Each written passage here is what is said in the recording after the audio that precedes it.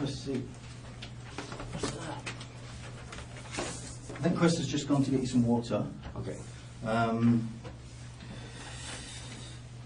So like I explained to you, your conversation there was private. I'm still recording this. I'm going to switch this off in a minute when I'm done. This interview room is being audio and video recorded. Okay. Okay. So first things first, you just spoke on the phone there with Ron Dumonceau, is his last name. You spoke to him, yeah? Yep. Yeah.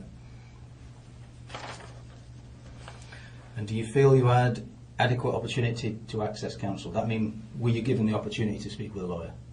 Yes. Yes. I know you asked about me writing your responses down. It's the same thing. It's the same thing. And is your lawyer attending the police station? Well, what? Is Ron, is he coming to the police station? Do you know if he's coming? No, I don't think he's coming. Okay.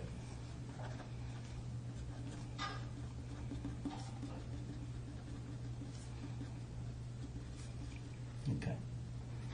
So that's basically the legal side of it done. The time by my watch, like I said to you, it's 12:55, so it's 5 minutes before 1 in the afternoon. Okay. It's still November the 6th, 2017. I just switched that recorder off while you were in the room. So again, to explain, you're here in relation to police file 2017-199228, and for the benefit of my little recorder there, what's your date of birth, Rocky? 1992, August 2nd. 82.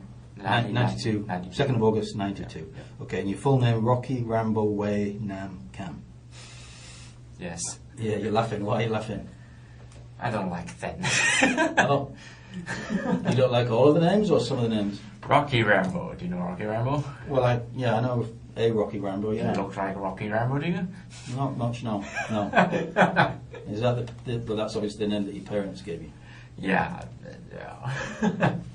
Kiss, I mean. Huh? Kiss, I mean. Yeah. So well.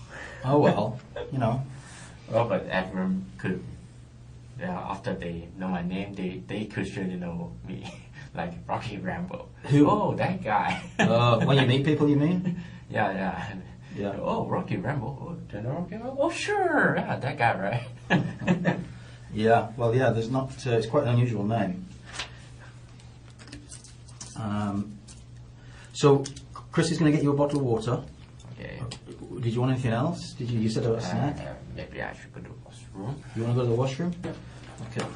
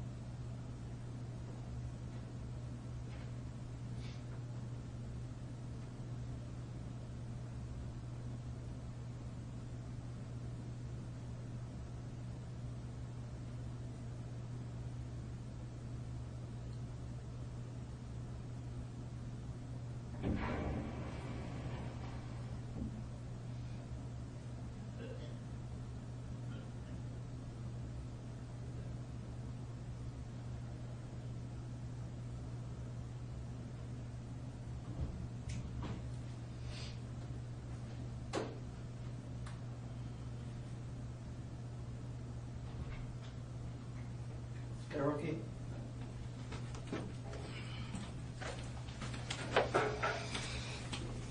Yes. Okay. What type of snack would you like?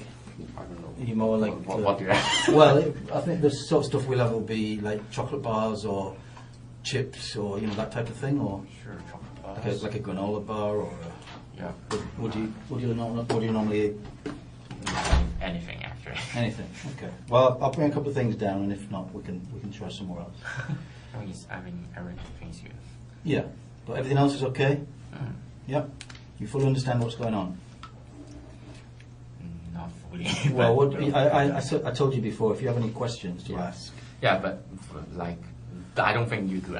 No, and like I said, Chris and I, our job is to make sure that this is taken care of. And any questions you've got along the way of any of the police officers that might speak to you today, you can ask those questions. Okay. Yeah. Okay. Okay. I'm going to switch this little recorder off then, and it's 12:59.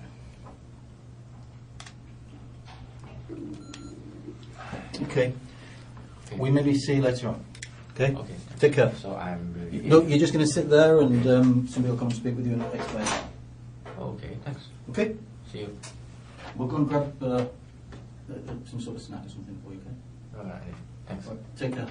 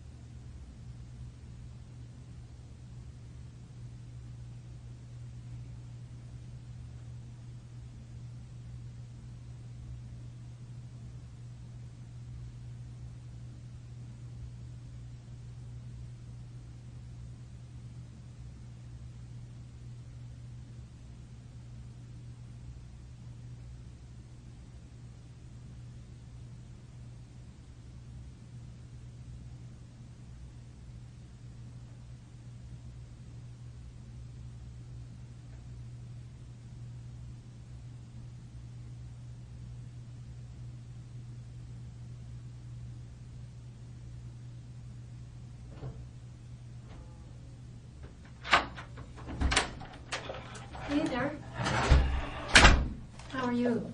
Good. I'm Sergeant Leah Terpsma. It's good to meet you. How are you today? I guess you've had better days. Yeah, sure. Yeah, sure. Well, you're Rocky, are you?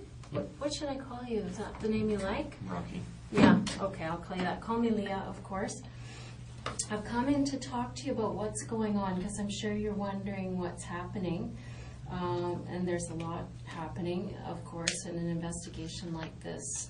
Pretty often there's a lot of people that we need to talk to, and we need to clarify their involvement, if any, and move through some of these things. So let me ask you first off, we've got coffee en route, so how do you like your coffee? No, thanks. You don't like coffee? No, thanks. Oh my God, you are not a millennial. Would you like something else? I want some snack, please. Some food? What would you like to eat? Something that I can eat. Like what? Like a sandwich? If I can, sure. Sure you can. What would you like? Anything. Sandwich is fine. A sandwich? Like a chicken sandwich? Sure. Okay. We can arrange that. Yeah, make sure you let me know, Rocky, if there's anything you need for your comfort today. Like the bathroom or something to eat, or how's your health? Do you need medication at all, or? No. No? You're good? Good. Good. Yeah, sometimes people are, they're sick people and they need their medicine from home, so we've got to get that for them. So thought I'd ask you that. You know you're under audio and video recording now? Yeah. Yeah. And I understand you had a chance to talk to a lawyer. Yes. That's good. Good. Tell me, when you were dealt with this morning by the police, or this afternoon, I guess, how did they treat you? What do you mean? Well, how were you treated? Were you treated well? Do you feel... Surprise, of course. Yeah, you're surprised. Okay. That makes sense to me. But did anybody do anything that you thought was kind of rough, or said anything to you like you had to talk with the police today, or something bad would happen? No. Did somebody say something good would happen if you cooperated with the police today? No. Yeah, that's good. Because if someone did or said something like that, that is not in effect, and we don't operate like that. So it's entirely up to you to, cooperate. And I appreciate how pleasant you've been, and it makes it a lot nicer for me when I have to come and talk to somebody and they're not a beast about it, So I'm going to get some sandwiches going. So do you have any understanding of why you're here today? Yeah. Yeah? What's your understanding of the reason you're here today? They said I'm under arrest for 2 counts of murder. Yeah, do you know anything about that? The name of it. Do you know those people? No, you don't know them. Okay, good. Well, that's good to know. Have you heard about anything about this in the news or anything like that? I don't watch news. Oh, you know. That's smart, because the news will get you depressed for sure. So then, yeah, the reason that you're here, Rocky, is that, you're one of many people that we've talked to, and there's been times when we've seen you in the neighborhood, so we knew that you lived nearby, and so that's one of the reasons why we're talking to you here, among a few other things as well. But it's helpful to me to learn that you didn't know those people. Here they are here. Do you recognize those folks? I have nothing to say. Yeah, go ahead. I have nothing to say. Okay. All right. So with regard to these people, are they familiar or neighborly with you? I don't want to talk about it. Okay. So obviously this brings up something emotional for you, Rocky. You seem... I don't have nothing to say. Okay. Well, of course that's your prerogative, for sure. Do you know what I mean? I don't know prerogative. prerogative means it's your choice. That's your druthers to do that. I just want to make sure that if there is something that you want to talk about, that I give you every opportunity to do that. You seem confused by all this, so yeah, I just wanted to make sure that we came in and gave you any opportunity. If you did know those people, then it might explain some of the, the video that we have in the neighborhood and stuff that, that you're there. Or maybe your friends are theirs, I don't know. Maybe you're upset because your friends are no longer with us, I don't know. But it's my duty to make sure that I give you an opportunity to talk about that if you want to. You know what I mean? Mm-hmm. Mm-hmm.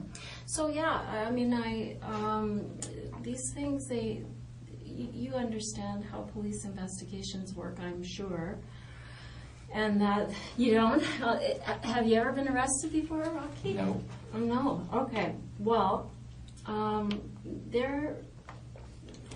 lot of times they start out very, very broad, and we end up with a big net full of people, and slowly those investigations, they narrow and narrow and narrow, and it helps us to focus and find where we're headed next.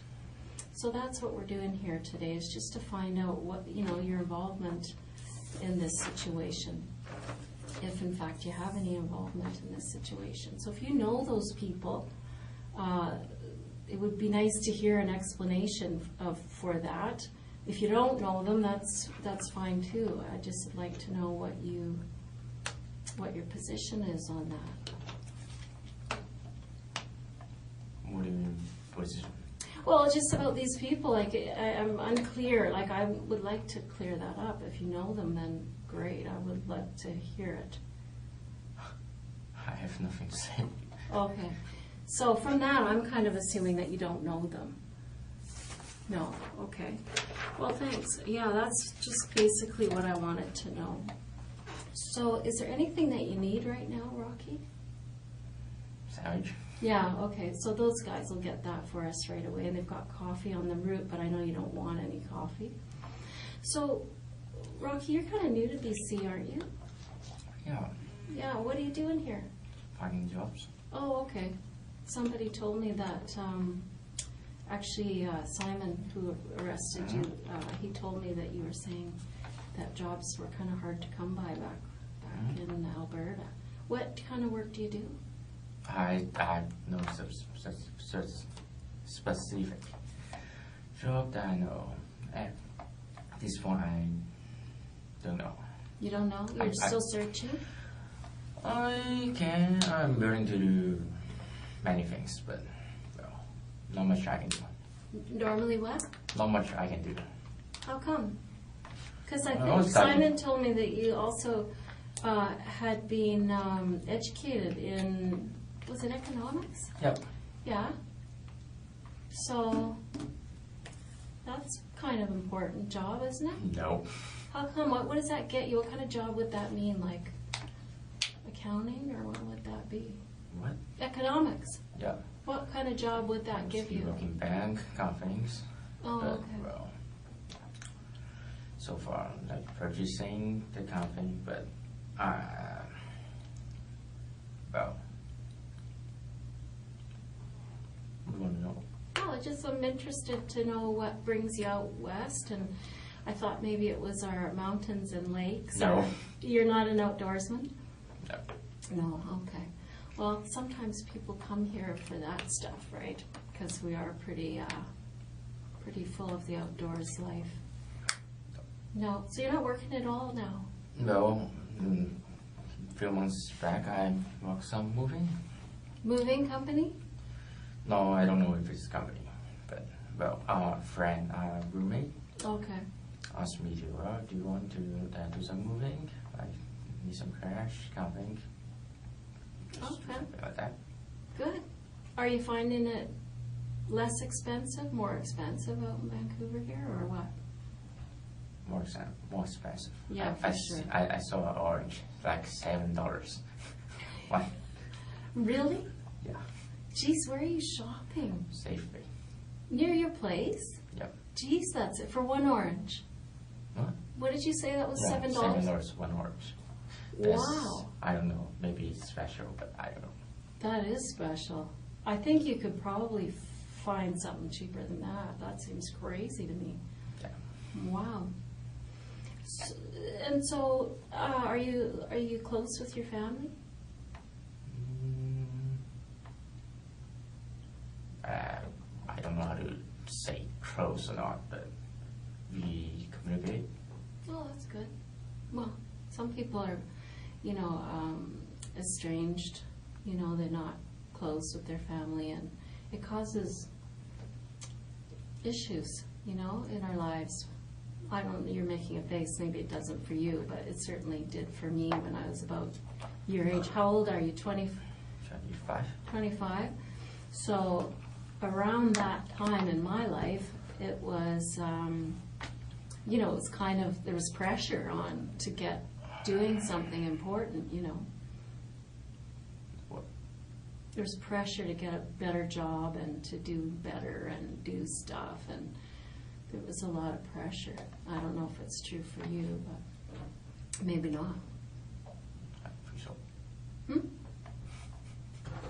What? I don't think so. No, you're fine. Okay, that's good. I still have money, but You still need money? I still have money. Oh, that's good. How do you have money? I was sadly saying it's my parents' money. Oh, okay. What do your folks do? Hmm? What do your parents do? My mom is retired. My dad is an engineer. Oh, yeah, okay. What I kind of don't know engineer? what kind of engineer. No? I don't know. I don't know much about his job. He doesn't tell you? No, I'm just not interested in engineer. Oh, yeah. Did he want you to be an engineer? He said he don't like engineering, actually. Oh, really? But, well, Made him a nice living, though, huh? Not bad. not bad, not bad. What'd your mom do? Hmm? What did your mom do? She was a teacher, but she's retired now. No, that's good. And they still live in Calgary, don't they? No, they are in Hong Kong. Oh, really? How much time have you spent in Hong Kong? Do you mean, like, am I going back or what? No, I just wondered how much time in your life, because I know you were born there and then you Yep, came here. I go and- there. I've been there since I lived there after high school. You lived there after high school? Or you left there after high school? I left there. What was the difference? I'm not good at English. Well, that sounds okay to me. So let me clarify then. You came to Canada after high school? Oh, Okay. So, what's your other language?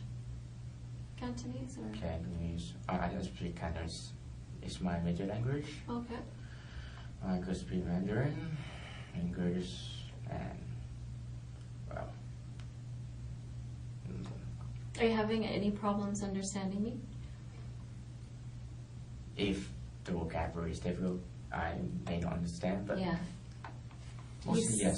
You seem able to function well. Good for you to be so fluent in so many languages. That must make you valuable to employers. Well, I try. That's one of the things I write in the resume, but, wow, I don't know. Have you been applying for jobs? Sure. Yeah, like where? What do you mean where? Where? Where did you apply for a job? Everywhere. You didn't get a job. Still reading my news. Okay. So where did you apply? Through internet. Through the internet? Yeah.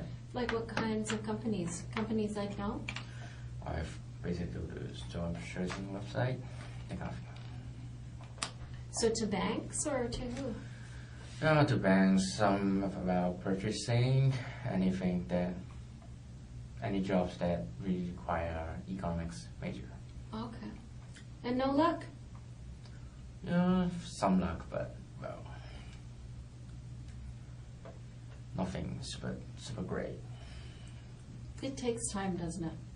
Well, it takes time. I heard some people spend like 2 years to find a job that you could do, and well, my work experience is not very good. So, and my English is not super. So, well, it takes some time. So, well, I'm still waiting. I think your English is excellent. No, I don't think so. It is. I'll tell you, it's quite a bit better than my Cantonese. Of course. don't speak Cantonese. No, Please. I did take a Cantonese course a few years ago, and I found it so hard. Well, it's necessary to learn English in Hong Kong, but it's not necessary to learn Cantonese. Well, it's getting that way. No, I don't think it's Mandarin, right? Oh, is it mostly Mandarin? Yeah. Oh. There's more people speak Mandarin. We have a lot of kids applying to the police department of Chinese descent, and most of them, I think, speak Cantonese before Mandarin. You don't agree, eh? I don't know, but, well, more people speak Mandarin than Cantonese, that's Okay. for sure. All right. Well, maybe that's just my anecdotal information. Okay, so you're applying for jobs and haven't had any luck yet. Well, some, but I'm still good. You're still good for money and everything? Yeah, so, well, I could wait. You can wait? Well, that's good. Sometimes those things is other pressures, right? Like what? I don't know, family pressures, pressure on you as a man from yourself. You know, sometimes those things can... Well, I don't know if it's good or not, but they don't pressure me. They just, I want to do it. Oh, sure, go ahead. Oh, that's good. Just like, I want to go to Canada, like Calgary. I don't want to stay in Hong Kong. It's, okay, sure, yes. So, Nice. They support you. yeah. How are things in Hong Kong? Did you live with your parents? Yeah, sure. Sure. And how was that? What am I saying? How was it? Was it okay? Because sometimes... It's not bad, but, well, I'm... Let's see. Turkey. Turkey? Warm. Warm, thank you. Are there napkins in here, Parkers? If not, I'll find some. Yeah, I need some. Okay. Thanks, Bob.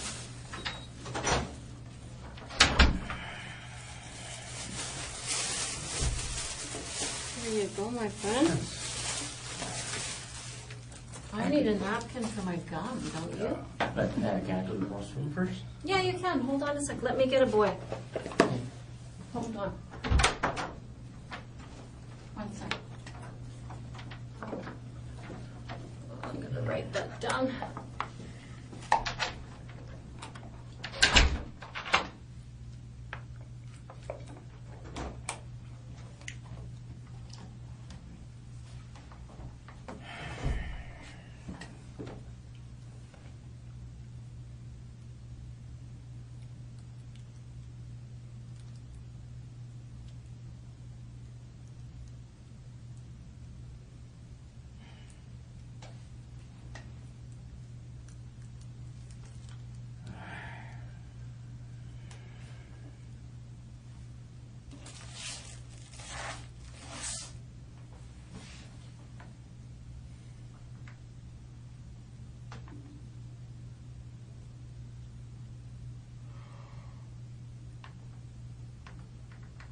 Oh.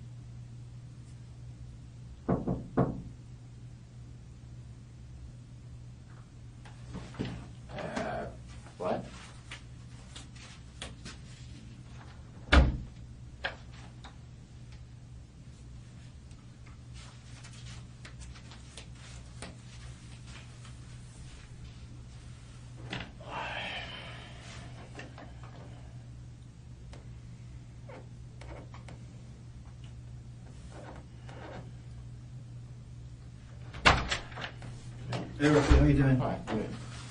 I'm going to find napkins so I to just get you some towel. Did you want the bathroom again? Yeah. Yeah, let's go.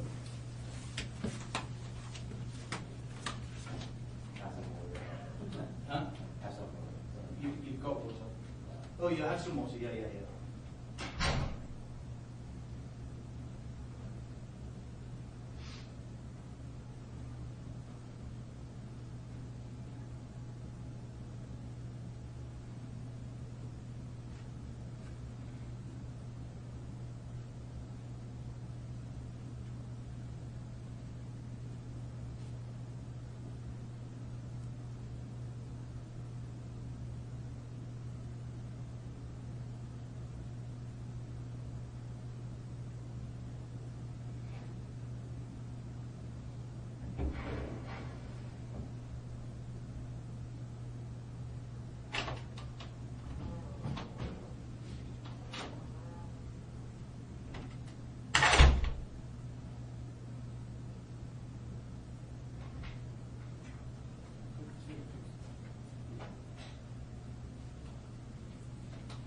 Turkey.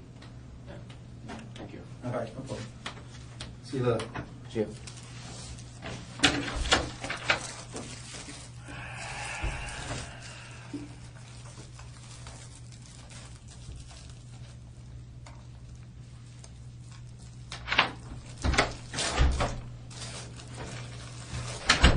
When's the last time you ate, Rocky? Breakfast? Breakfast? Yeah. Oh, geez. Like 8 o'clock? 8 o'clock? That's not bad. Yeah, but it's just soup, so. Soup. Yeah. You're an early riser? Are you an early riser? No. No? Me neither. I would like to be an early riser. My husband is an early riser, but not me. I like to sleep in. Especially if you're not working a regular job. Why get up early, right?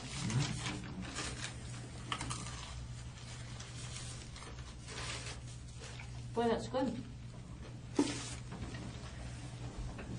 So where did you go to school? College? Where? College? Where? You mean university? Calgary? Was it hard? No. It's too easy. Too easy?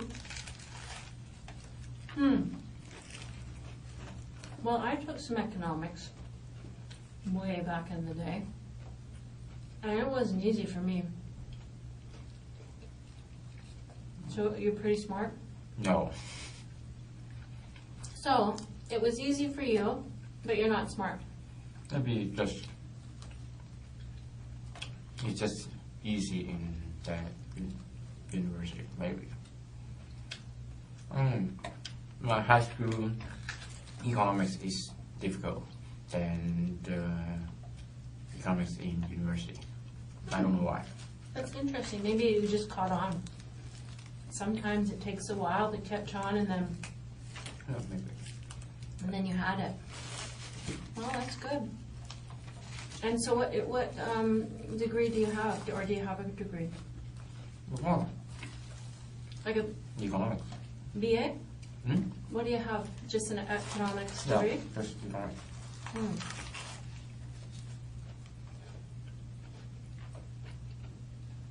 That's good if it gets you a good job. Do you have brothers and sisters? No. What do you got? The brother. I have another brother. And a younger sister. Wow, full pack. Mhm. That's a full house. Yes. 3 boys and a girl? No. One elder sister. No. One elder brother, one younger sister. Oh, so 3 of you Yeah. all together. Okay, that's a lot of kids still.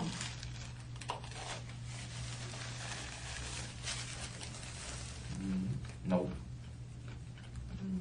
In Hong Kong, not at all. It's fair. Average? Uh, Hmm. in here, obviously not, but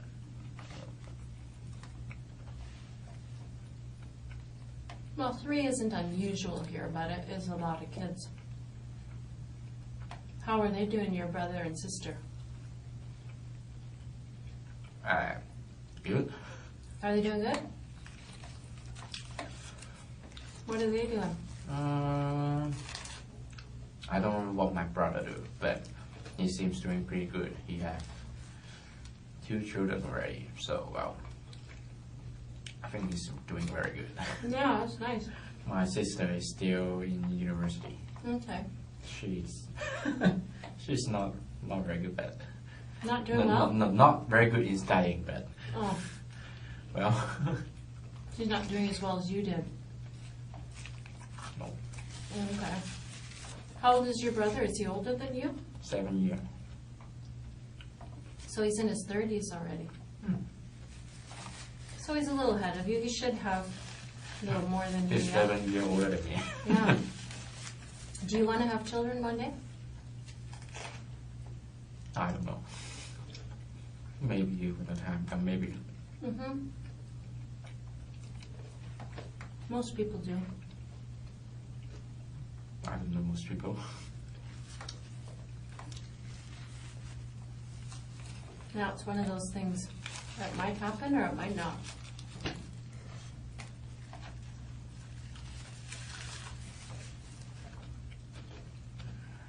What do you wish we knew about you? What? Is there anything you wish I knew about you to tell people, the investigators? Why?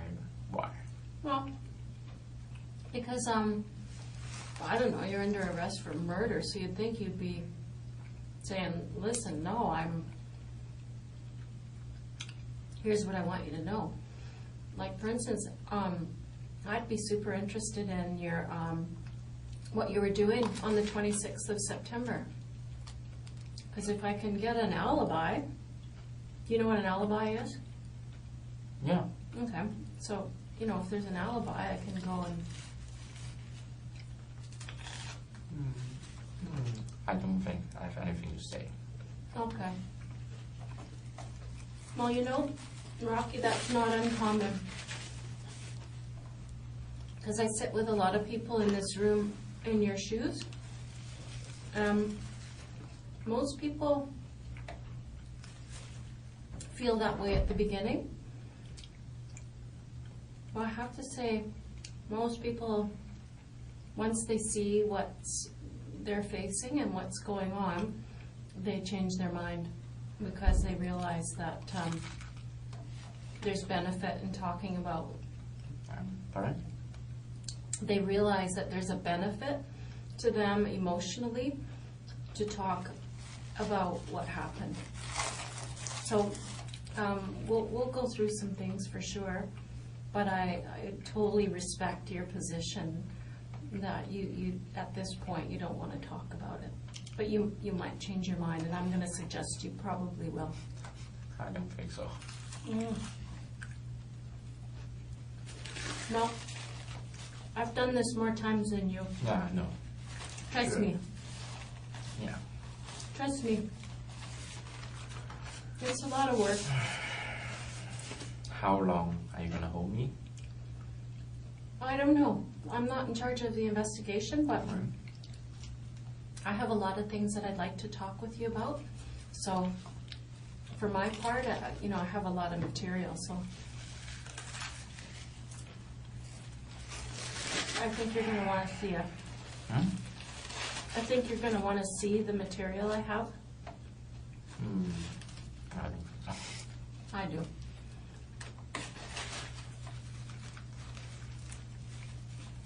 How are you doing? How are you feeling these days?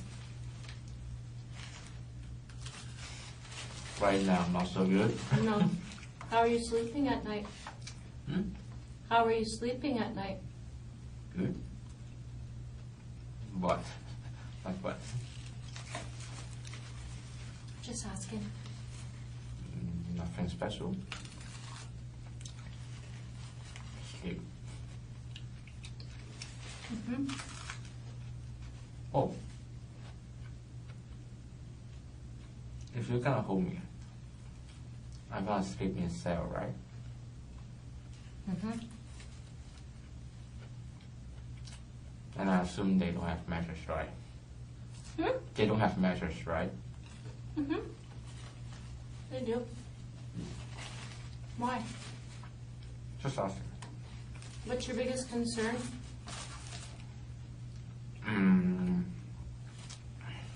I just want to know if it's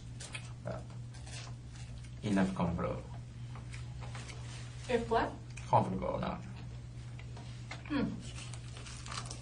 That is a very interesting thing. But I'm not sleeping there, so at least I want some. At least I won't be very. How can I say? I don't know. Crying. Like, wow, what the bad is that? I don't know. What kind of bad is that? I don't know. You Just feel sad and you think you might be crying later? maybe. Okay. Well, I don't know the future, but you look confident. So I may be crying, I don't know. Have you been crying? For what? In the last few weeks, have you been crying? No, what? Well, over this. I don't know that guy. You don't know that guy? Well, that's good to know, Rocky, because if I don't hear from you, then I don't know what you're thinking, and I don't know what's right or wrong, and, I have lots of things, and I'm just, you're the one that has to guide me through it, right? And so if there's something wrong, I'd like to hear from you.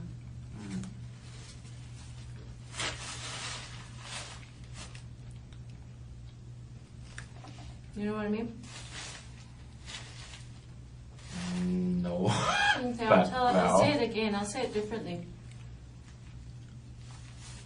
Just now you explained to me that you didn't know that guy. Well, that's important for me, to hear you say that.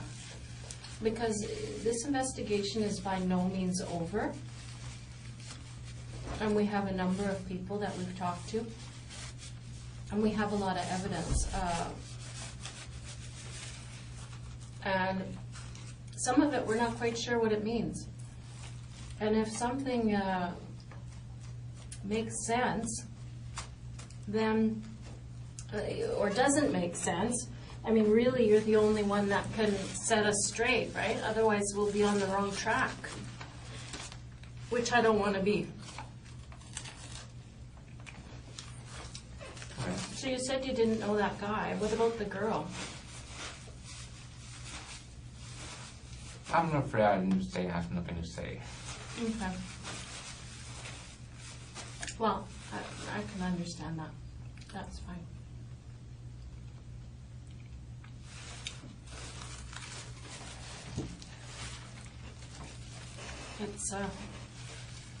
It takes a while, so don't worry.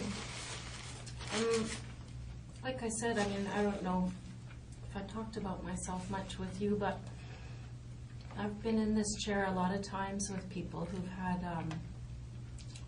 a difficult spell in their lives. Spell? It's a difficult period in their lives, time in their lives. And it takes a while to walk through it.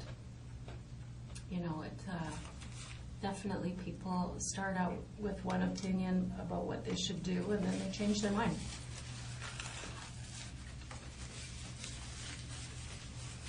So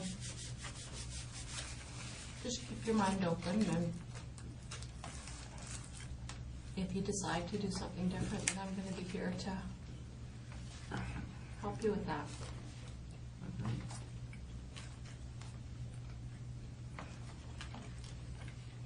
How is that sandwich? It's pretty good. We have a place right across the street. It's Italian, and it's good. I don't like the sauce, but Oh. not bad.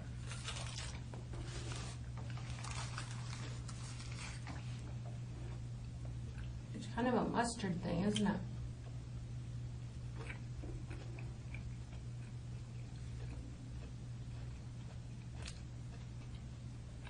I'm okay with it. It's good.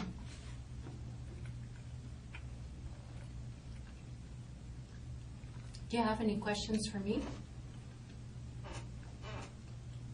No. Well, I have, but I think you answered. Try me. You never know.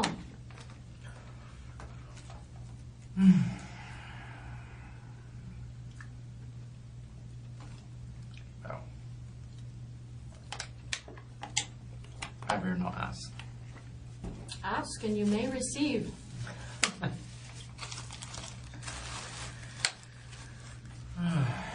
Is there anybody that you'd like us to contact? Let them know where you are? No.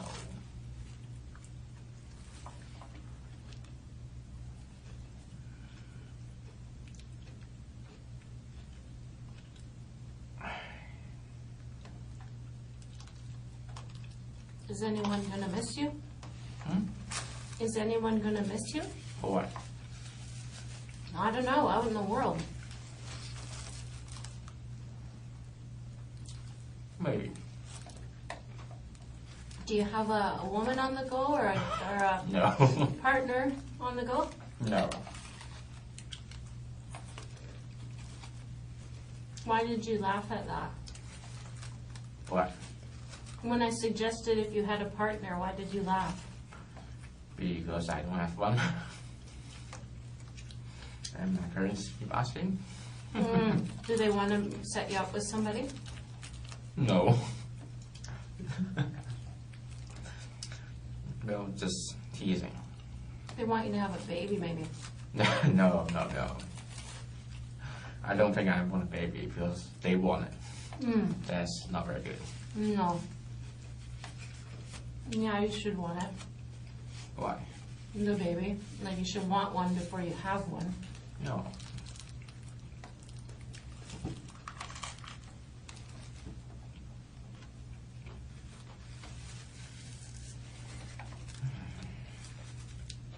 So if you reconsider that question What? you have for me, don't be shy about it.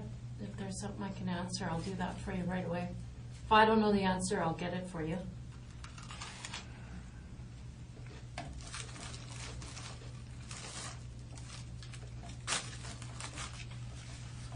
No, I don't think so. Okay. Well, just not important. Well, then ask it if it's not important. It'll be easy to answer. Well, it's your job to hold me here. But I have many things to do, but just not that important. I do the laundry. I want to buy the new pants, new shoes. But, well, you're gonna hold me for a while. A long time, so. Well. You said it was my job to hold you here. Maybe. I don't know. No, it's I don't really know not. before. Yeah. But, well, I'm gonna be here anyway. Someone's gonna hold me. Police? I don't know. Well, I mean, one thing you should know, Rocky, is that I'm not here to hold you. I'm here to make sure that if you have something to say about this, whether it's to tell me that you didn't have anything to do with it, I'm here to receive that information from you. Yeah, but Whatever even it is. if I tell you that, you wouldn't release me because of that. You still need to do things, other people do their things, and I need to wait for a long time until I can get home. Is that what you wanted? Wonderful. Like you seem like you have a set idea about what is going to happen. What do you mean wanted? What do you mean is idea? I don't know. It just seems I like don't this is know. a The set lawyers idea. told me that you're gonna hold me until I don't know when, but he said it's gonna be a long time. I need to wait.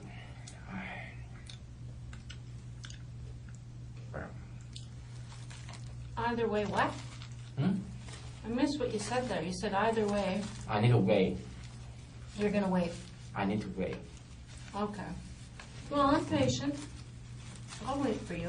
I'm not. You're not patient? You know why you're not patient? I don't think anyone will be patient to like hold here to, well, without anything. Like, I want to play video games, but well, that's not much of a choice. No, we don't have a lot of video games, Rocky. That's true. So I'm forced to not play video games and to eat the food I want to eat, that kind of thing. Of course, I'm present. But well, this murder is serious, right? Yeah, that's true. That is one of the downsides, is that your options kind of get limited on what you get to do with your spare time. I don't know. Do you think it's fair? Fair what? Well, you just mentioned a few things that you'd rather be doing, rather be eating. It's not the matter of fair. It's just I don't have any power. If you need to hold me, I can't refuse. Well, that's true. But you do have a lot of power. No, I don't think so. No, I know you do. But I'm going to explain that to you, that you actually have a lot of power here today. You're quite right that you don't get to play video games. You don't get to walk out of here, but you do have a lot of power, Rocky.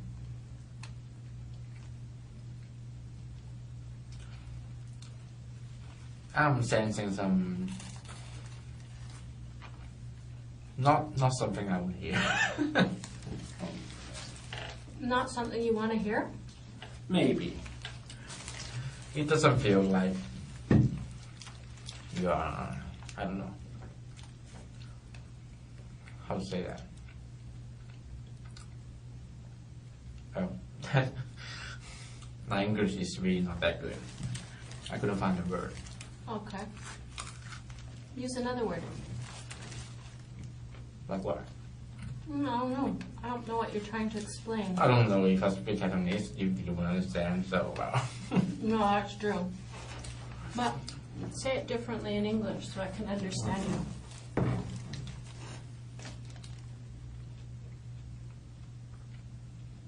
How to say that? Feel like a trap. Okay.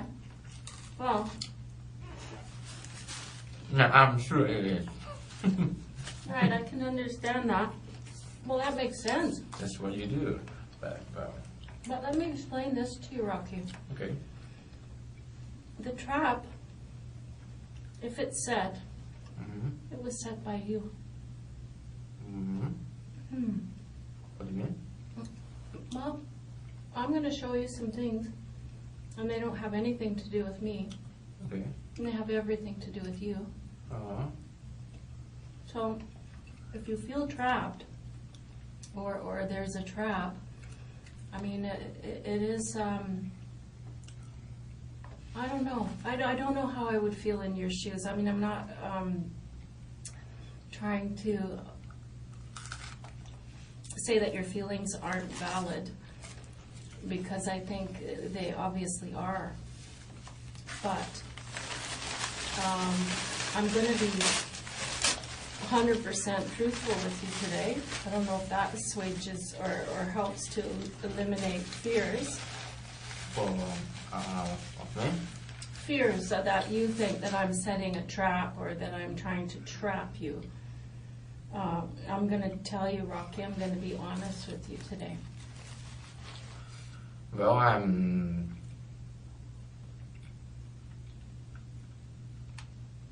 I love to trust person, but it seems I'm not very good at that. Oh.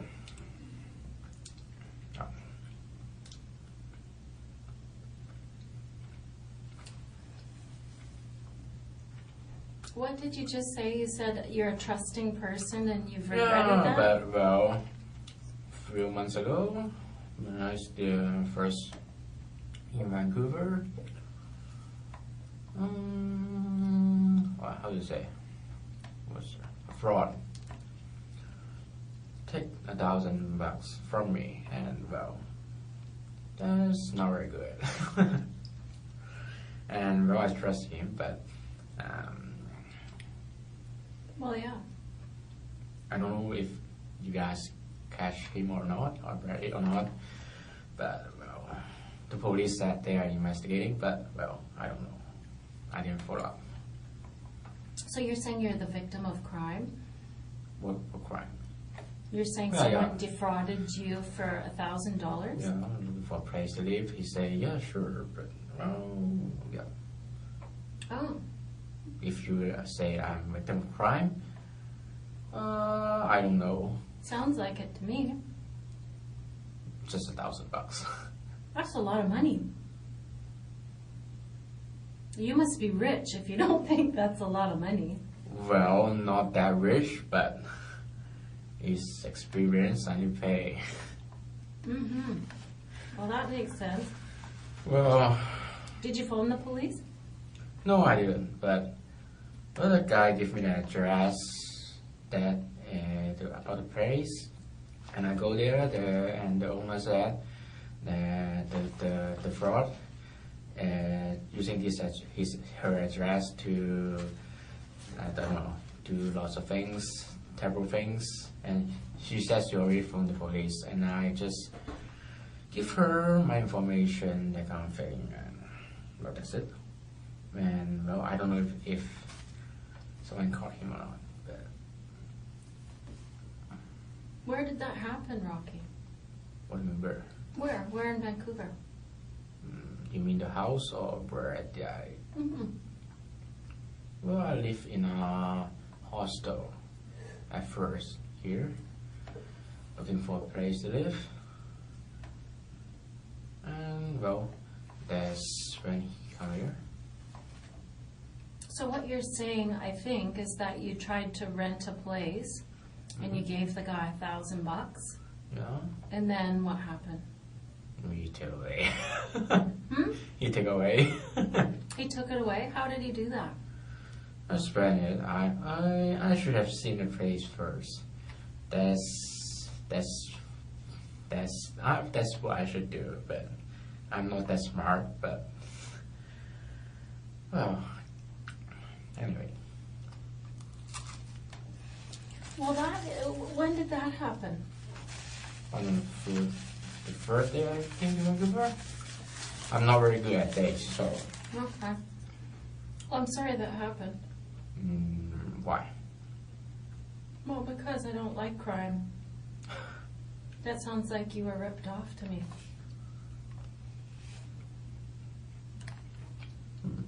No, things happen.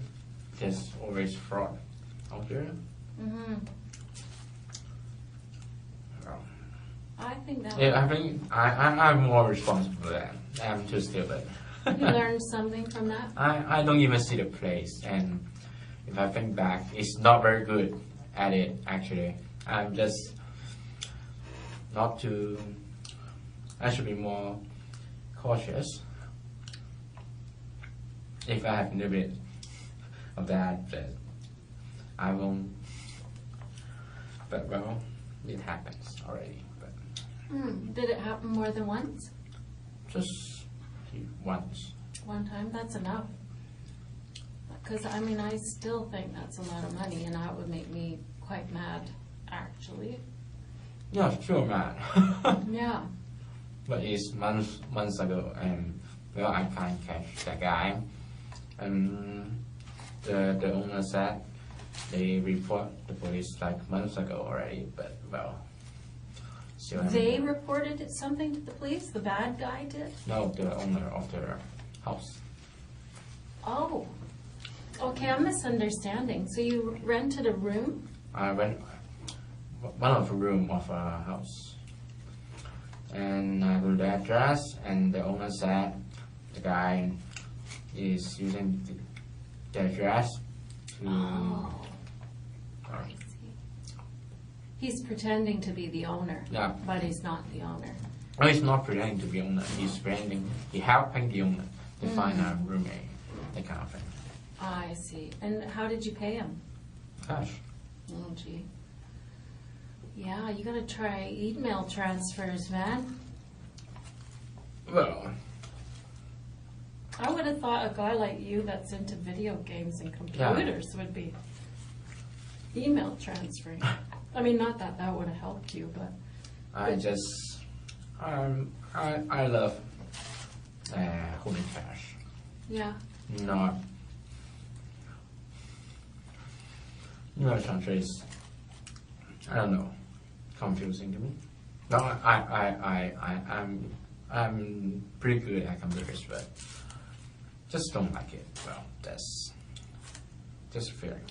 I wish I could learn to love holding cash, but I don't have any cash to hold. You have to have some Why? to hold some. Why? Hmm? You don't have any cash? Why? Well, I have money. I mean, I make good money, but I mean, I don't have cash. I don't have money to, like, purse money. Yeah, you don't. You don't need to. Well, I use a credit card for everything. Yeah. I don't use cash. Probably don't have $10 in my wallet ever. Enough for a cup of coffee, maybe. But you do everything in cash, even your rent? No. Not everything. Just, no, I don't use credit card. You don't? No, I don't. No. Just sometimes I will use cash, sometimes I don't. I use debit card like before, but now I don't like it very often. It's just, I don't know. I like getting the points on my credit card. Point? Points, like if you buy lots of stuff, you get credit towards a flight. Well, I don't know. I don't use credit card. You don't fly anywhere? Nope. No, I fly from Calgary to here. Yeah. Well, I don't like collecting points kind of thing. That I don't do that. Do you vacation much out of country? If I have a job, I should have vacation, but Where did you last go on your last vacation? no. I still haven't found any jobs yet. Oh, okay. Just study. Study is not that hard. I don't need a vacation. Well, I'm not that outgoing. So, no. Yeah, it's nice to go with somebody if you go. Yeah, but they invite me, but I'm not. I don't know. You need to work to get vacation. That's what I think. Yeah, that's true. It's a good idea. If you don't work, you're already on vacation. That's right. Do you Well. find you get bored though? What? Do you find you get bored being off work all the time? No, I can't.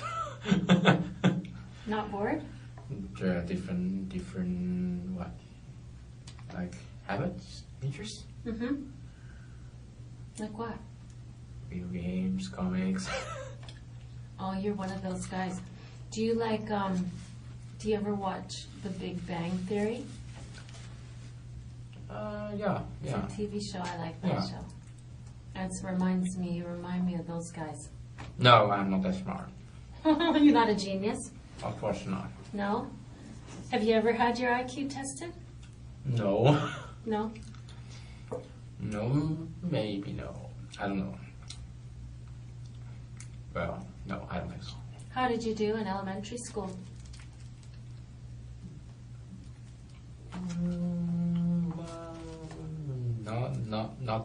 Not genius, but not bad. Good. Were your parents proud of you with your work at school?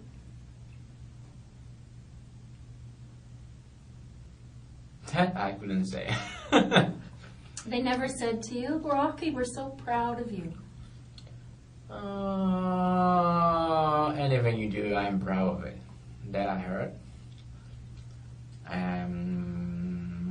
I don't think I'm that good to be proud of anyway.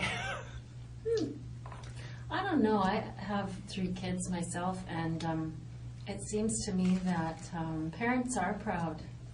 You know, it doesn't matter what their kid does. They think they're great. I'm proud of my kids. You seem independent. You seem like you have a good education. I seem independent? No. If I'm independent, I won't be. Wow. You mentioned your parents' money, so I guess you're still dependent. But you're out here by yourself. Yeah. So it's independent of sorts. No, it's more like I don't have a choice. Like I spent a year in Calgary. I couldn't find any jobs, so just moved to Vancouver to try my luck. Yeah. I don't know. Why would you choose Calgary to start? My brother lives here. Lives there. I see. And I went to my brother's wedding, and I love Calgary. It's just quiet and peaceful. So you need a little more action. Hmm? You need more city action. No. It's peaceful and quiet. I love it. Oh, you loved it? Oh, Yeah, good. that's why I live Hong Kong. I don't like Hong Kong. Hong Kong is a very crowded place. I've been there. It's busy. There's buildings everywhere, no green areas. That's just too... Yeah, right. So there you are. You're in. Did you ever live in Edmonton? Nope. Oh, I thought you lived there for some reason. But when you came out here, Rocky, did you drive out or fly out? What do you mean, Kingy? When you came here to Vancouver, did you drive or did you fly? Fly. Oh, yeah. I don't have a car. You don't have a car? Actually, I just have been in a car accident, like last year. Mm-hmm. Like I don't remember when. It's like summer. So I don't think I want to drive. Was it serious? Yes, it was. Tell me about it. Like what? Well, how was it serious? Was somebody hurt? Yeah, somebody hurt. Mm-hmm. Well, maybe you could get more information from, I don't know, internet, I don't know, other people. Were you driving? Were you yeah, driving? I'm the driver. Okay. Who was hurt? Who was hurt? I don't know her name. Okay. It's a lady, but I'm not allowed to visit her. Oh, okay. So, Did you want to apologize or to see how she was? if I don't know, maybe I should want to, but I don't know if she like it or not. Yeah, sure. But well, I think she would probably like to hear that you're concerned about her. That's nice. That's I don't really know. good. I don't have to wait anyway. How badly was she hurt? From what I heard, it's pretty bad, but she's doing okay right now. Oh, good. But well, the police won't tell me much. Did it upset you a lot, that crash?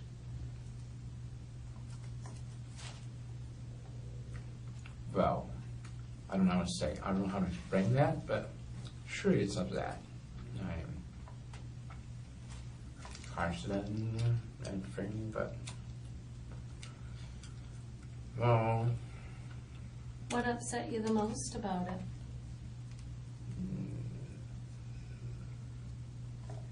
I couldn't specifically name one, but I don't know. Sometimes people are upset because their insurance goes up. Sometimes people are upset because someone was hurt or their car was wrecked, that they loved their car. Not my car. Not your car. Whose car was it? My mom. Oh, okay. Was she mad? Sure she is. Yeah. Were you injured? A little bit. Yeah, how? Your arm? What was it? What happened to it? Just only do nothing serious actually. Was it broken, your arm? No, not really. No. It just take a few days to recover. Okay. Is that where these scratches came from? Is the car crash? No. Okay. Because you have kind of a serious cut there. What is that? What? Which one? This here. And this. That's the cuffs. Oh, the handcuffs. Oh, yeah, it looks kind of red. It looks like an old scar, but it's just No. handcuffs. Oh, sorry about that. Red, so it's new, right? I think red means new. Well, it looks like an old scar from here, but I can see what you mean now. It's handcuffs. Well, that's too bad that you had a crash. So you don't have a car out here, but do you borrow somebody's car sometimes when you want to go somewhere or whistle? Well, the bus here is fine, better than Calgary. Is it? Oh, good. So you can get around pretty well. Yeah. Yeah. And it's not like Calgary if you want to go to Vancouver. I don't know. You could walk to any supermarket nearby, but Yeah, in Calgary you have a car. It's kind of More sprawling. I don't know what that means, but Sprawling means far flung, like that's even worse. Like far apart, you know. So you don't ever feel like you need to borrow a car or get out of town or anything like that? I don't go out very often. No, okay. Just if I get a chance to interview, I go out. But so far, I don't feel it's necessary to get a car. Yeah, sure. I would avoid it if I could, but I live so far away from town that I have to have a car. But I think if I lived in town on Granville Street, I would not have a car. Get a bus pass. Well, not a bus pass, but Do you feel like you need a bus pass, or do you just pay as you go? it's not worth it at this time. No, okay, you don't do it that much. Yeah. If it's free, sure I will get it. Because supermarket, the safe is still a bit far, and the weather is getting cold. But no. Oh, don't worry, you can just Yeah, dust it off. That's what I did. They'll come in here and they'll vacuum for us eventually, I think. Yeah. So, was your brother surprised when you left Calgary? Sure. Were you enjoying your niece and nephew, or what do you have there? He has 2 kids. What do you have? Yeah. What do you have? Are they niece or nephew or 2 boys? Yeah, one boy, one girl. Oh, okay. How old are they? I'm bad at numbers. You are bad. You should know that one. Yeah. But everyone say I should know that. You But should. I really don't. Just still babies anyway. Little guys. So did you look after them sometimes, or? No. I don't think I'm much of a baby guy. No. You're still a confirmed bachelor. I don't know. My brother's wife got their parents to look after kids. So, sometimes I, go see them and play with them, but I'm just, what do you want to know? I don't know. Just to see him. When you left Calgary, I would think your brother would be sad to see you go. to Vancouver? Well, I don't think so. No? Why would he be sad? Because he loves you. And? Well, he wants to hang out with you. Play Well, video you games got with you. phones, you got video chat. It's not like in real person, but well, I'm not leaving because I'm going to, I don't know, I don't know. I'm just looking for jobs. Yeah, okay. if there's no job in Calgary, so that's why I left. Yeah, that makes sense. That's not something. If you feel sad, you say, well, I don't know. Yeah, right. Well, I don't know. I think if my sister was leaving me for another city, whatever the reason would be, I think I'd be sad. Like I have a kid. It's not like you're never gonna see her again, every. No, I know. But if you are close and you tend to eat together and be together a lot. Then, Oh, he got his own family. yeah, that's sort So, of. You didn't share much. hmm? You didn't share much, like meals and things. Well, sometimes we meet and have meals, but it's getting nice and nice. But they have babies. Well, They're busy. the way it is. Yeah. Mm. How did you get along with your sister-in-law?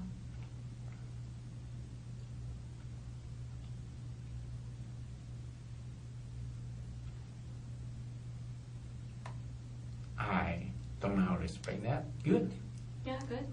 How come it took so long to figure that out? I'm sister-in-law.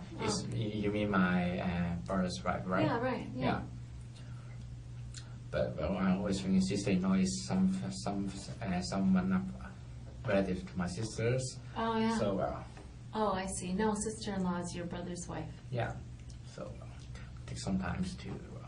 Yeah, good. Thanks for explaining that. Yeah, not good. I couldn't say excellent, but good. Yeah, good. She's a nice lady.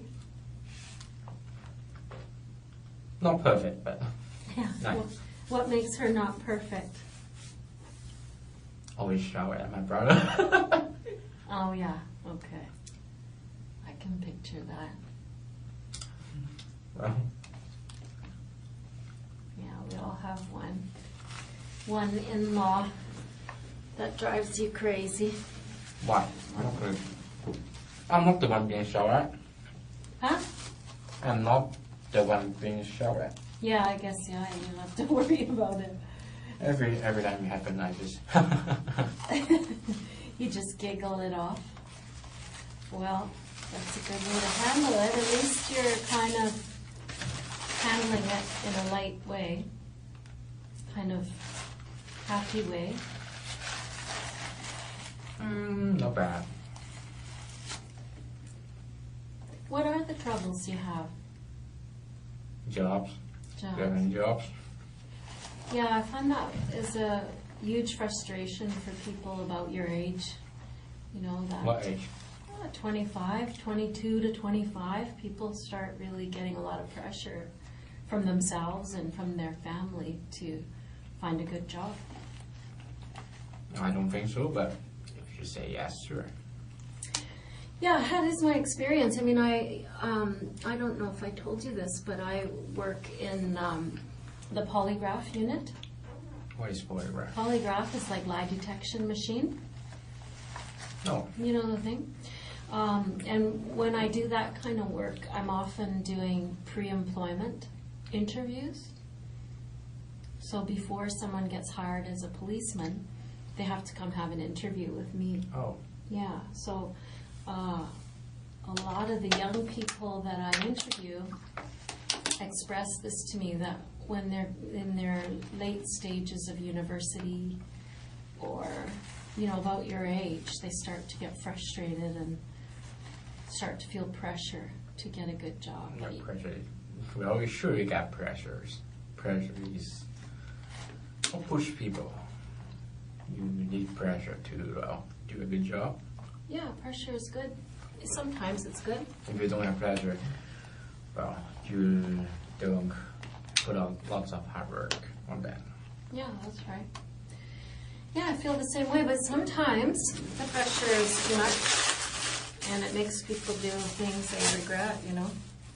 So that's what I like to find out, if there's, you know, regret in a person's life, then I like to find out about that. Because a lot of times, Rocky, there's reasons why things happen, you know what I mean?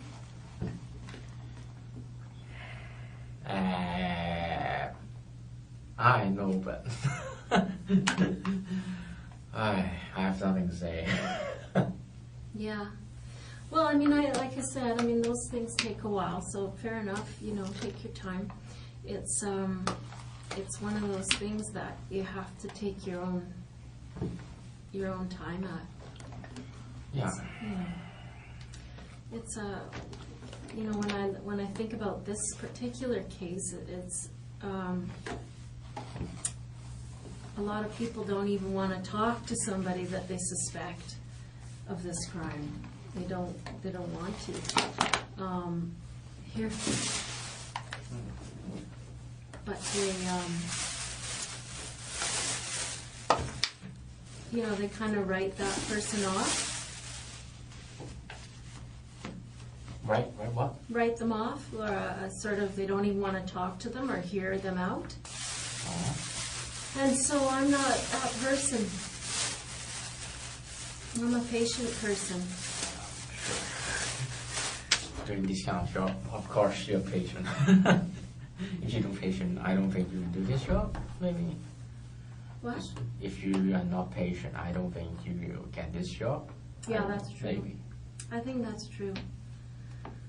I think that's true. There's, you know, there's a lot that's gone on, Rocky, and I'm worried about you. Yeah. Yeah.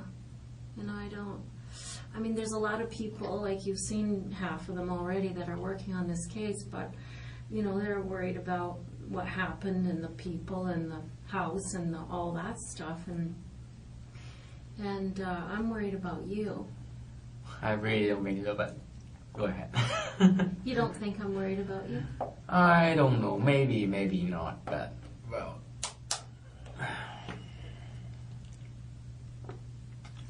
I just shouldn't have to say anything.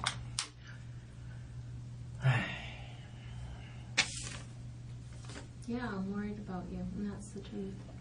I don't know what you need. I don't know why we're sitting here. Because I'm under arrest. But why are you under arrest? Because you think I killed those people? Maybe. But why do you think I think that? I hope I know.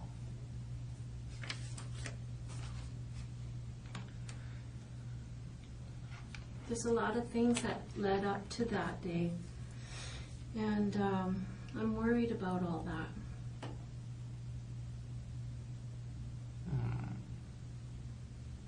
I don't think it's a simple thing.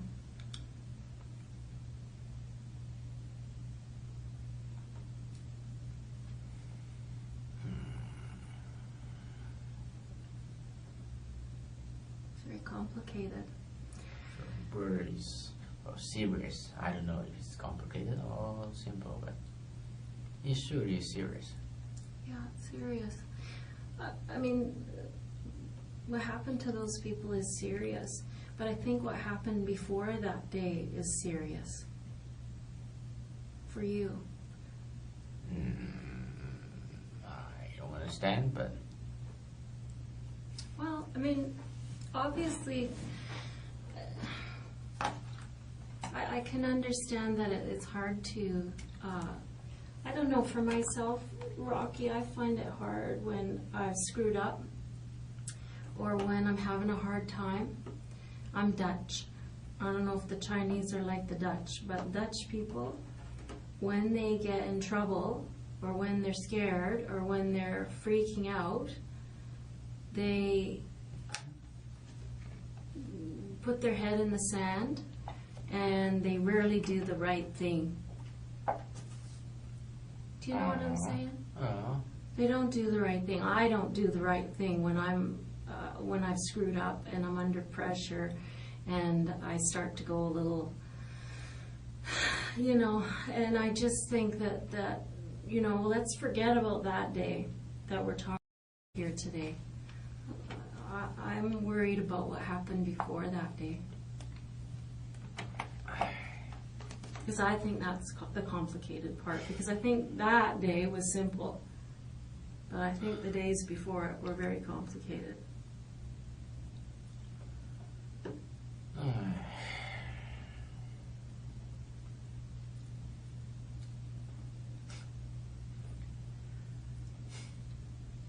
I really don't know how to respond to that. Well, you don't have to. I mean, I can see that.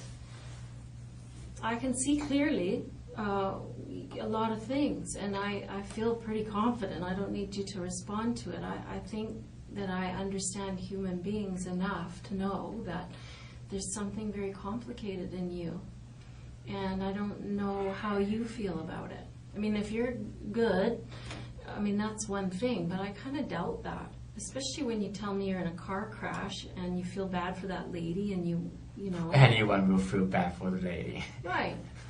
So, I mean, you know what I mean? You are a normal human being, and so when shitty things happen, you feel bad about it. Of course we are. We're human, right? Right. And so that's why I think that you have to be having a very complicated time. Not that complicated, actually.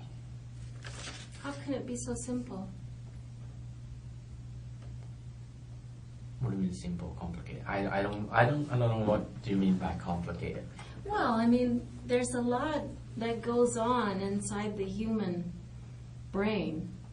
Yeah. When they get frustrated, or I don't know what your story is. I think I have a sense of it, but when somebody acts out in a way that draws the attention of the police, there's usually a big story behind that. It doesn't happen in one day, Rocky. It happens in a lot of days and a lot of months and a lot of years of something going on. And you're the very best person to talk to about it. Well, that's your experience. I could not argue with that. I don't know much about that. But you know yourself. Yeah, but I'm afraid. What are you afraid of? I'm afraid that I can't say anything that. Well, maybe I already said it, but I can't say anything that makes you satisfied. I don't know. Well, I mean, you're not here to satisfy me, for sure, Rocky. You're here to satisfy yourself. I mean, there's something in front of you, and I don't know if you know how serious it is or not yet. But Murder, right? It's murder. Yeah. But I'm not sure if you understand the magnitude of the largeness. I know. You know that one, good. But I'm just waiting for your word.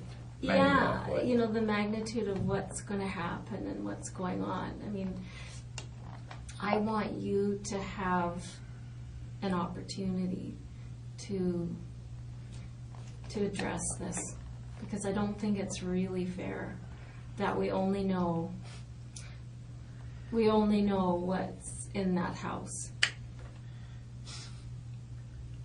Okay? Why are you laughing? What do you mean fair?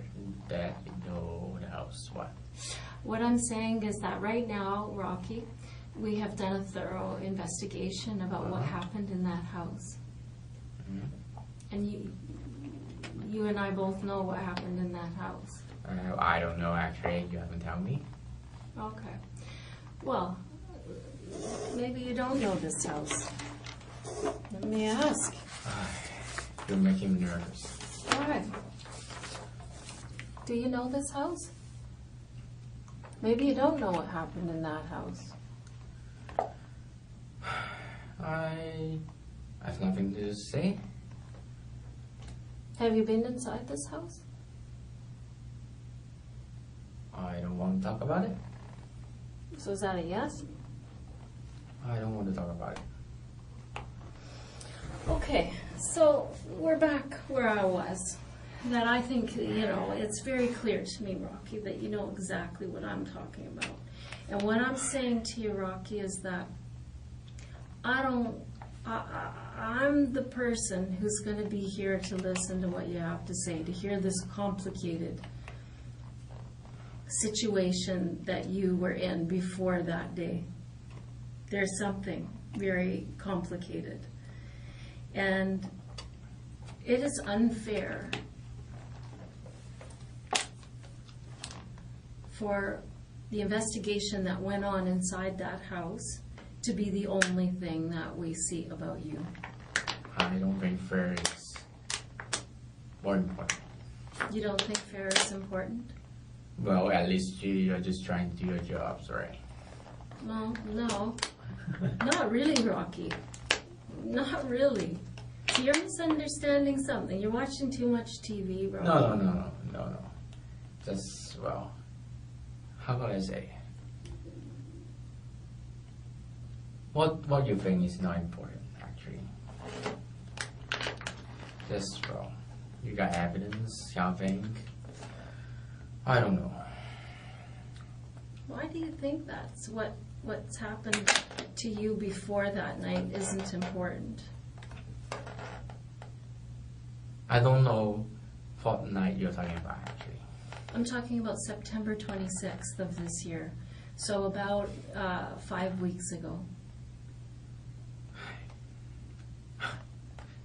I'm bad in days. Okay, well, I believe I already said that. So, well, and I really have nothing to say. Okay. So, Rocky, this wouldn't happen to be the house where you rented a room and the guy took your money, is it? No, of course not. No? If you want to know, I could tell the name of the fraud. Okay. I Yes. just wondered if that was involved here because it was on my mind. Yeah, if you want to know, I could also give you the name of I don't remember the address. I don't remember the name of the owner, actually. It's on my phone. But, Okay. well, it sure isn't the two people that in the person. They showed you the picture of, yeah. Right. Okay. Well, fair enough. Thanks for telling me that because it's something that's on my mind. And She's a very young girl. huh? The fraud is very young. A very young person? Yeah. Okay. Kind of handsome. Oliver what? Joshua Oliver. Joshua Oliver? I don't, maybe probably a fake name, but Okay.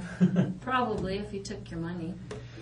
yeah, he got Facebook that named that, but And did you phone the police or did the owners phone the yeah, police? the owner said he will phone the police that in charge of that case. Did the police ever come and talk to you? No, because I left my phone numbers and my name, but well, there isn't any calls, but well,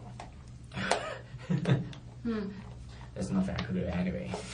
There's no what? Nothing I could do anyway. Well, you could phone the police. I don't think that will much of help Why? because there is already a case. Well, see, that's the thing. Maybe the person you talked to was working with this fraud guy. Yeah, maybe. And they just told you that they would call the police and they didn't. But I'm too lazy to, well, I need to find a job. I think that's a little more important than that. Yeah, but $1,000. Yeah, but I don't think I'll get the $1,000 back anyway. Okay. Well, And You won't if you I don't. know where he spent all of that money to, actually. He spent it to a strip club. how do you know? Because I went to a strip club with him. Oh, so you know him a little bit So more. I was wondering, you got many monies. I'm wondering what kind of money oh, that's my money. Then now I know. Okay. Okay, I think I understand. Well, that's interesting. But well, Right. $1,000 is it's money, but Yeah, it's not that much to go to police concerning that kind of thing. I couldn't get it back anyway. I don't know how the system works, but I doubt I could get the money back. Do you have, sometimes people I talk to who are from Hong Kong or China, they have a certain feeling about the police. Yeah, they don't trust the police. Well, there's always some different crops in. Well, it's not good to say I don't trust Chinese, I don't trust Jews, that kind of thing. I don't think that's very good. No. Every nation have good and bad. Police? Police, person, that kind of thing. Yeah, well, I'm talking about the police. No. I'm not talking about Chinese people. I don't have any interaction with police. Oh, good. Actually, it's just, in the car accidents and here. Right. Actually. And so have the police given you any reason to not trust them in Canada? No. And as I say, I haven't had any interaction with them. No, I've had quite a bit of interaction with the police today. Yeah. Been okay, huh? Well, not so okay actually. I finished. I take my bath. I'm going out to buy new pants, new shoes. Waiting for a bus stop, and two guys come here. I thought they were waiting for a bus, and then a guy come here. Oh, I thought he was going to, so I go up, and then they grab me, and they say that they're police, but how would I know? All right. Do you believe him now? You're funny. I don't know. I hear it all the time. I don't know. Maybe I don't know. TV they show their badge first. I don't know. Mm-hmm. But they just grab. Maybe I don't know. Maybe they're gangs. Actually, I thought someone is trying to harm me. Actually. Oh, really? 3 people trying to grab me. Yeah. All of a sudden. Did you see the uniformed policeman there? No. Not at all? No. Oh, there was a few there. No, I don't see any. Ah, They're just wearing casual. right. Yeah, casual. And they just grabbed me, and I was like trying to play my phone. Okay. Well, they were the real thing, and here you are. I don't know. If they want to arrest me, why don't they? I don't know. Came to the house. Yeah. Well, there's a lot of reasons, right, Rob? Yeah. Can you imagine why? I don't know why, but. Well, mostly because they're getting a search warrant today for your house. Oh. Yeah. They're going to be searching your house. Maybe they're searching it already. Yeah. I don't know. Yeah, that's most certainly. Yeah. Most what? Certainly. Hmm? They, of course they are. Most certainly. Oh, I see. Yeah. Well, yeah, that's what they're doing there. Yeah, but just some. That seems to shock you a little bit. No, I just realized. Well, every man have something they want to hide anyway. Sure. Like what? Prawn. Porn? Yeah. Yeah. Okay. Well, don't worry about that. Everybody has porn in their house. Yeah, but I know that, and I sure know they won't do anything about that. But Is there any porn on there that you're worried about? What do you mean? Well, sometimes there's pornography, and then there's illegal pornography. I don't know much about that law. No? Well, pornography that involves children. No. There's pornography that involves bodily harm, which means someone is being cut or hurt really badly. Oh. That kind of stuff. Not that kind of stuff. You know, that kind of thing. Is there anything like that? No. No? Okay, good. So, If I was gonna talk with you again sometime, Rocky, how would I get a hold of you? Like, what kind of email address do you keep? I don't use much email. How do you communicate? Phone. Phone? Yeah. So you don't email? Not if necessary. Really? Like finding job, sure, you need to email. What's your email address? Can I email you? No thanks. Just I'm call hurt. me, please. Just call me. I'm hurt. Just call me. Call you on what number? You have my phone number. Do I? Is Of it the course, yeah. Calgary number? Or do you have a BC Yeah, number? Calgary number. Okay. Well, what else are you worried about there at the house? Worry? Worry, yeah. Stressing about that search warrant. Stress? Stressing? Yeah. I don't think anyone like someone stress your room, right? Yeah. That's not very pleasant. What do you mean what's not pleasant about it? Someone searching your house. Oh yeah, that's not Everyone's pleasant. got their privacy. Yeah, right. Well, Well. I'll get you a copy of that search warrant so you can look at it. No thanks. You don't want to see it? If the lawyer said yes, sure, but yeah, I understand English, but I don't know any law about it, so it doesn't have any meanings. You just write paper and write down a search warrant. Okay, that's search warrant. Okay. Do you mean you think it might not be real? That's police is Yeah, real. that's Anyway. pretty real, yeah. Yeah, that search warrant is going to be pretty real. Is there anything in that house that you're concerned about?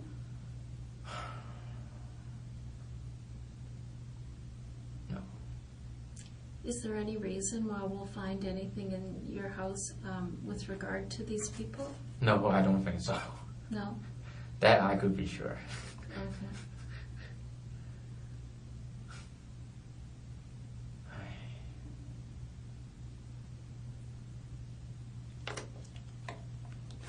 I can see that gives you some stress, Rocky. Of course it Hear about is. that. Can I relieve that stress for you at all? No, I don't think so. No. Okay. Yeah. If there's raid, don't search my room, but you surely wouldn't do that. Yeah, they're going to do that, I'm afraid. So. They are. So gonna what?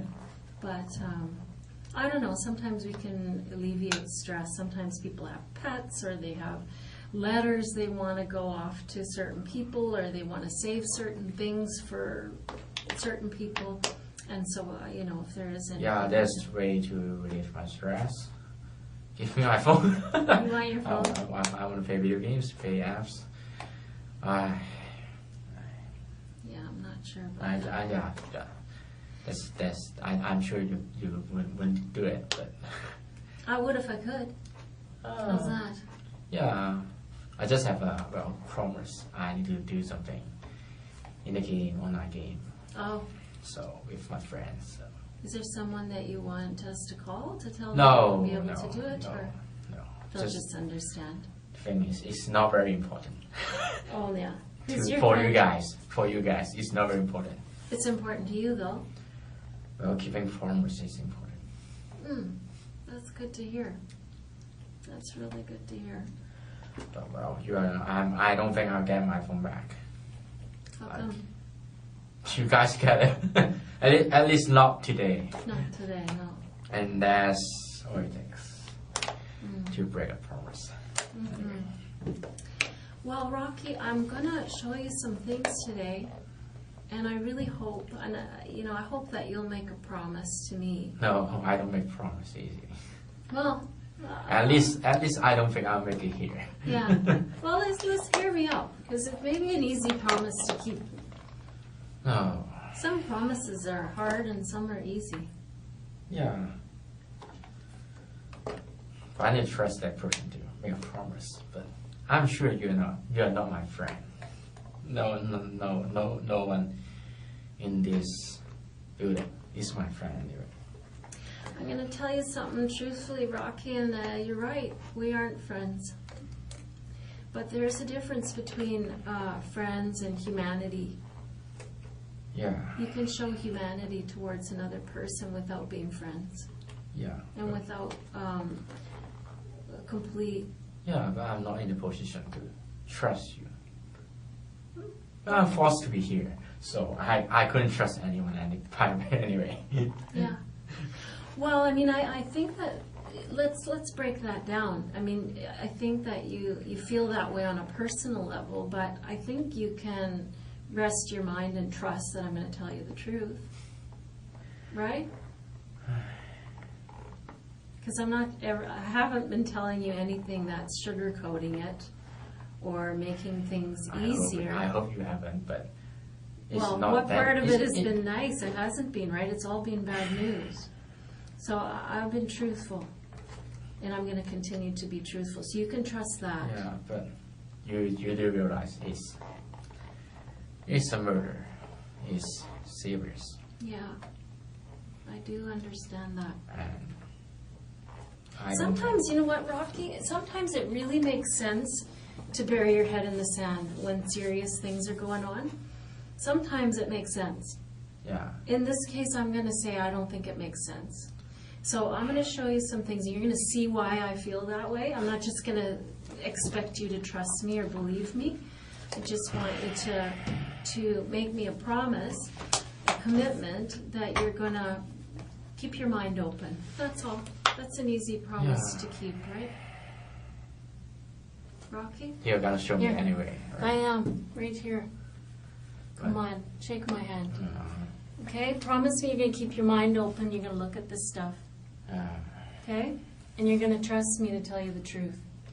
Because I'm going to do that. I promise you. I get a sense from you, Rocky, that I'm the only person in your life right now who's prepared to stand up and say, I'm going to tell you the truth. No, actually, but... Okay, well, good. I'm you're going to show me anyway. Yeah, I'm glad to hear you have a support system. But you do have some support in me. I'm going to show it to you with some dignity. I'm going to show you some humanity today because I think that you feel like you don't deserve any. You're kind of talking yourself down a little bit today. Yeah, I am sure. I think you have been. And I think that might be part of what's happened. That you have a bad opinion of yourself. I have nothing to say. Okay. That's okay. That's a difficult thing to face, right? Well, not difficult, but not in this room actually. Yeah. Yeah, it's probably right in front of you. See, it's easy to face. I don't know. I don't know. Well, at least, how to say? People often look down to themselves. I don't know.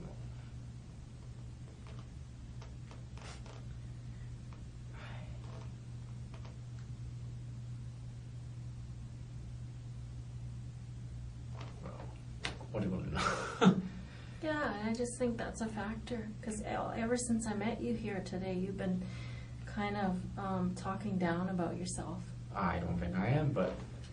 No, you are. You're minimizing your successes at school, and you're minimizing yourself. Because I'm not very successful. Well, I mean... That's a fact, actually. It is, but sometimes those things become a self-fulfilled prophecy. Well, I wouldn't lie about that, actually. I'm not that successful that and you could check that. I don't always get A. That you could check. Why would I lie about that? Yeah, but you know what I think? I think it goes deeper than that, Rocky. But you know what? We don't have to debate that. Here, do you want me to take that garbage? Thanks, fine. I'm going to go get some more water. And I'm going to get some materials to show you. Sure. Okay? And remember, you're going to promise to keep your mind open, and I'm going to promise to tell you the truth.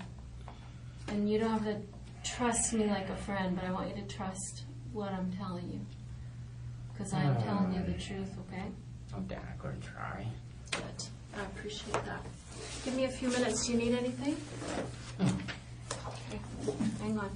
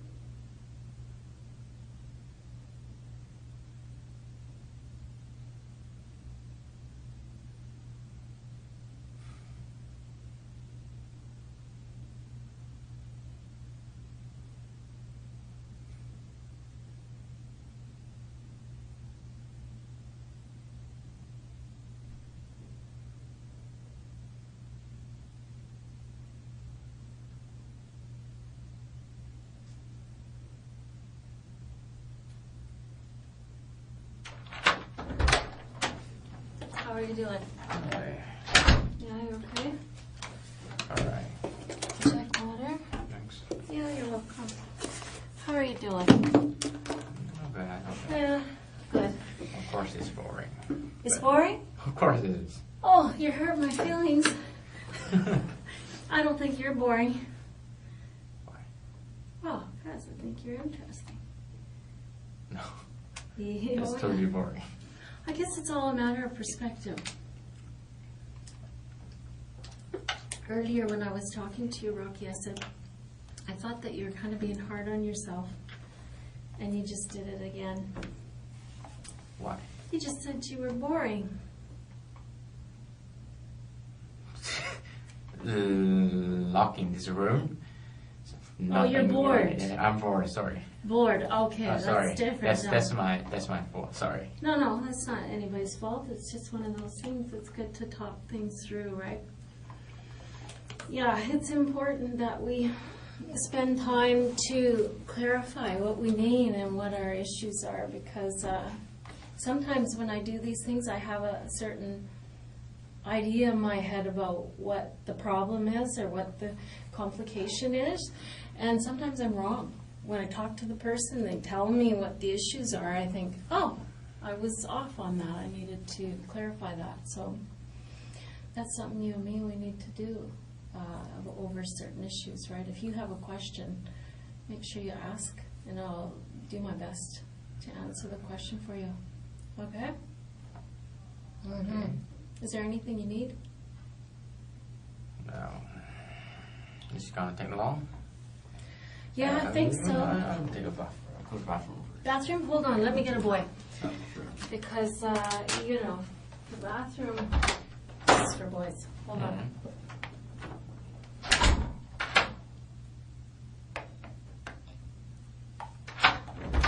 I'll be right here. Won't be very long. Okay. Yeah, make sure you just shout if you find you need something, Rocky, because I don't want to leave you waiting or needing anything. Yeah, I'm hoping that they'll get us some more coffee too. Not us, me. I know you don't drink coffee. You never drink coffee? I try, but if I want to work, I drink coffee, but most of the time it just didn't work. What about alcohol? Do you ever drink alcohol? No, I don't drink alcohol. Sometimes someone's swearing, I would, but Usually not? usually not. Just me then. Hmm? Just me then. Alcohol? Oh yeah, sometimes, yeah. I have a couple of glasses of wine now and then. Why not? Tastes good. I don't know if they heard me or what. Let me go. I could wait. I know I need to wait, so I don't want to Can you, make you wait though, boss. Hold on.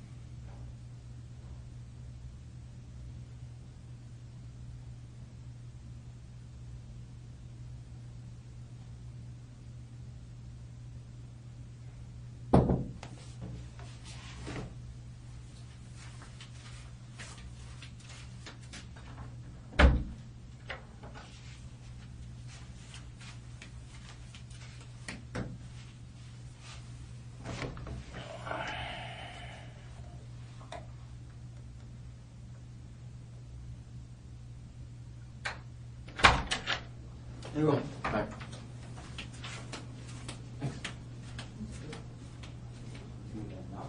Sorry? Yeah, I thought legal still anyway.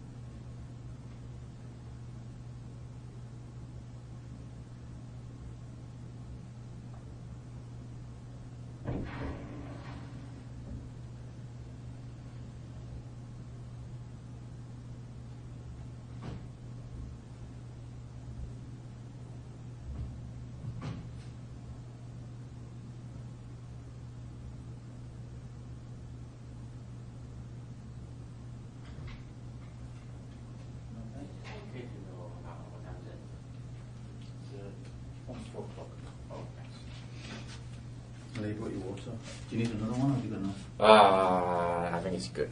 Thanks. Good? Okay.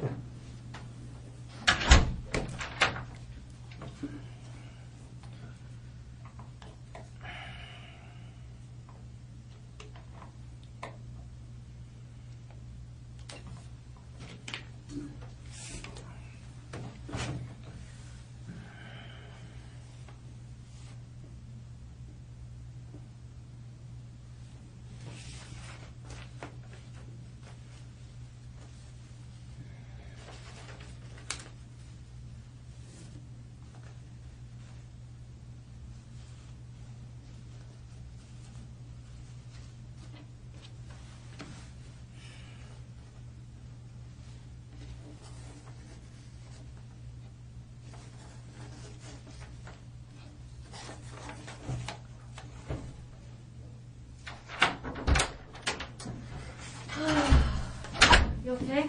I'm alright. Good. That matters to me. So, Rocky, we talked earlier, we were just talking about you again, when I came back in, you were kind of talking about that this was boring and whatnot, but I hope it doesn't mean that you're not paying attention, because there's quite a bit of complicated evidence that I want to show you, and I want you to make sure that you're engaged and paying attention to it. I'm going to see it anyway, right? You're going to what? I'm going to see it anyway, right? You're going to what? You're going to show me anyway, right? I'm going to show you, yeah. Yeah. Yeah, So, for sure. I think you want to see it, because, I think you're an intelligent No, I person. doubt that. It's a murder case, so, I doubt that. Well, we'll see. I think you'll find it interesting anyway. And one thing I wanted to reiterate with you too, Rocky, is that we talked about my role here, and I don't think I went into detail about what I tend to be in these things. But have you heard of a devil's advocate? No. You don't know what that means? It's kind of an expression, and it means that someone is assigned to be the person who looks from another perspective. Okay, so if, for instance, there's a whole team of people that is investigating something like this, all the evidence might point a certain direction, but we always assign somebody to take another look at things from another perspective. And so many times that person is assigned to analyze evidence from a different perspective, and sometimes that person is assigned to try to see another perspective of the person that we're dealing with. Okay. And that's me. Okay. So what I tried to say it earlier, but I don't know if I said it very well. But we're going to go through it, and you're going to see that there's a big mountain in front of you.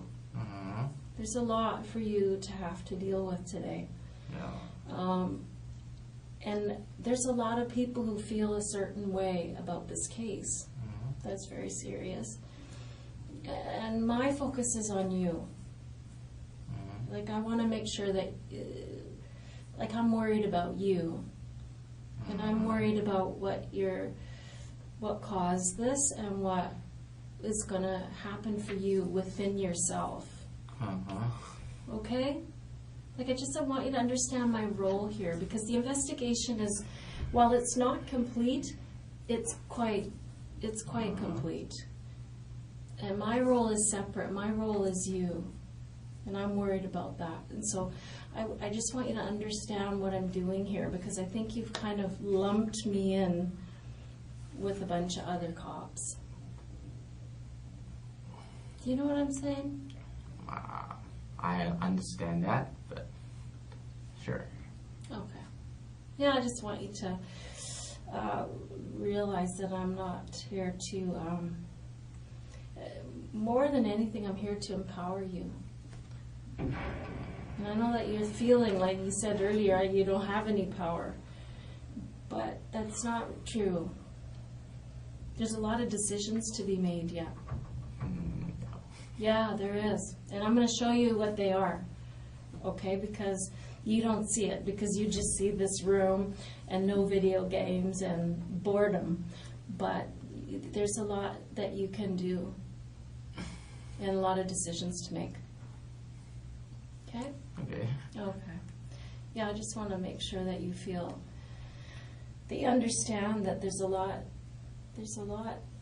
at stake for yourself in terms of your future, about how you feel about yourself. Okay? Okay. Okay. Okay. So, one thing that I was going to show you.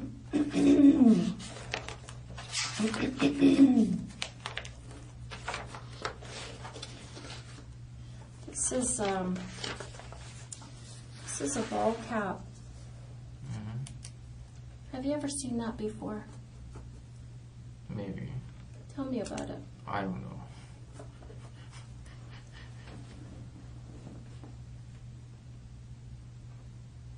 What do you want to know?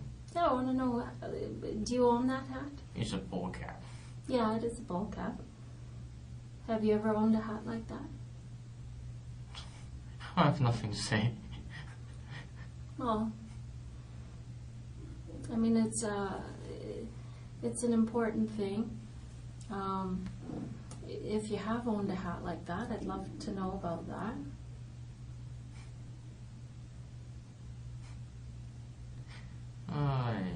I don't want to talk about it. Okay. Well, I'm going to show you a little bit more later how that hat connects to this incident. Mm-hmm. You're gonna show it anyway. Well, I mean, what I don't want to do is pretend between each other.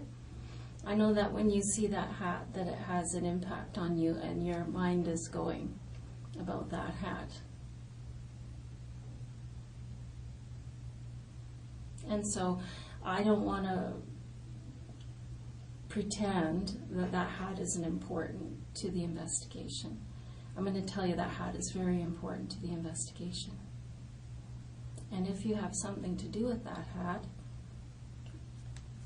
let me explain it to you this way, Rocky.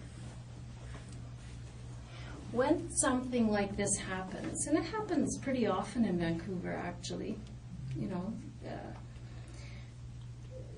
the person in your shoes, they have a lot of decisions to make, as I explained to you earlier, right? And they have there's a continuum of time frame when I sit with them, when they decide to start making good decisions for themselves and good decisions for their family. And so what I tend to like to do for people is I like to lay things out for them slowly so that you can demonstrate your willingness to be forthright and truthful.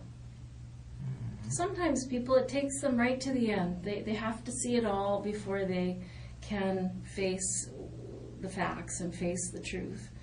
And that's okay. I'm willing to sit with you as long as it takes, for you, for your comfort level.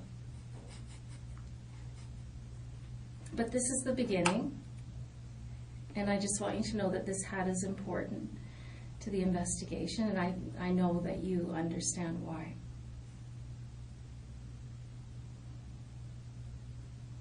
Have you ever seen that hat before? I don't want to talk about it. Okay. So, I mean, you and I both know that you've seen that hat before. I know for sure you have.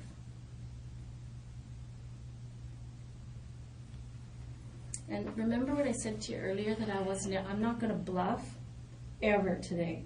And I'm not going to lie to you, Rocky. But I'm going to tell you with 100% certainty that I know you've seen that hat before. And I'm going to show you how I know that in a little while. But I'm going to do this slowly because I want you to show your humanity to this case and to yourself. Do you know what I'm trying to say?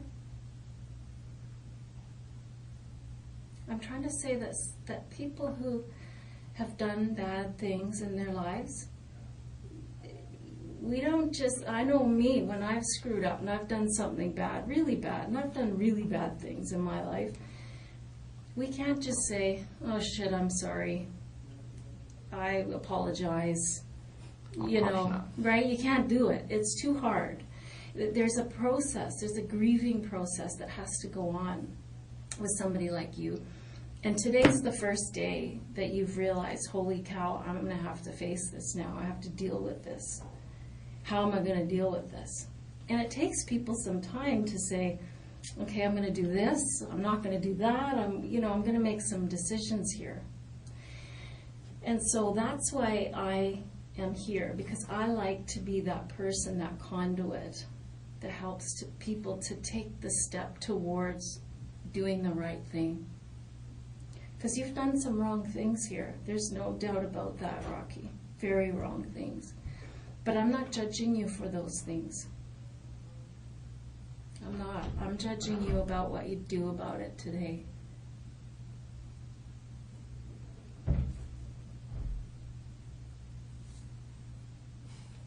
Okay? So there's a lot to go through yet. It's not just about a ball cap. But I just want you to know I'm going to be very patient and let you do what's best for you. Do you have anything you want to say about that? No. Do you have any questions? Okay. So that's the ball cap. Have you ever seen anything like that? I'm just showing you the axe.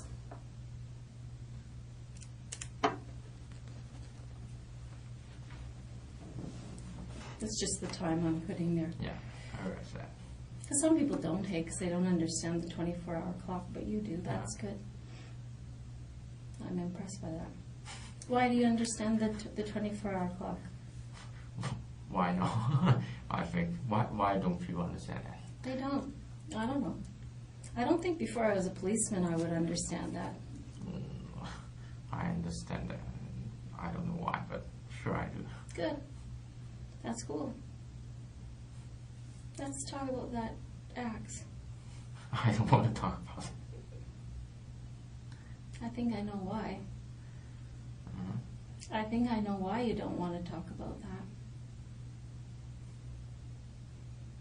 Rocky, this isn't going to go away, just so you know.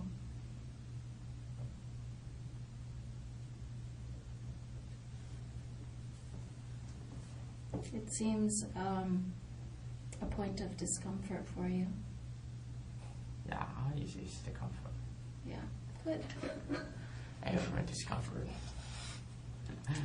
What makes you most uncomfortable? Being in this room. Is it uncomfortable having to make decisions about this today? No, it's difficult to stay here. Yeah. Did it not occur to you that this might be the ultimate result of what happened? That someday it might culminate like this? I don't know what you're talking about. So then, Rocky, if you're telling me that you don't know what I'm talking about, then you don't know those people. You never went to that house. Is that what you're saying? I have nothing to say. Okay. Yeah, I can understand that position.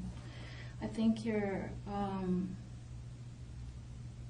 trying to make things disappear. Or I think if you think that if you don't face it, that it'll go away. I think you have a very youthful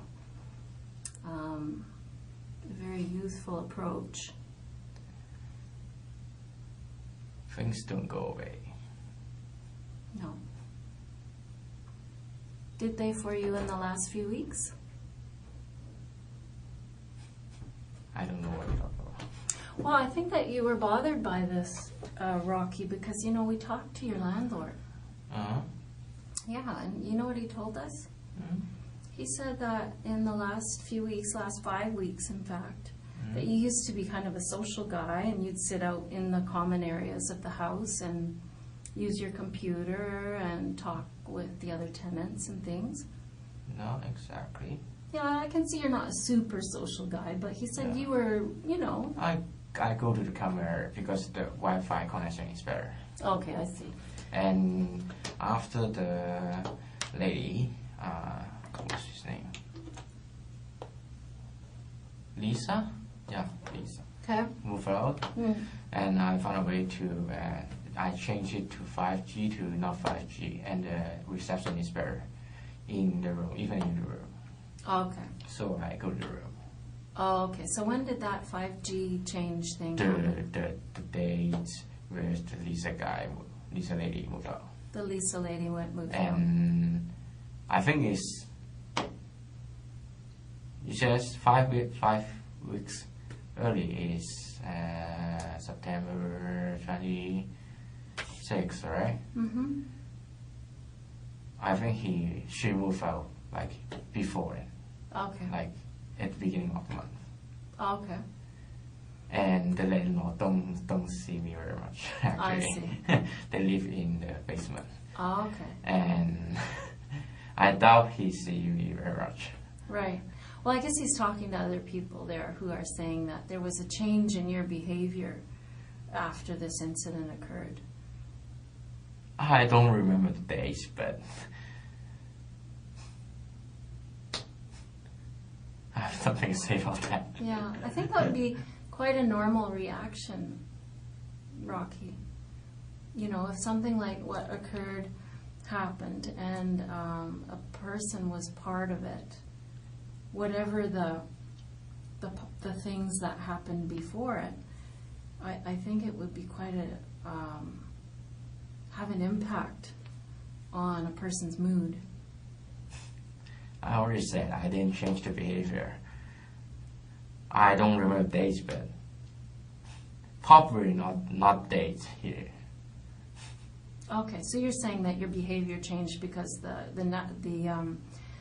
connection to your computer got better. Basically, I just use the computer outside, Right. and the connection is better, so I move it inside. Okay. Oh, well, fair enough. It's a coincidence. And most of the time, using computer outside is not very good Okay. because I have some personal stuff I need to deal with. Okay. Well, I'm glad I asked because, you know, it seems like a clue, right? If somebody says to us, this guy's behavior changed a lot right at this time, and you're Or you telling could say me- I'm back to normal. Over in this house, in the house I live, Okay. like 1, 2, 3, 4, 5, totally including me, 5 people. Okay. All 5 of them, out of 4 of them, basically just lock them in the room Okay. unless they want to cook something. They basically the common areas, no one uses it. Pretty quiet. Yeah. Okay. So I'm the only one who used it uh, before that. Rocky used the common area because of the internet connection was stronger. And then it was corrected after Lisa moved out. Yeah. Or you did No. something. I changed it to 5G to not 5G. Okay. Use the common, let's see, the internet connection. After Lisa left, Rocky changed it from 5G to not 5G. And you think that happened right around 5 weeks ago or so? I don't know the day Lisa moved out. You can ask the landlord. I don't know the date actually. Okay. Because Lisa is moving in there and it's difficult to do some personal stuff Okay. with computers. So I'm trying to fix that. Okay. Or when Lisa moved out. Okay. Well, I'm glad I asked. That's why we talk to you, right, Rocky, so that you can say, that's not right, this is right, okay? So if there's something that is wrong about what I'm going to show you, then I have nothing to say. well, no, you should correct me like you just did. That's the right thing to do. So it's smart. You gotta do the smart thing, right? You gotta do what's best for you. I'm not very smart. Well, you know what? Everybody feels that way sometimes. Everybody does. Mm-hmm. Maybe. Maybe. But you're not a dumb guy. You have a degree in economics. That is impressive. Doesn't mean I'm not dumb. Well, I mean, people can be dumb in ways, right? I mean, you're good with math probably and numbers. But, you know, maybe you're not that good an outdoorsman. I don't know. Yeah. Well, Some people are good at some things and not so good at other things. And I don't think that you're a dumb guy. That's why I'm taking the time here, Rocky, because I don't think you're stupid. Some people do bad things, and there is no hope for that person. There is no getting some connection with that person so that we can have some understanding that they're never going to do it again, that they get the help they need in terms of psychological help or whatever it is. That's what I'm doing here. If I thought you were a write-off and dumb, I wouldn't come in here. I'd just let them take their evidence to the court and that would be it. Most people don't want to bother talking to someone who's done something like this. But I do. but why don't you just take the evidence to court? Because we're learning all these things about what's a fact and what's not so true, like this thing with Lisa leaving, which caused a behavior change on your part. We thought the behavior change was because of what happened in that house, and it's not. So we've corrected it. I doubt anything I say will change the result. Well, it depends. You're right on some level. I'm not going to lie to you. On some level, it's not going to change what happened in that house, Rocky. That's true. I'm not going to lie. That's true. That happened, and that is done. But what you say can change people's opinion of you. It can change the opinion you have of yourself. You know what I mean? A lot of amends can be made. A lot of understanding can go on. A lot of humanitarian feelings toward a person, because something like this doesn't just materialize. It doesn't just happen suddenly. Something's happened to you that's caused this. I don't know what it is. I want to know what it is.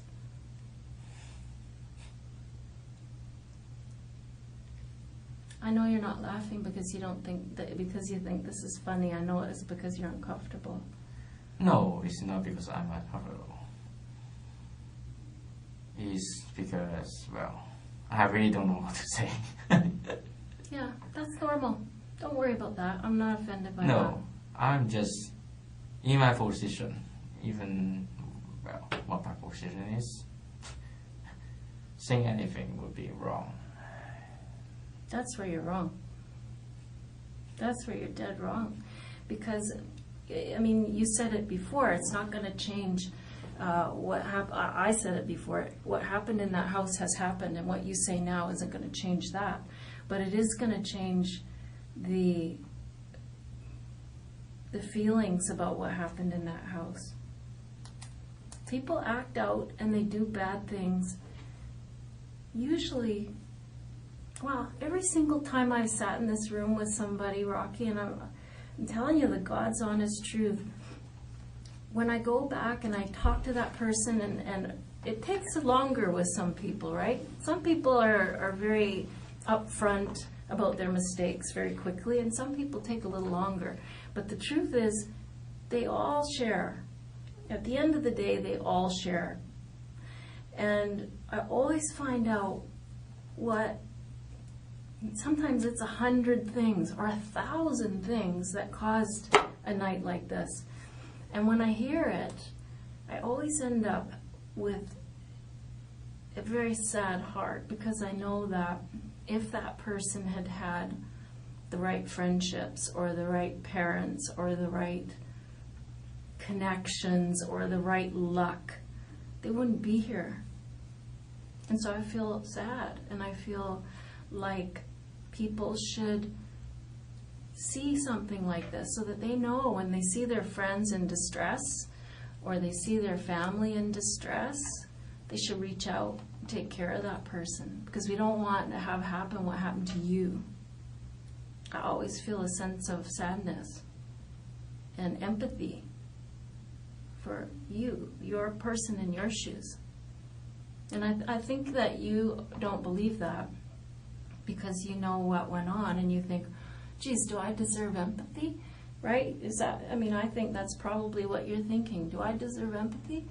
And many people don't think you do. But I do. And that's the truth. I want to know what those 1,000 things were that led up to this. I really do. Because I don't think you're a bad guy. You don't seem inherently wicked. I appreciate you say that, but I don't think the price of believing you is too high for me. And well, oh, you don't have to believe me. I'm not trying to convince you of something, Rocky. Believe me. What you have to do is believe in making decisions for yourself and in believe in yourself. I know you take a hard line with yourself. You're hard on yourself a lot. But today I think that you have to sit back and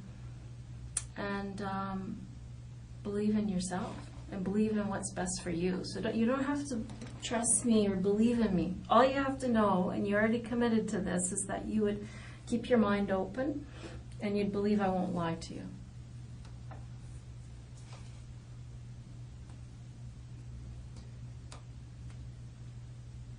You have to try to think about what's best for you. And I know you're thinking, what is the upside here for me to talk about this? Wow, that doesn't make any sense. But really, Rocky, as we go through this, and you're going to notice, I'm starting small here with the evidence that the investigators have gathered, because I want you to come in with me early. I want you to show your empathy for those people and their family early, to show your humanity. So that's why I'm doing this slowly. If it takes longer, that's okay too, brother. But I'd like you to come in with me early so that we can go together and say, here it is. It's a ball of shit and we feel bad about it. But you don't have to have any faith in me. I'm just here to be the monitor, the computer monitor. I'm just the thing you're going to look at. You have to make decisions for yourself. I'm going to help you see what your choices are, and I hope that you'll make the right choices, but you don't have to trust me or believe me. Okay? Okay? Okay. So there's the axe. You don't want to talk about that. How about those? Have you ever seen those gloves?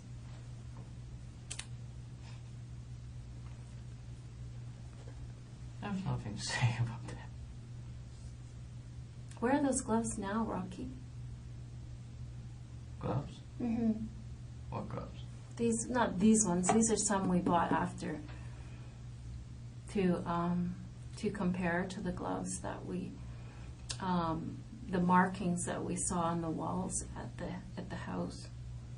So we bought these afterwards too, because we know that these are the gloves that were used. So we know these aren't the gloves, but the gloves that were worn that night, where are they? Are they in your apartment? They haven't finished searching, so I don't know. You probably threw them in the I garbage. got nothing to say. Okay.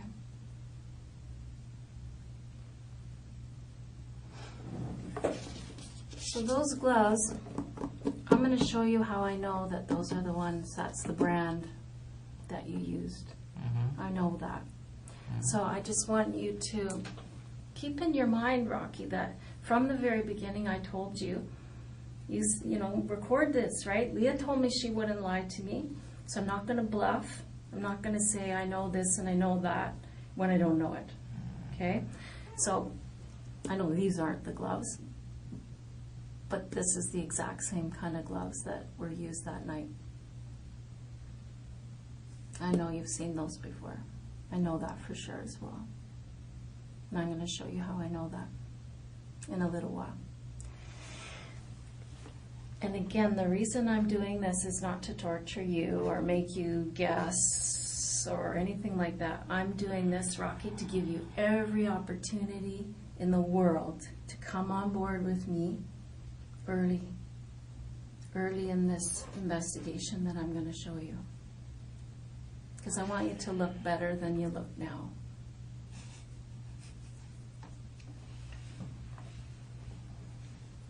Why are you laughing? I don't look bad. I don't look good. No, I mean, you don't look good. I promise you, you don't. Yeah. It looks terrible.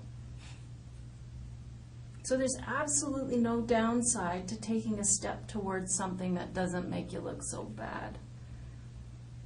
I don't know why this happened, Rocky. I really don't. But I'd sure like to know why. I'm going to tell you something about that guy. That man. He isn't a very nice guy. That man that died. He's not a very nice guy. Did you ever meet him? In the street or at the shopping mall or anything like that? I don't want to talk about it. Well, I just want you to know that I've heard from lots of people in the neighborhood, because he walked a lot in the neighborhood, and he had a problem with alcohol, and he wasn't a very nice man. He was rude to people at times. And I just wondered if that played. Like if this guy was an asshole to you at some point for some reason, and it hurt your feelings. I have nothing to say. What's so funny? Because I have nothing to say. Well, that's not funny. I don't know, I'm trying to connect the dots. I'm trying to find a reason for this to happen, because it either happened because of something that was going on with you separately, or 1,000 things, like I said, that's happened in the last years that has caused something with you, or maybe it has to do with these people. Maybe that man was rude to you. Maybe he was a dick. Or maybe it was a combination of the two. You know, it was I don't know.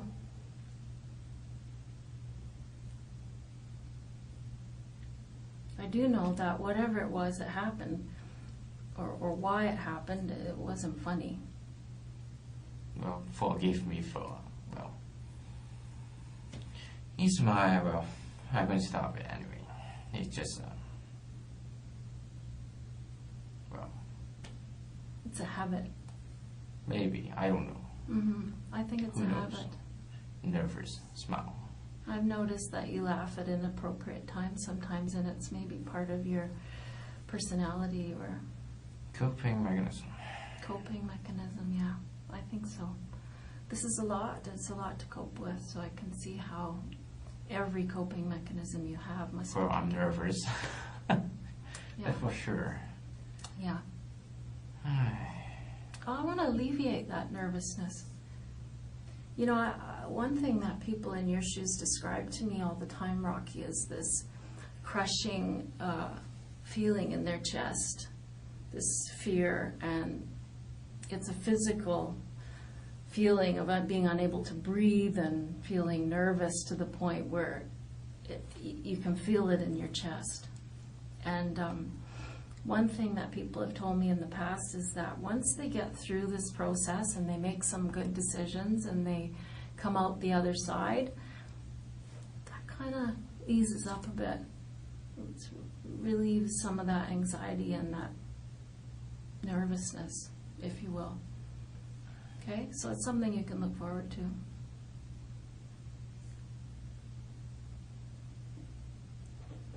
Okay?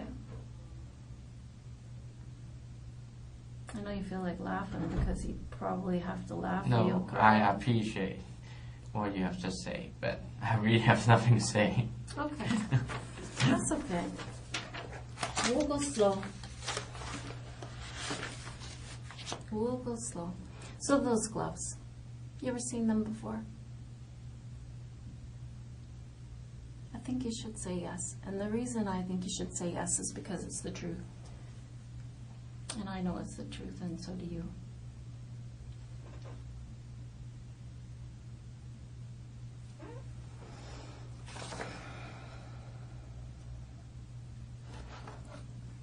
These are some footprints that were at the house.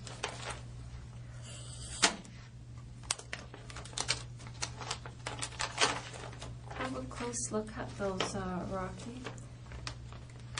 You'll notice that there's a definite pattern to those shoes. Do you notice that?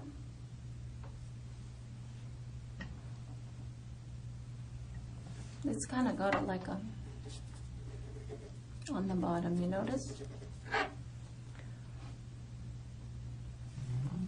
you ever seen shoes like that?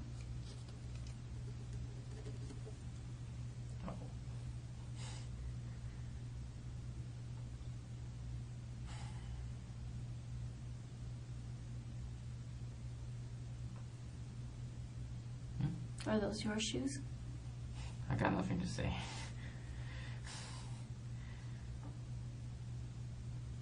How long will it gonna last? How long will it gonna last? Like how much longer do you know? Well, I would say that we're about 1/10 of the way through the evidence. And I haven't shown you any evidence yet, actually. I mean, these are things that I'm trying to bring you along with me so that you'll talk to me about this sooner than later.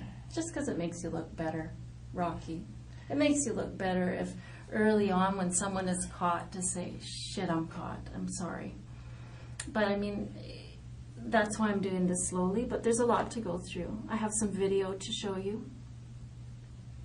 Do you understand how police investigations work? No. Okay. Well, let's back up and do that. Shall we? Let's do that, Rocky, because I feel like you're thinking to yourself, I'm not sure. I don't know if this lady's telling me the truth. I don't know if I trust her yet, or if she's really gonna try to bluff me or lie to me or whatever. But let's talk about police investigations. When something happens, like in this case where this couple has been murdered, the police show up, and one of the first things that they do is they do a canvass. Do you know what that means, a canvass? Yeah, search the nearby area. Yeah, they search the neighborhood area. They search the immediate area of the house. They'll interview people in the neighborhood. And they go to every house within blocks and blocks and blocks and find all the video. It's so common now. Just about everywhere you go, in a situation like this, a person their movements can be tracked. Yeah. Because, lots of houses have video, right? And so I want you to know that your movements were tracked. Do you know what I mean?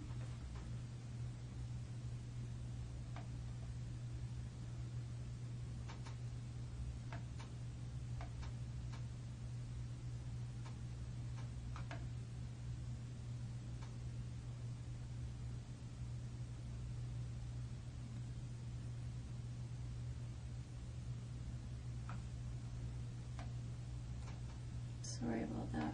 No worries. So, yeah, that's what happened, is that your movements were tracked. And they weren't just tracked that night. They were tracked for a long time.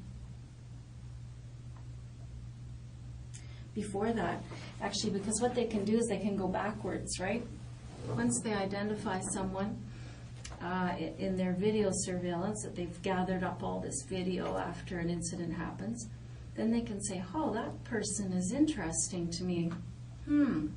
Let's find them in other places and times. And so we were able to go back to September 13th. Do you know what happened September 13th? I got nothing to say. I know you're not laughing because it's funny. I know you're laughing because you're scared. I will try to make it more. I know you're trying to cope. It's okay. I'm not offended, but I'm just trying to point out to you that... No, it's just funny that I just keep saying I have nothing to say. But I must.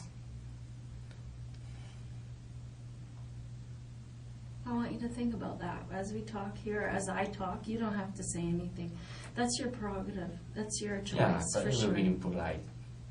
Although it's very impolite already, but it's very impolite to respond. Well, it's up to you about your own personal ethic, if you are okay being impolite or not. I mean, I'm not offended, hun. I'm not. I've been sitting in this room with lots of different kinds of people, and you seem very polite to me. You do. No. You're okay. You just be yourself. You just be yourself. You're going to be fine. I know this is scary. What? Not that far. Well, I'm going to lose my patient. I'm kind of sure. It's just, well, I don't know how long can you hold me, but I don't know. I want you to know something. I want you to get this in your head. We're holding you. Yeah, I know that. So and wait till you see what's here, because I want to remind you. I was just talking about September 13th. Do you know where you were on September 13th? How do I remember? I can show you how to remember, because I know where you were September 13th. You want to know where you were? I don't want to talk about it.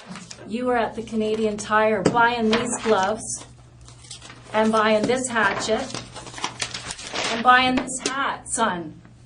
I got you on video doing those things. So I don't want you to sit there thinking this is nothing. I don't have to worry about this. You have to worry about this, Rocky. It's not a laughing matter. It's not a matter of being polite or impolite. That car, all those movements are on tape, honey.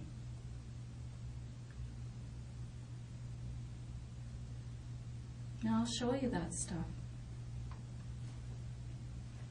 Sorry. That's okay. I know as I reveal these things to you, it's going to become scarier and scarier. No, because it's just impolite too. Well, just what's use my impolite? shoulder. Using my shoulder to respond you. Just Pardon me? using my shoulder to respond you. That's not very good. Well, I mean, that's your own ethic, but you don't have to worry about offending me. No, I know. What offends me, Rocky, what offends me is that something like this happens and someone doesn't offer an explanation. Because I don't think you're a bad person. I think that something's happened to you which has caused you to act out. That's what I think. That's rude. That's rude. What's rude? You're thinking. What's the truth then? Fix it. Tell me what the facts are. I don't want to be rude to you either. You don't need to worry about that. I have nothing to say. You have lots to say. It's just whether you make the right decision and decide to say it or not.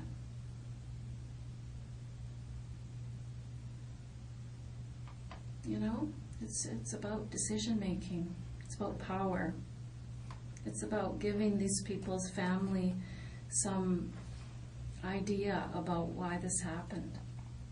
Yes, exactly.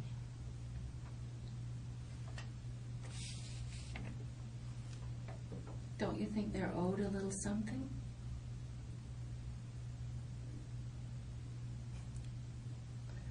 I really have nothing to say.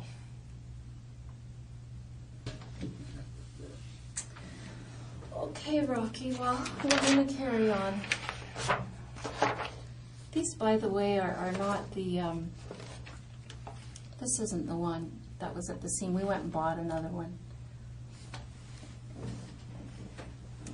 What's covered up here, I can show you in another photograph.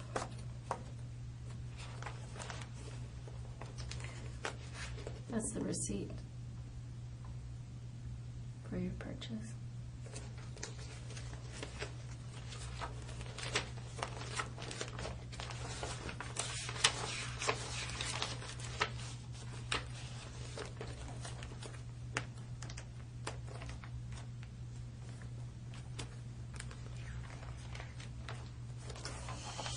Well, I'm going to have to dig around for it somehow. But that's not the one we found at the scene. What's underneath of here, Rocky, is a serial number. So what our investigators did, because this was left at the scene, not this one, but the one that you used. And there was a serial number on that, which is what led us to you. So then we went back and found this purchase, and we have your face at the till buying that hatchet and that hat and those gloves. Mean anything to you? Why did you buy those things? I'll tell you what I'd like to know is that these things were purchased on the 13th of September. You didn't use them for 2 weeks later. How come you bought those things?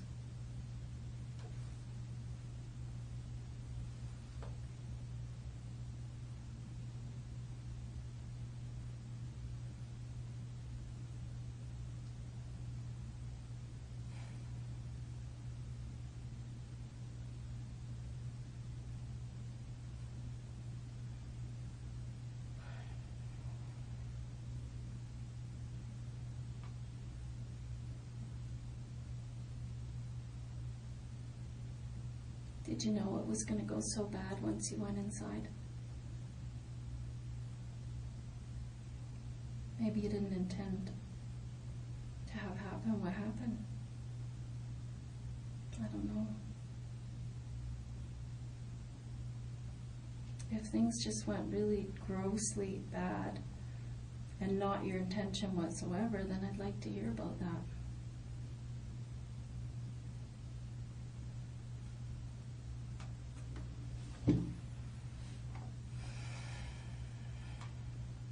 What did you want out of there? I don't want to talk about it. Painful. Without the lawyer. Pardon me?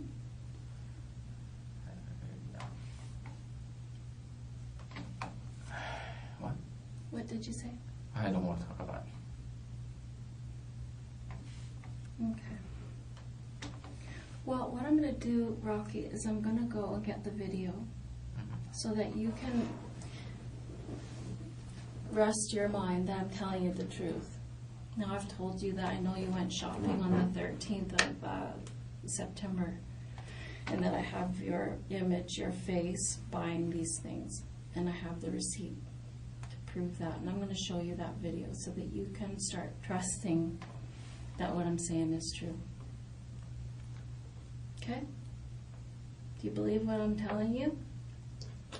You're gonna show me anyway. Yeah, I am, but I want to know how you feel about it. Do you believe me? Because, I mean, sometimes people don't talk about their mistakes because they think, I'm not really caught.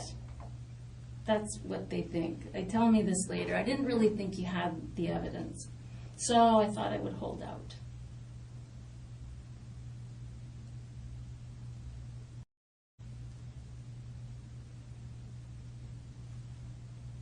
What's your position? Waiting for you to get those videos. Okay, let me get it. You're gonna get it anyway.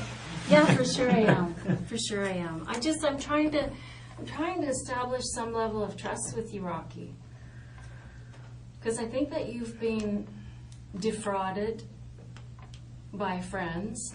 No, he's not my friend. Well, you went to the strip club with them. No, just the strip club is nearby. Well, so that's sort of a friendly thing to do. No. Okay, fair enough. It wasn't a friend, but you've been defrauded. You described that you don't have very many friends. Well, I have friends, well, sadly, online. Oh, that's fine. I don't know. It just seems to me that you don't have a great level of trust with other humans. No, it's just the level of trust is not allowed here. Well, yeah. I'm trying to establish that while you may not trust me as a friend, I don't expect that. But I do expect you to trust that what I'm saying is true. That's the thing I'm after, is for you to believe what I'm saying. Okay? So I'm going to show you those videos, okay? Anything else you need? No. Yeah, you seemed like you wanted to say something there. No. Yeah. Nothing you can do. What? Well, what I want you can bring me, so What do you want? I want to go home, can you bring me home? Sorry, honey. That's not going to happen. Yeah, right? so well.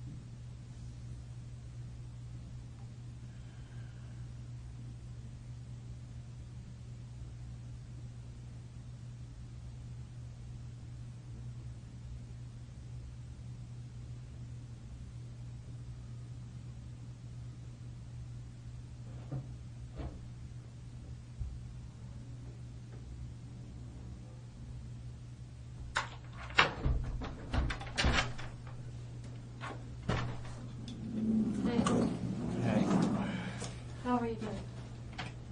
Yeah, good. I know you're not good. Yeah. What else? Well, I don't know. It's the polite thing to do, I guess. Maybe you have to go. I don't drink Coke. You don't drink Coke? Sorry. Would you like something else? No, water is fine. You good with water? Okay. All right. So, when I last, Rocky, I was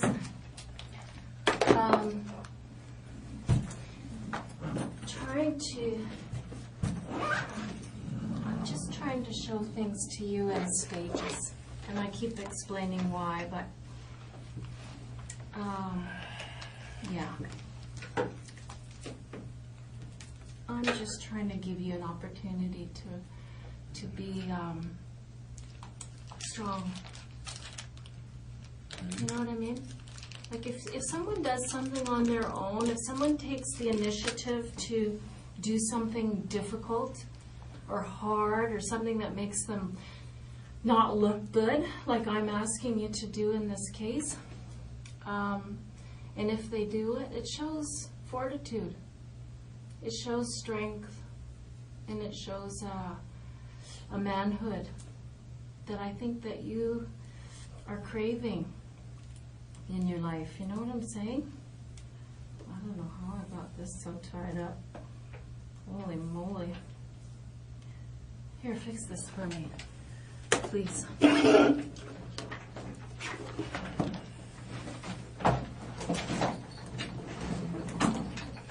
you understand what I just meant, Rocky? Understand? Yeah, did you understand what Sure. I meant by that? Sure. I don't agree though. You don't agree? Okay. But that's Well, not what important here. it's not important? Thank you. Okay. Well, I mean, we don't agree about that, but anyways, sometimes people, they do the right thing because it's the right thing to do, and some people do the right thing because it makes them look better. I don't know why you're going to do the right thing, but let's see.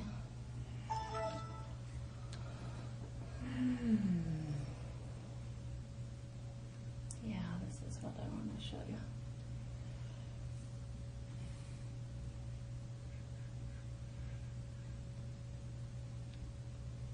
So let me just pause this. You'll notice it says, this is September 13th. Do you see that date there? About 5 minutes to 8. You see that? And this is, of course, Canadian Tire. Your store, local store there. Do you recognize it? I went there. Yeah. I like Canadian Tire too. Most people use Canadian Tire at some point in their lives. So I noticed there you are. And I also noticed your backpack that you had there.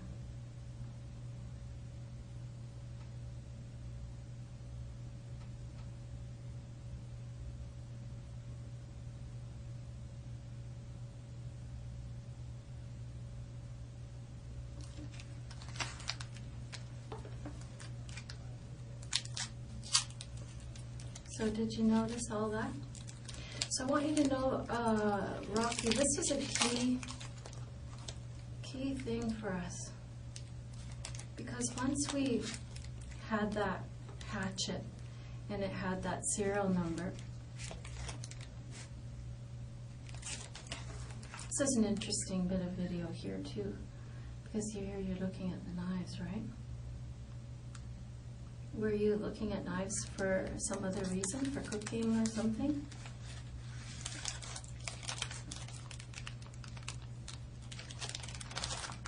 Rocky? I don't want to talk about it. Okay. So, once we we're able to find this purchase of these things, for which we either find in the house or we find near the scene or we find evidence of these things. It caused us to fixate on you.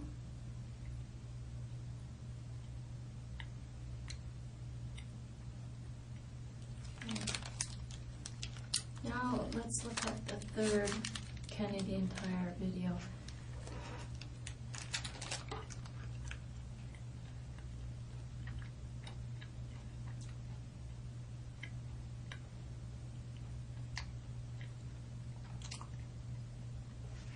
Hatchet, gloves, and the hat.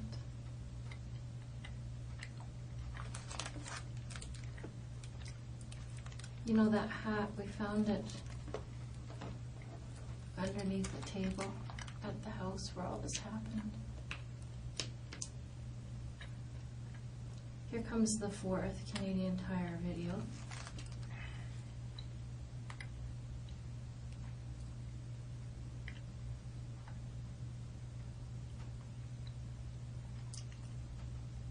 And you're just at the till.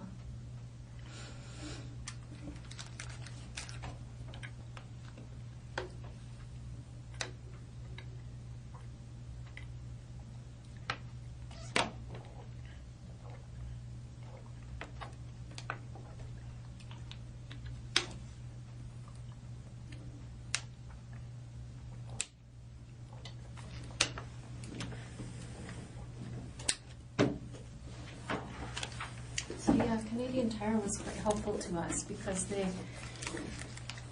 you know, once we had the serial number off that hatchet, they were able to direct us right to this video here, Rocky.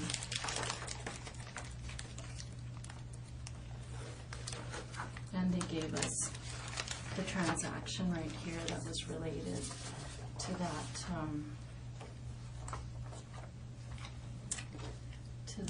purchase.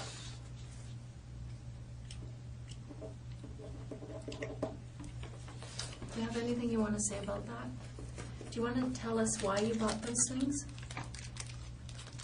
I'll tell you something about policemen, Rocky. They're always going to assume the worst if you don't offer some explanation. You know what I mean? So, even you as an intelligent person, well, you keep saying you're not, but you are, you know, you're not a dumb guy. I don't know. Policemen are always going to assume the worst, unless you offer some explanation. This is 2 weeks before the murder. So, something has to be going on here in Rocky Cam's mind, right? Something's going on with you. I'd sure like to know what it is.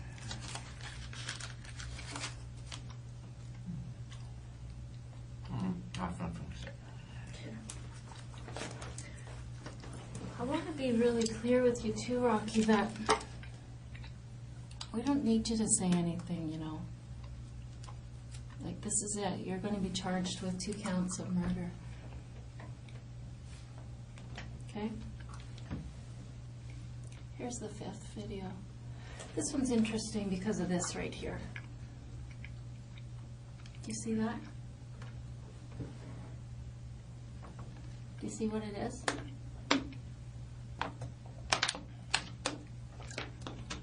Yeah, it's a backpack. It's your backpack, right? There you are, coming to get it. Well, that backpack appears later in other videos. Right? Okay, so just keep that in mind as we go through the evidence.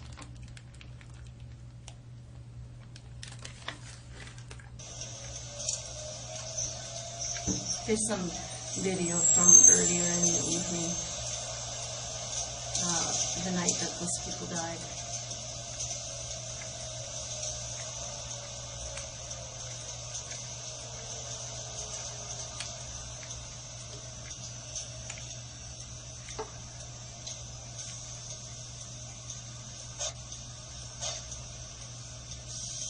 Just to see walking around earlier in the evening. And there's video. You know, we just follow and follow and follow.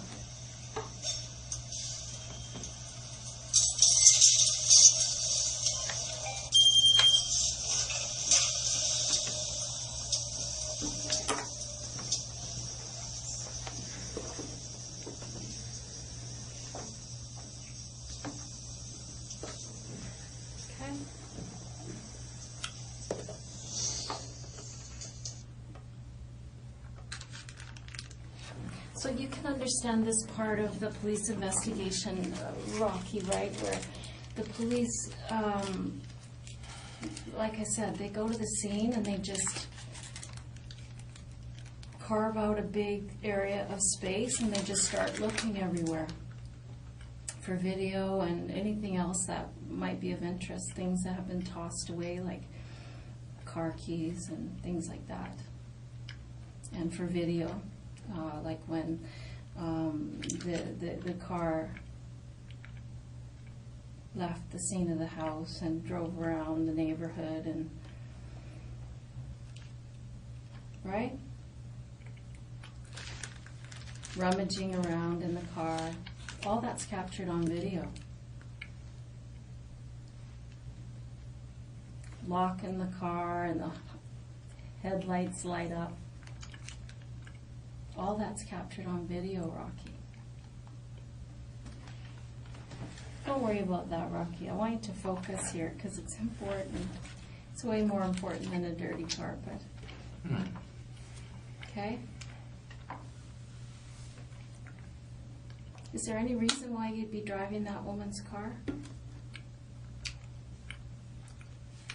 I have nothing to say. Well, I'd sure like an explanation for it, Rocky, because it's obvious what's happened, and there's just no reason why. And this is obviously something that you'd thought about for a while,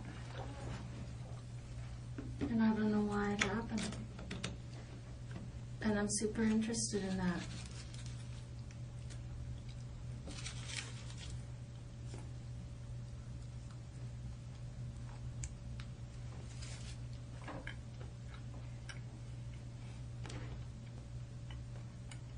You know, it just doesn't make any sense. Like, one thing that occurred to me, Rocky, is that somehow, you know, you're going to find this kind of dumb, but I'm a country girl. I'm quite different than you, coming from Hong Kong, but I'm a country girl, and when I was a kid, we used to raise chickens and pigs, and eventually the slaughter time would come, and sometimes it was always shocking to me how hard it was to kill an animal.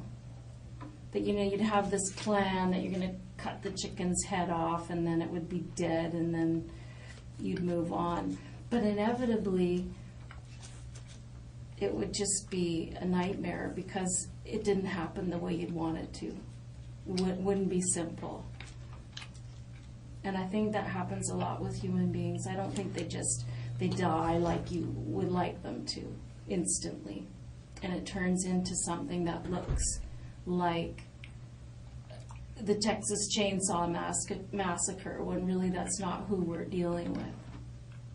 You know what I mean? There's a big difference between those two things, Rocky. Do you see what I'm saying? How something that's intended to be one way becomes something that looks much, much, much worse. And in an absence of an explanation that things went terribly wrong because of X, Y, Z, it looks so bad. Do you know what I mean?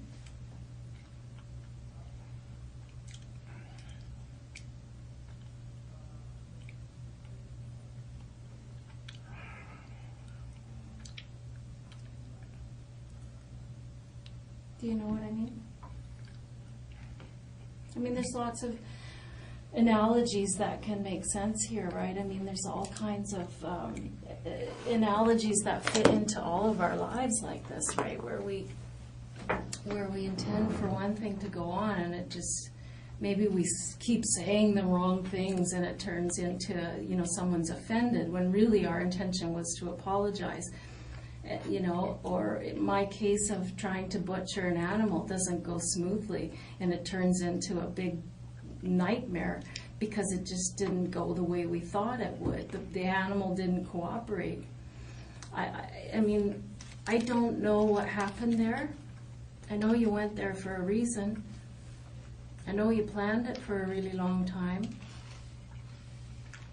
You won't tell me why you bought those things, that hatchet and those gloves and that hat. You won't tell me why, so I'm going to assume the worst.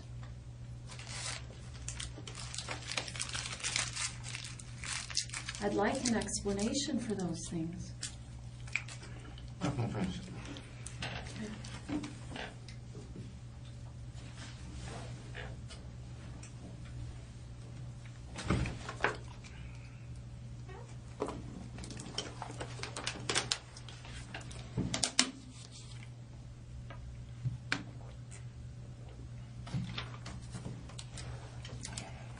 So I've showed you the Canadian Tire video as well as the bus video, which is just really basically earlier in the day. I've told you about the vehicle, right? Coming out of the vehicle, walking up the street, throwing the keys in the garden, doubling back, up French Street, through the houses. I mean, that stuff's irrefutable. And you have nothing to say to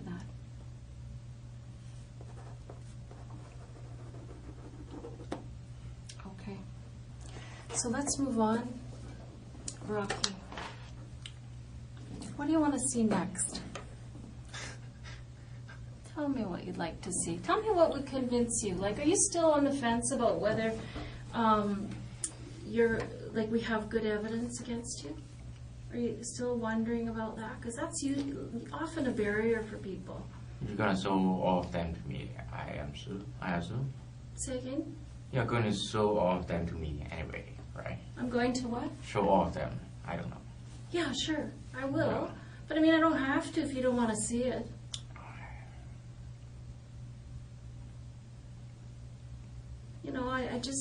I want to give you every opportunity to take some power and control here. I don't have to if I don't want to see it. But I'm forced to stay here, so I really don't have a choice anyway. Yeah, you do have to stay here. Yeah. But it's not about that. That's the stuff you already know exists. You already know that stuff. You knew that long before I did or any of these investigators did. You don't need me to show it. You know what's there. But what you don't seem to be believing me about, Rocky, is that you have a great deal of power here to take control of how this happens now. I'm going to tell you, you're going to be charged, and this is very serious, and we have a lot of evidence. And none of that's going to change. What happened in that house isn't going to change, hon. What's going to change, what could change for you, is if you be independent here and take control of the situation, and you control the pace at which it goes now and what happens now. You pointed out to me earlier, I was saying, how independent of you? You've come to Vancouver and you're looking for work, and you said, no, I'm not independent. My parents are paying my rent. And I thought, okay, well, that shows some honesty, about who you are and exactly how independent you are or are not. So you're not independent. And I'm going to suggest from some of the things that you've said to me here today that you're not smart, you're not independent, you've been saying things that are really negative about yourself. Why are you I could say something positive. Yeah, like what? Well, I don't say something positive, just to, But here, I want to say something positive about you. I want to be able to say something positive about you, Rocky. And that would be that you face this like a man. That's nothing to say. And you help me understand why this happened. I really want to know why this happened. I mean, I don't know if that man was ignorant to you, or if this was entirely about getting some attention for yourself. I don't know. I don't know what...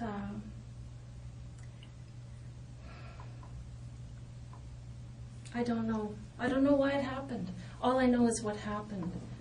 And I know you thought about it for a long time. I don't know if this is about video games affecting the way you think. Well, so you don't believe that. Well, okay. But help me. I want to understand this.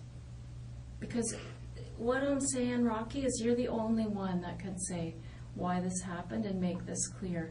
Because what we have to do as a society together is make sure these things don't happen again. So if there is a breakdown in the parenting or in the society or in video game presentation, or if you've been suffering from depression or some kind of mental illness for a long time, well then I'd like to hear about that. Because if you need some help, and if there are things that were triggers for you that caused frustration to build, then maybe we can identify that in other young men. Because I don't know if you're watching the news. You told me earlier you don't watch the news. But there's a lot of frustration in this world. There are a lot of people doing things that are really bad, like what you did. And myself, as a police officer, I've always wanted to prevent that stuff. So I need help from people like you who've been through it. Nobody can crawl inside your head, Rocky. You gotta bring it. You gotta help me. Because I don't think you want this to happen again to some other young man. I don't think so. I know you don't. Because I think you found yourself now, you're screwed. You're going to be charged with murder ×2. That's it. I mean, I'm going to keep showing you evidence because there's a lot more and it's a lot heavier. But what I'm saying is that you have an opportunity here to be independent and be a man and to take responsibility like a man. And I don't think you've done that in your life, ever. I don't think so. You know, your parents are still paying your rent, bro. Right? I mean, and I think that's what this is about. What is it about?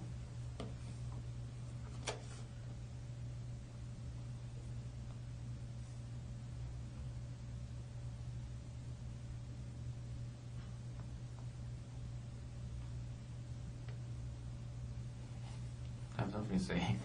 So, Rocky, when I tell you that there's lots of young people going through what you went through, you know, we work with social groups and things like that of people, young men like you, who are going through frustrating times,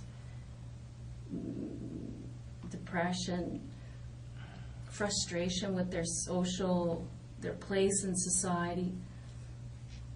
They don't feel like they have anything. Just to clarify, I remember I said I work some moving job to pay my rent, right? Mm. Just not totally using my parents' money to keep me alive. So, well, I don't know. Maybe... Well, that doesn't change your point of view anyway. No, I'm not telling you that's my point of view, Rocky. I'm telling you this is an idea. I'm wondering if this, and that's why I'm asking. Remember last time when I said, your attitude changed 5 weeks ago. Mr. Norton told us that. And you said, no, wait a minute. That was because of the internet. The 5G, the no G. I believe you. Whatever you tell me, I believe you at face value. And I'm going to write it down and I'm going to bring it back to the investigators. So I'm putting it to you. Is this the problem, that you feel emasculated or feel like you're not independent? You're telling me that's not the case. But I don't know what it is, Rocky. I'm just putting ideas out there so that you can help me understand this. Because I don't understand it. I'm afraid I don't want to talk about it. I'm sure you don't. You know what? When I screw up, I sure don't want to talk about it. Let me change it. I have nothing to say. Well, that's not true. I know you have a lot to say. It's just that you don't want to say it. And that's fair enough. That's your choice. That's your choice. But I'm giving you the choice. I'm giving you the option. Because this option isn't going to be here forever, Rocky. Right? That's something that you have to understand, is that eventually this, what we call a disclosure package, is going to go to the Crown Counsel, which is the lawyer who is going to prosecute you. And that's the story that's going to go forward. I don't know. Is that what you want?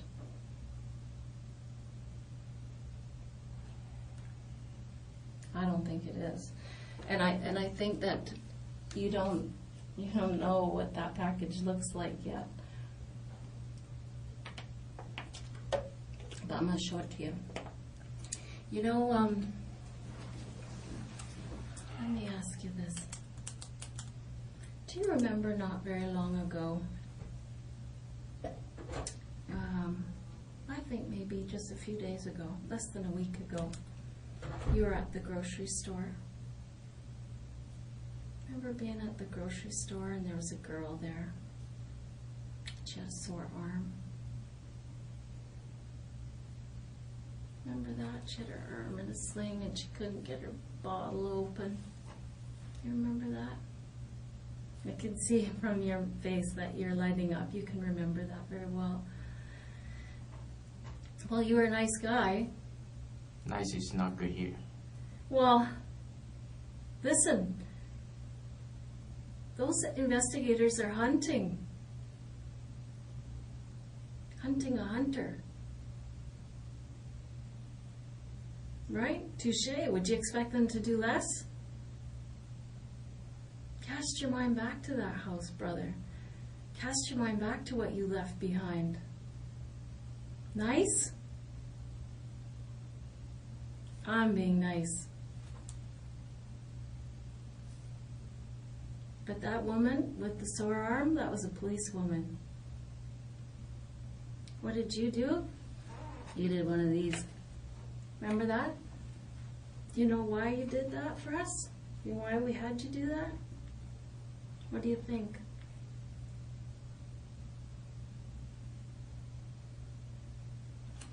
Nothing to say. You have something to say? Nothing to say. Okay.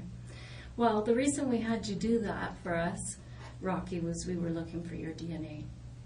Do you understand DNA? Deoxyribonucleic acid. Do you know? Okay, you understand what DNA is. I'll tell you, DNA is like a fingerprint that each person in the world has in their cells, in their skin cells, in the epithelial from their mouth, which is what we gathered from you, from the blood, from semen, hair follicles, these kinds of things. Okay? And so when somebody has their DNA, there's nobody on the planet that has your same DNA, right? You are the only one. And so the reason that we wanted your DNA, I'll show it to you just so you can understand it more clearly, Rocky, because I feel this oozing mistrust of you. And I just don't want you to not believe me when I see something. You understand the police are not allowed to lie to you, right? Did you know that? I don't know that. Yeah, it's true. We're not allowed to lie. Mm-hmm. So, just so you know. Okay, here. Let's look at this report.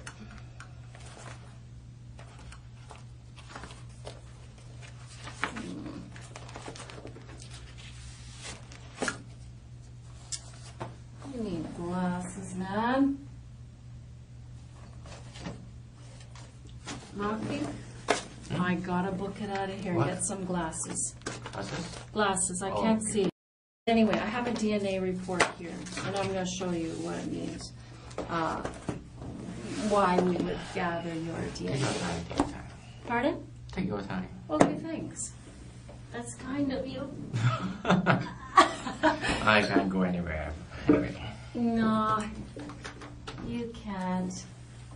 Let me have my moment to get my glasses.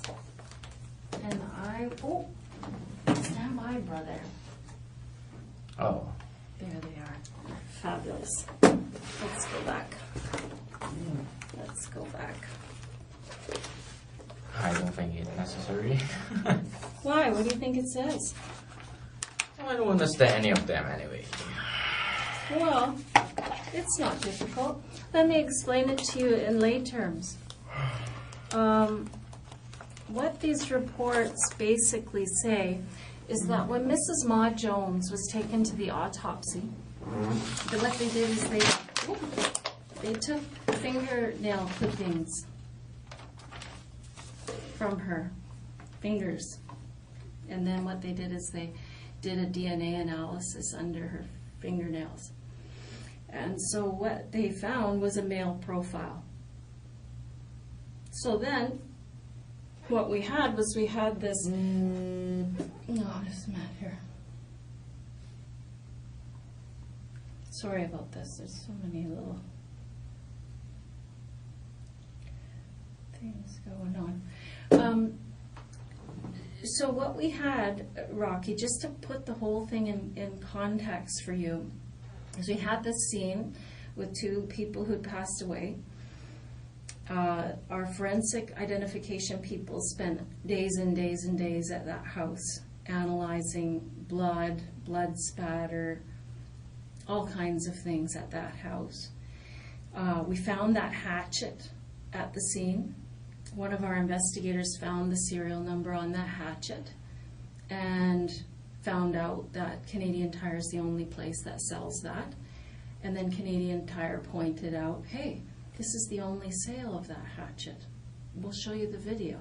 So they showed us that video of you buying the hatchet, the hat that happens to be the same hat that we found in the house under the kitchen table. And there were glove patterns on the walls that indicate that those are the gloves that were used in this murder. So there we have your image. We didn't know who you were at that time because, of course, you paid cash, right? So we just had your face. So what our investigators did very cleverly is they put a big box around the neighborhood because we knew you had driven that car, or, that car was it was driven right near your house, and the keys were thrown in the yard, and then this running through the houses, and so we put a big box around this neighborhood, including the place where the car was parked, and we just set surveillance there for weeks, watching, showing our surveillance people your image from the Canadian Tire. Right? We said, here's the guy we're looking for. He's got the exact same items that we find at the murder scene. So they're out there day after day after day, and finally, guess what happened? It was Christmas in October. There's the guy we see at Canadian Tire. We see him walking. And you know where we saw you walking to? We saw you walk. I'm going to take your Coke. You said you didn't want it. Yeah, I don't drink Coke. So I'm going to drink the Coke. So our clever investigators spot you. And where did you go? But you went to the Bank of Montreal. So, of course, as soon as you left, they go right in there, capture your image again, and capture your name. And so now we knew who you were. And so now we're still setting surveillance to try to find out where you live. So eventually, of course, they just followed you back to your house. So now we know who you are, we know where you live. But we're still not quite sure because we aren't, we think would be quite a coincidence that the person who bought a hatchet the same as the one at the scene, gloves, same as the pattern at the scene, and the hat, the same one at the scene, would be living in the same neighborhood. What are the chances of that? But still, we had to be sure, right?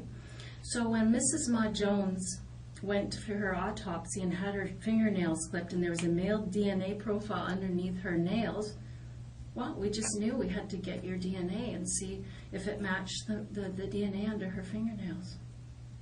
And so there you were, giving us your DNA at the grocery store. So that was sent in on an emergency basis. And guess what? It matches. I think it says something like 1 in 19 billion chance that it's not you. So that's impossible. It's you. And they have you on DNA. Do you want to see the report? I don't understand that. You don't understand what? The report anyway. Rocky, it's over.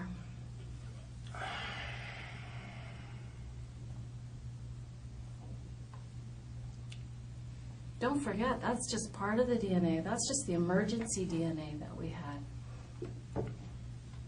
There are pools of blood outside that house trailing down. We have to analyze all that yet. But your DNA is underneath her fingernails. What are you going to do about it? Rocky, this is awful. It's awful for you.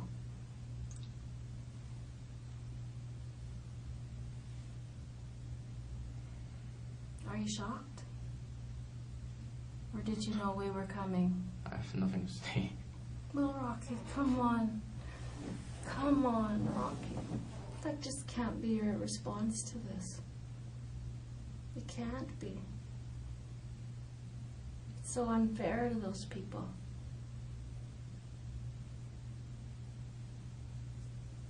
An explanation is really required for you to maintain your humanity.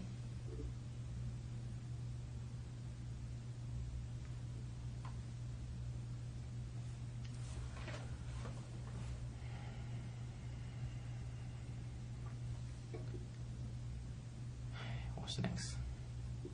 That's it, bro. Your DNA is underneath her No, fingernails. I mean, what are you? What's now? Are you going to show me more evidence, or are we done? No, we're not done.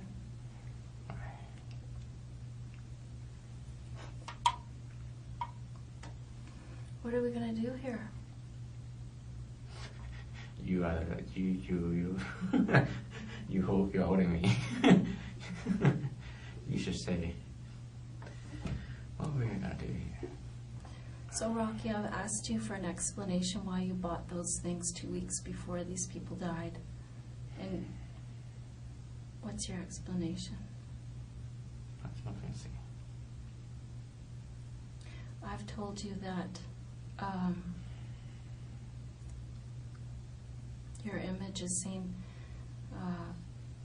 after this incident with that backpack on in the neighborhood. Your DNA is under the victim's fingernails. This really requires an explanation because I don't know why. I mean, I wondered if it was because you felt powerless in the world. I wondered if it was because you had an axe to grind with that man. There's a reason why this happened, Rocky. Why is it? It can't be just that you said, you know what, I'm going to kill some people today, and it's going to be that guy. Is it? That doesn't make a lot of sense.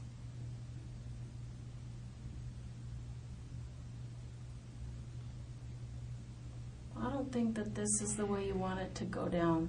I don't think this is what would be right if you let this be the only thing that people see, is all of this evidence leading up to your capture, and it is culminated in a DNA hit that is irrefutable.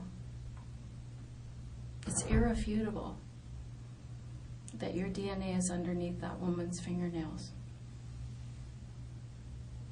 I just want to know why.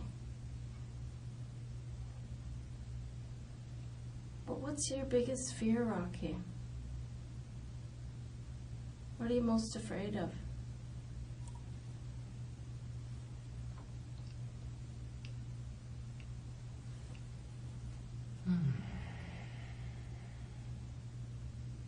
I don't want to talk about it.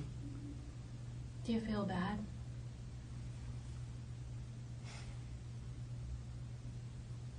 Are you scared what your parents are going to think?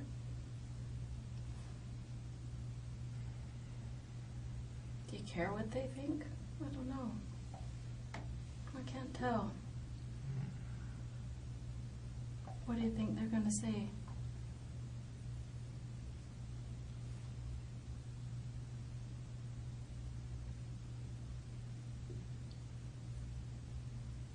What do you think they're going to say?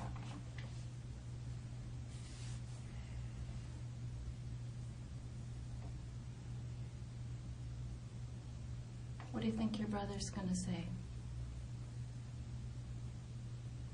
Are you worried about that? I mean, some people don't care what their family thinks. I don't know your position. If you love them, you respect them, you think they're going to be disappointed or sad, and some people don't care what they think. Some people do things like this to mess with their family. I don't know. I've heard every kind of reason for these kinds of things, and with you, whenever I suggest something, you kind of give me the. Oh, just don't worry about that. Don't worry about what? I need to understand this. I don't think that's necessary. Well, it is for me. It is for you too, I think. I have nothing to say.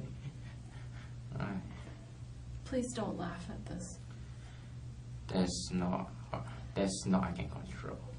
Mm-hmm. Have you ever been diagnosed with any learning disabilities? What do you mean learning disability? I don't know, like dyslexia or anything like that. I don't see that in you I don't know because. what that is. Oh, okay. So that means that you haven't been, that you're good. Do you think that you have problems that are internal? Some people, when they're in this position, Rocky, they describe to me that they have felt like there was something going on inside of them for a long time that they couldn't control. I don't know if that's true for you. That it's entirely about them. It had nothing to do with these people. I don't know. I don't know. I know that when we went around, and one thing that we do in the early stages of something like this is we study the victims really well, because usually the victims are murdered by somebody who is somebody they know, is a neighbor or an ex-friend or something like that. And so we did a lot of study about these people, and we learned a lot about them and their relationship, and that guy was not really a nice man to that woman. And a lot of her friends thought that, he might be part of the problem. And so, I just keep, in my mind, keep going back to the fact that if he offended the lady at the grocery store, and he offended the lady at the liquor store where he went twice a day, because he had a liquor problem. Maybe he came across your bow and was ignorant to you or set you off on a bad day. I don't know. But he did not impress people as a nice man. So if that's a factor, I think that goes a long way to put you in a different light. And I think you should be worried about that, about how people will perceive you, how this family will perceive you. I want them to forgive you one day. I mean, I'm not going to lie and say that's happening tomorrow, but one day,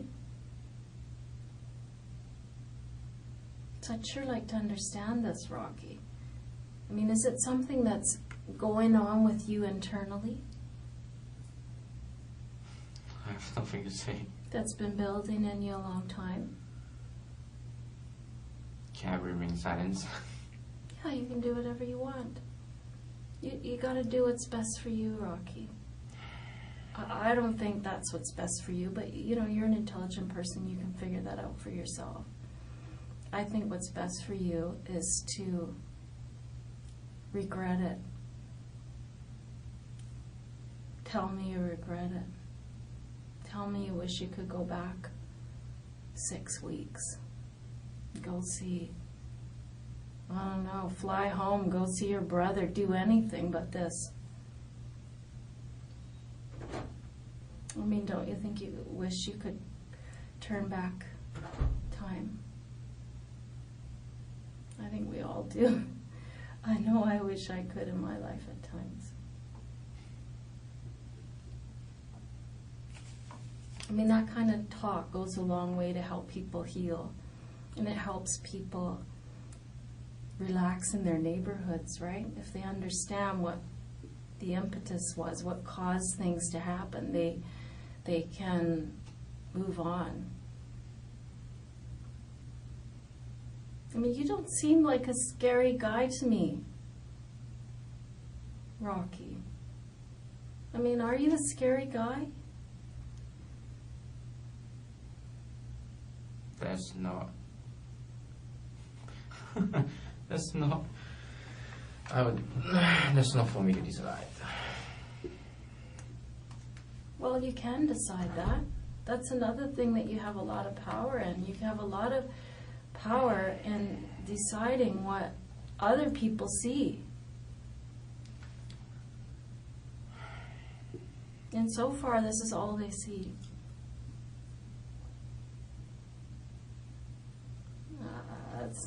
That's not what you want, man. I mean, the fact of the matter is, Rocky, you can see that the evidence is overwhelming. It is overwhelming. That you planned this, you waited 2 weeks, and then you did this thing for whatever reason. I don't know what you were doing in there. I don't know if you intended it to go this gruesomely. I want to hope and say you didn't. I want to hope you went in there to take something, and it just went grossly wrong. That's what I want to hear. That's what I hope is true. I only want to hear the truth. Let me be clear about that, Rocky.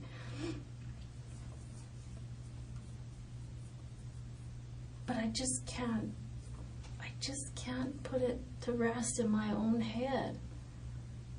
I need to sleep at night too, you know.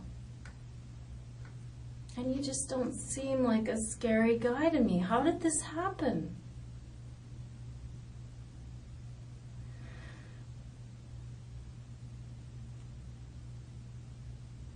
What happened to you?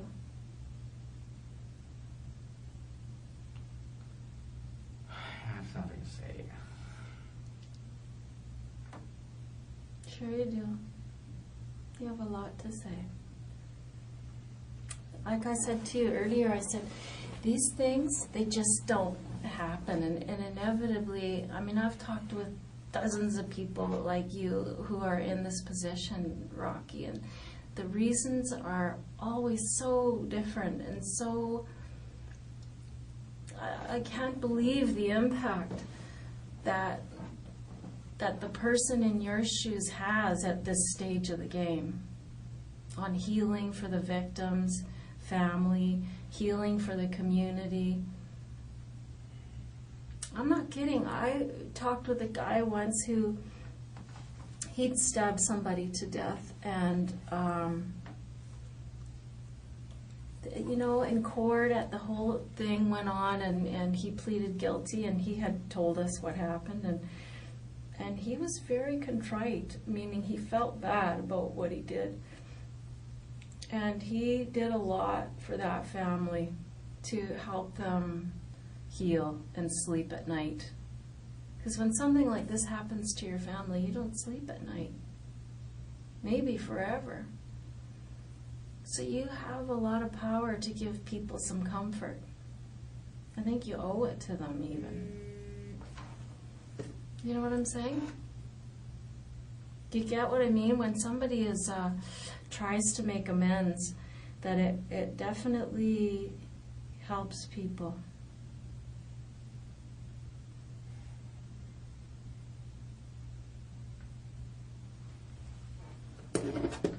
Do you have anything you want to say to your family? Family? Yeah. You mean you want to contact them?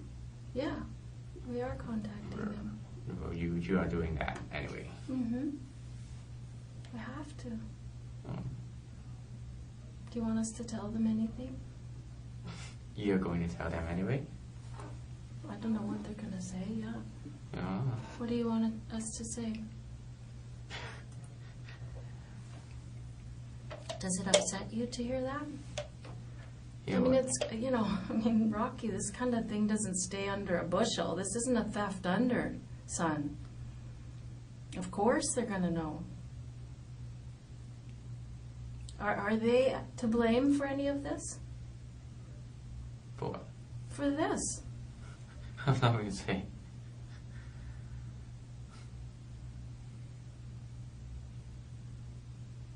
Rocky, everybody's going to know what happened, and everybody's going to know what your reaction has been in this room tonight.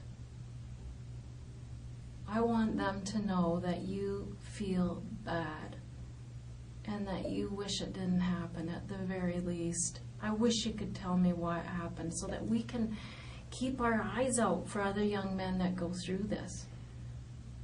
I wish you'd help us with that. That's a decent thing to do. It's a polite thing to do.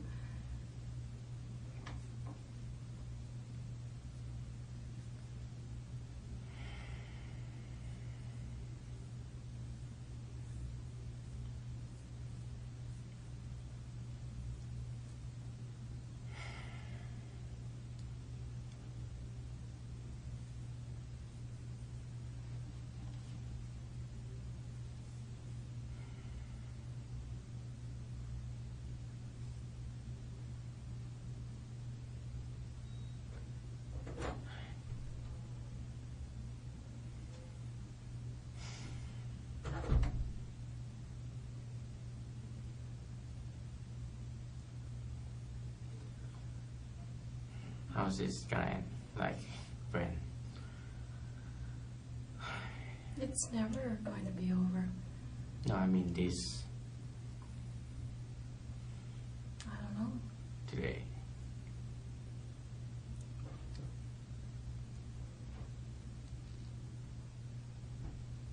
Rocky, this is bigger than you. I want you to consider what the world needs from you. Once you've done something like this, Rocky, you owe a big debt to this world. Do you understand that? When something like this happens and somebody screws up,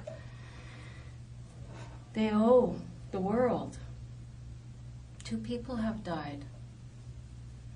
And you can begin to make that up to your karma, and to the world, and to this family if you start today.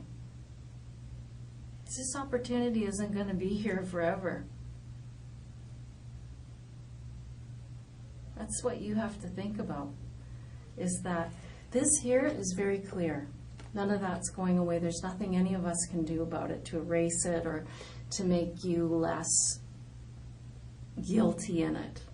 There's all of this evidence. And I'm not even talking about it all. I'm just really showing you the highlights to show you how we got, where we went.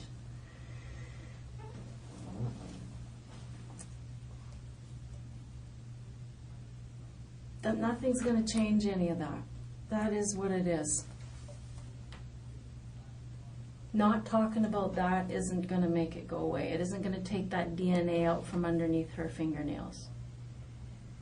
It isn't going to take that DNA off that pop that you cracked open for us at the grocery store. You know what I mean? That's all in evidence now. The Crown is aware of it.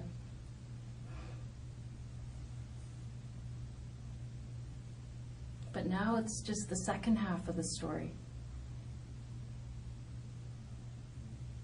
Well, let me say this. This is only a third of the story.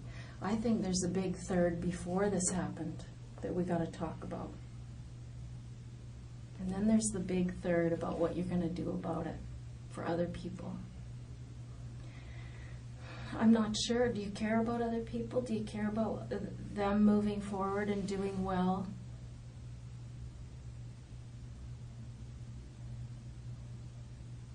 No.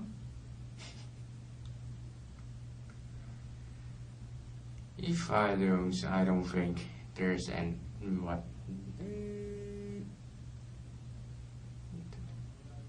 I don't care about that. I'm interested in what you're saying. I haven't said anything. I have nothing to say. I think that what you're on the verge of saying, and correct me if I'm wrong, is that there's nothing that you could do or say that would erase this. And you're right about that to an extent, Rocky. But one thing that I'm always part of is the aftermath of these things. What goes on with families afterwards and what goes on with people like you afterwards. About how you heal yourself and become somebody who'd never do something like this again. I mean, that's a big part of the question here. Is this going to happen again? And that's part of the question. And if you feel that that's not possible, I'd like to know why. And if you feel like it is possible, how do you think we can deal with it so that it doesn't happen again? I have nothing to say. Just answer the phone. You're sorry for what? Just answer the phone. I have nothing to say.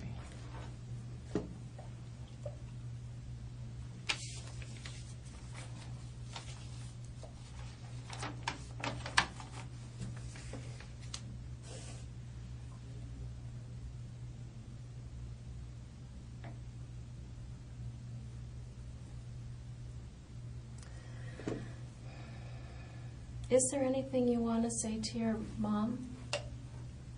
What? Is there anything you want to say to your mom? Nothing specifically. No, you already told that, right? They're going to, yeah. Yeah. Do you love your mom? Yeah. Well, just so you know, this is going to be in the media tomorrow. I don't understand media. What? Oh, media. Oh. The media. Oh. So they're going to hear all that. Okay. Is there a message you want to get to them? I have nothing to say.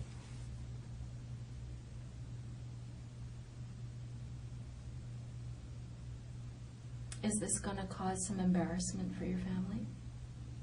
Sure it is. Are you worried about that?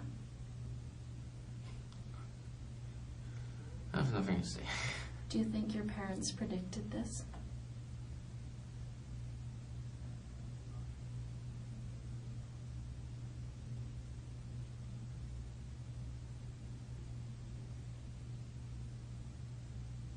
Because I think when kids have troubles socially or however, the parents sometimes, they know there's something wrong. Did your parents notice there was something wrong? when you were young? Hon, I don't know what you think that you're guarding. I don't know what it is. I know you think, I don't know, I think you think if you're mute that this isn't going to go forward or that this doesn't exist. But that's just not true. It is. Period. What's the procedure? Well, procedure is easy, you know. We talk. We figure out what happened. We figure out why it happened. And then we can study that and learn from it and help other people. No, I mean, what's the procedure you're gonna submit to the court? Like when, or and that they will go, this thing will go to the media, or I don't know. Yeah, it's gonna be. I just want to know the. I want to make sure that everybody sees the whole picture, Rocky, not just this. Can you understand my position? Like, I want to be a humanitarian to you. I want to give you the power to not just have people look at this. That's not fair. There's something else going on, and I'm sure of it. There's something else inside of you. I want to say kid, but you know what I mean? You're so young, Rocky. I have a son your age. I have a son 10 years older than you, too. You know, like, what is happening to you? Help me. I don't want this to happen to my son. Why do you think this happened? Nothing to say. I really want you to know something, that I perceive you as a victim in this too. There's 3 lives lost that day. And I know you don't believe me. You're looking at me like, ah, right, lady, whatever. I know that's what you're thinking. No. Well, what are you thinking? Share with me. Like, I am being absolutely honest with you. Yeah. Like, but that's not important here. What is important to you? I don't want to talk about it. Tell me what's important to you. It doesn't have to be about this. Tell me what's important to you.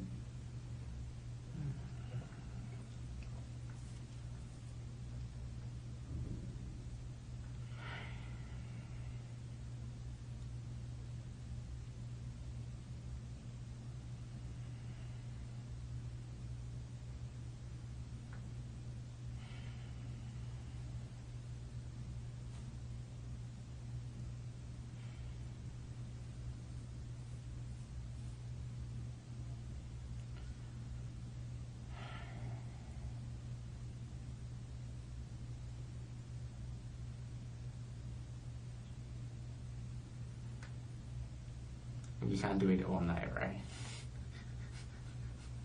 I'm here for you, whatever you need. Honey, you can't keep this bottled up. It's not good for you.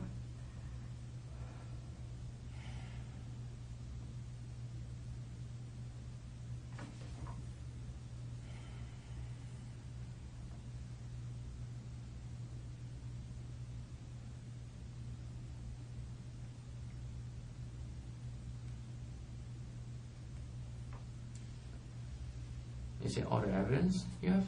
Or is or mostly the highlight already? That's the highlights, yeah. Okay. The DNA under the fingernails is the... Don't need much more than that, right? Yeah.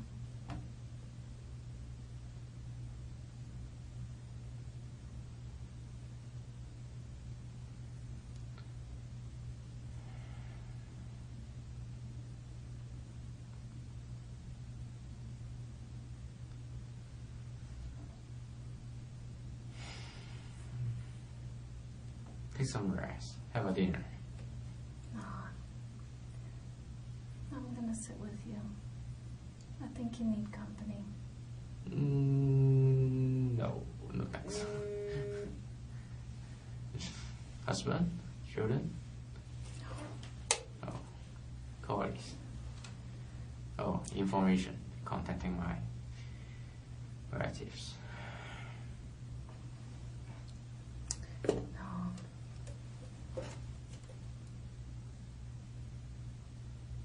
You can't leave it inside you.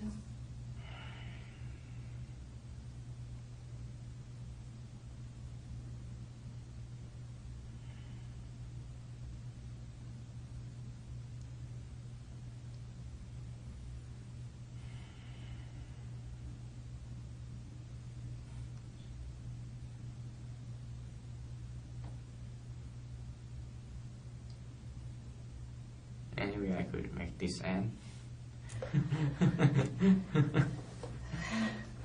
You know, it's not going away. It's not going to end anytime. I mean, this is going to be your life for a little while.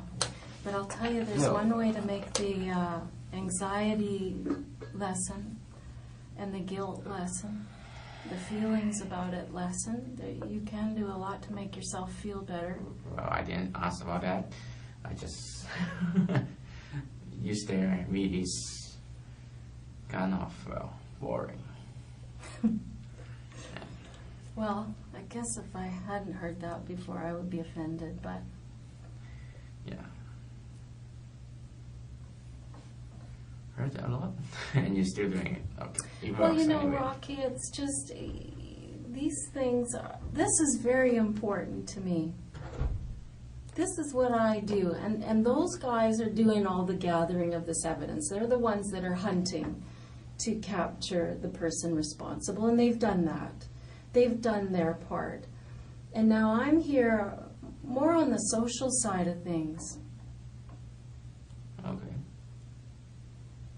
There's been something terrible in the universe has happened, right? I mean, some kind of stars didn't line up, right? I mean, you have to admit that something has gone terribly wrong.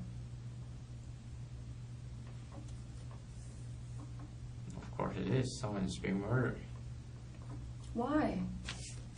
I have nothing to say.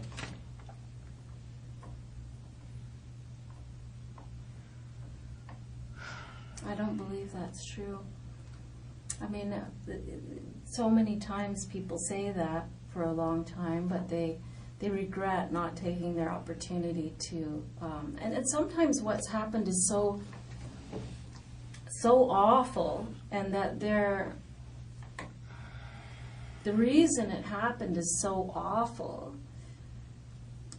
The person can't talk about it or doesn't want to talk about it. But those are especially the times, Rocky, when you should talk about it. Because if people understand what's going on with you, they can have empathy for you. They can have some understanding. Your parents will have some understanding, perhaps. And, you know, I can be that conduit to make sure that people know that this file doesn't go forward just with Rocky's DNA is under the victim's fingernails. Rocky's DNA is on the knife. I didn't mention the knife, but there's a knife there and it has your DNA on it as well. It's a little orange knife, like a little ceramic bladed knife. Do you want to see a picture of it? It was on the front step of the house. There's lots of little things like that that I haven't mentioned because they're penultimate to the DNA under the fingernails, right? It's not as compelling to anybody looking at it.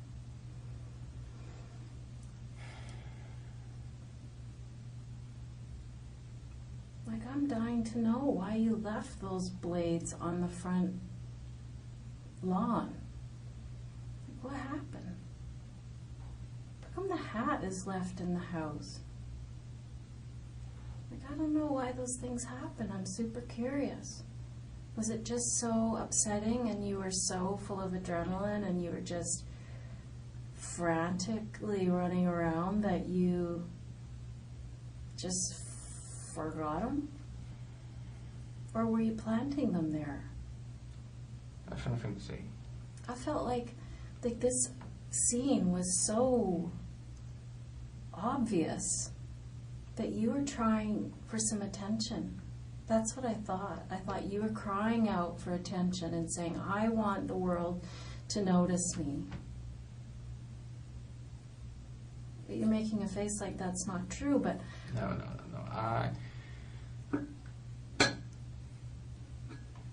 Never mind. Well, tell me. I want to answer your question.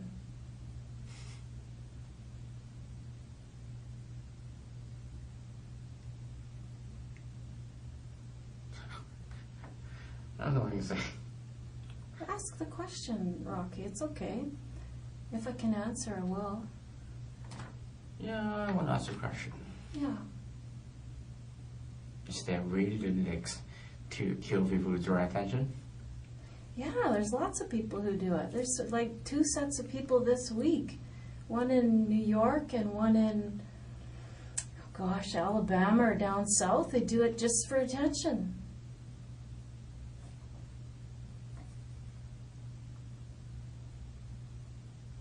And when I saw this scene with some obvious evidence that's obviously going to be full of your DNA, I don't know why it was left there.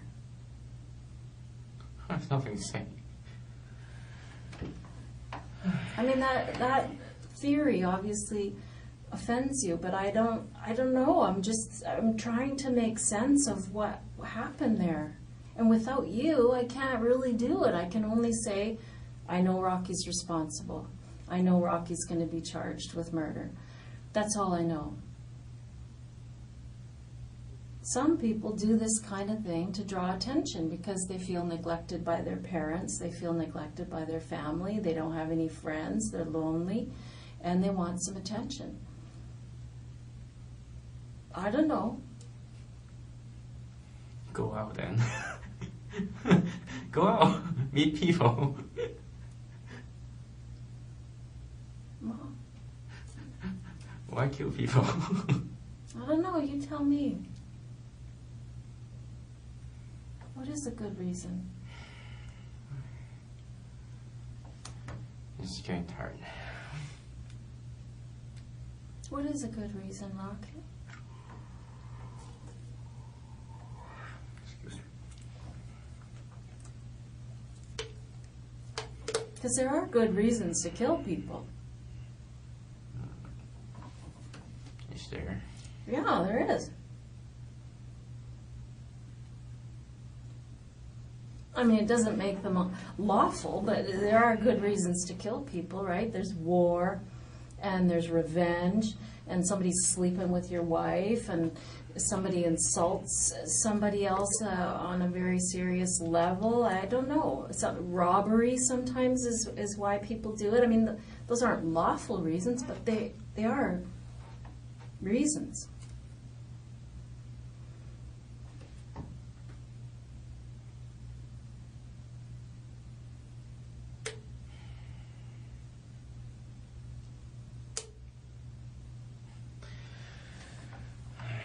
What is the reason? Come on. No, you come on. What's the reason for this? I have nothing to say. How come? How can you look at that and say, I'm good. I'm good. Don't worry about me. I know you got my DNA under her fingernails, but fuck her. Who gives a shit about her? Who gives a shit about this guy? I'm good. Like, how is that? Like, how are you doing that? How are you sitting there saying, no thanks? Because that's what it feels like, Rocky. It feels like you're saying, yeah, no, I'm fine. Are you fine? If my attitude makes you feel bad, I apologize. Well, it's not about your attitude making me,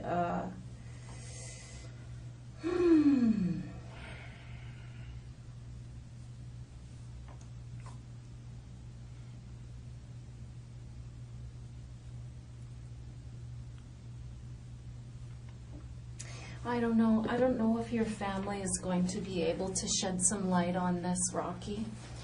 I would sure like for you to shed some light on it. I'm afraid you can't get anything. No, that's up to you. I mean, it is entirely up to you. Do you visit with your grandmother much? What? Do you visit with your grandmother much? Grandmother? Not often, but No. not very much. Toronto? Is that Yeah, where? Toronto.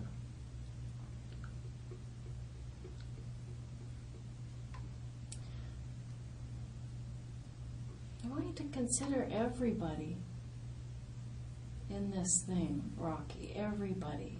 Mm-hmm. You know, you have a family that cares about you. Imagine the impact of this on them, and knowing that you opted to say, no, I'm good. Nothing to see here. I'm fine.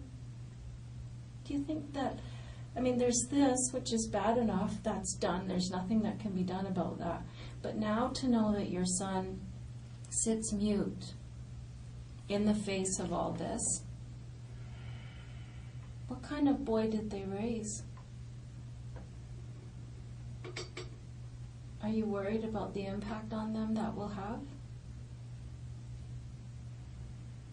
I don't know what your relationship is with them. I mean, some people hate their parents, and so they don't really give a shit if it makes their parents look bad or if it makes their parents look like they raised someone who doesn't care about anybody else. I don't know, but I'm not sure where you're at on that. Mm-hmm.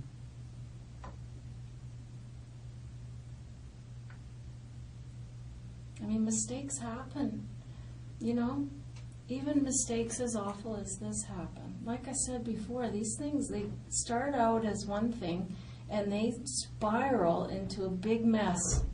And they're not intended to go like that. That's what I want to believe. I really do want to believe that, Rocky.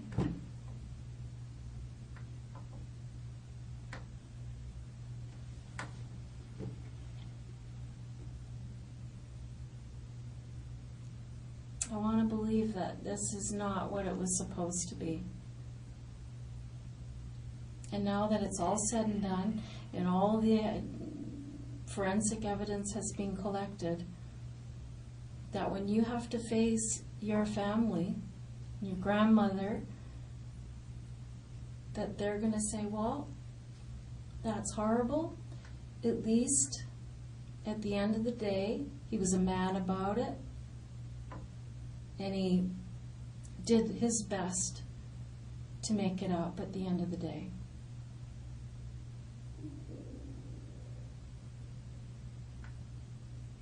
You can only do what you can do. And I know what you're thinking. I mean, you've expressed it already, that there isn't, you know, you feel like this is such a terrible thing that there's nothing you can do to make it up. Well, there are small things that you can do, Rocky, that are within your power to ease pain for your family, ease pain for this family, ease worries of everybody in the community, help people who help young men like you who are going through that period, that awkward period of 22 to 26 where young men feel lost and do bad things. You have a lot of power here to help the future. And I want you to take that step.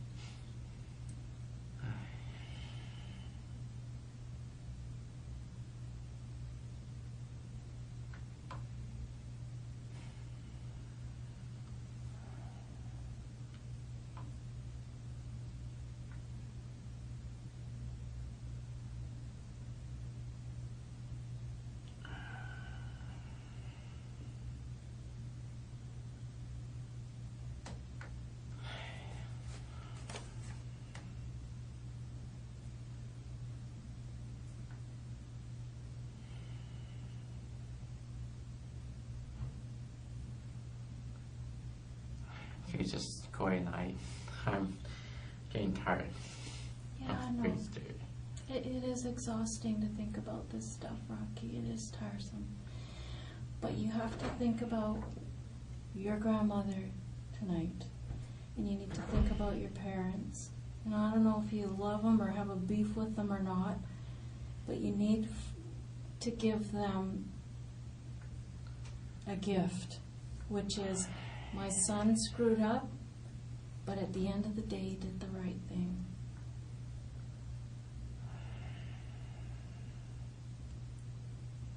I want to understand this. And I know this isn't all your fault.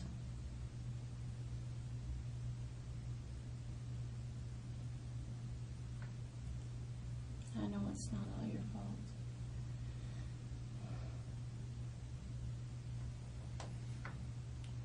I have nothing to say. Rocky, I want you to consider everyone, not just yourself.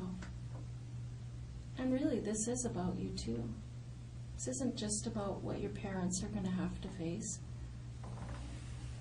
to their neighbors and friends.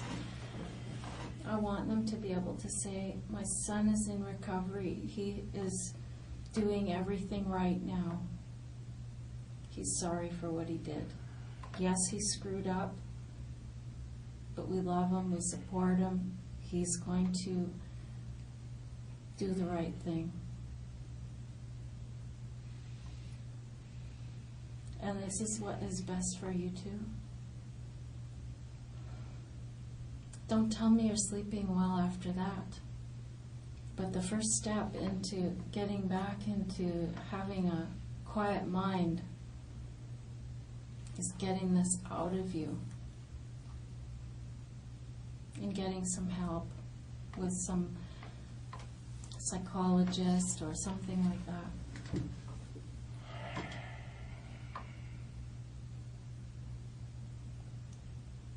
You can't do this by yourself, Rocky. Like, I'm here to help you tell this story so that people will understand. Hon, you can't let this story be the way it is. I'm afraid there's nothing I can say. Well, there's a lot you can say. There's nothing you can say that would bring these people back to life. That's true.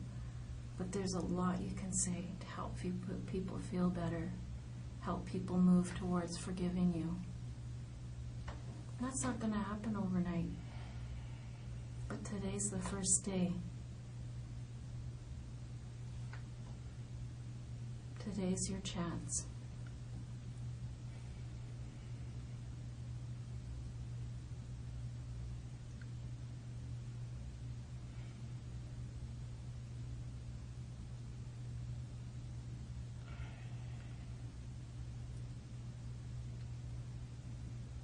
Today's your chance, Rocky.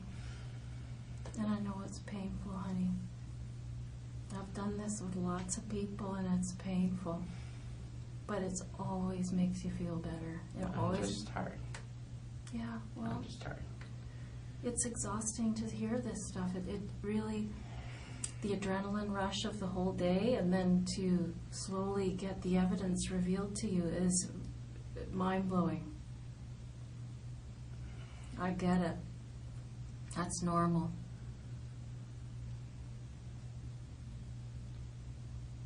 Absolutely normal. These are the stages that people go through, Rocky, and you're no different than anybody else.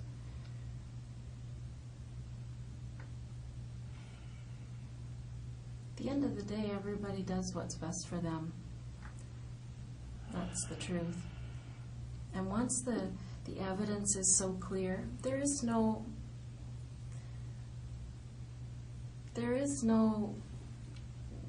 loss to you. The only benefit is to explain it or to be sorry for it and to do things that can help your parents get over it. And I know you want to do that. I can tell that's bothering you. You have a niece and nephew that are going to see that you did the right thing.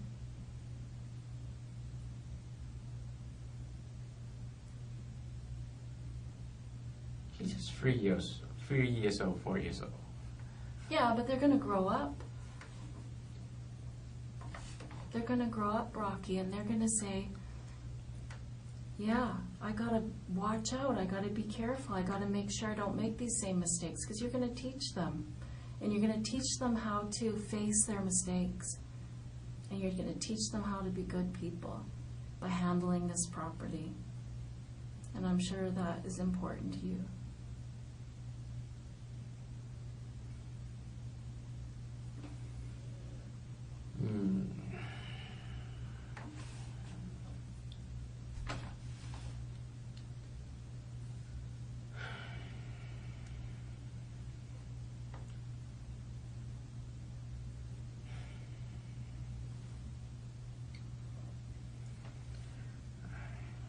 I have nothing to say. Just go home. Sorry. It doesn't work that easily. Yeah, I know. So I'm just suggesting.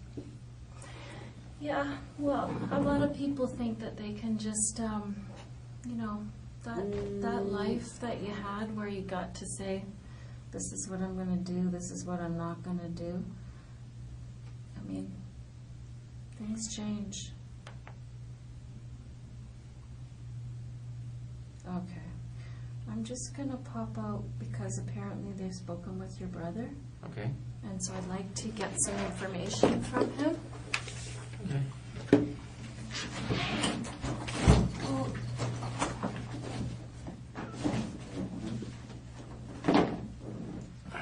Can you bring me a water while you're back? Yeah, sure. Excellent.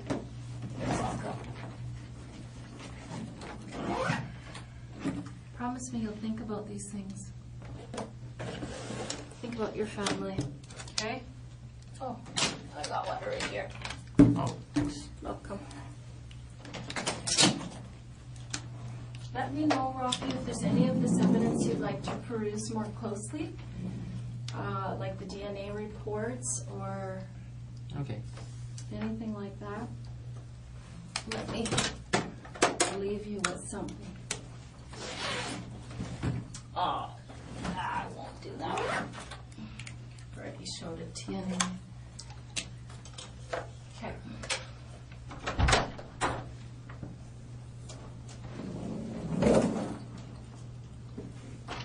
See you.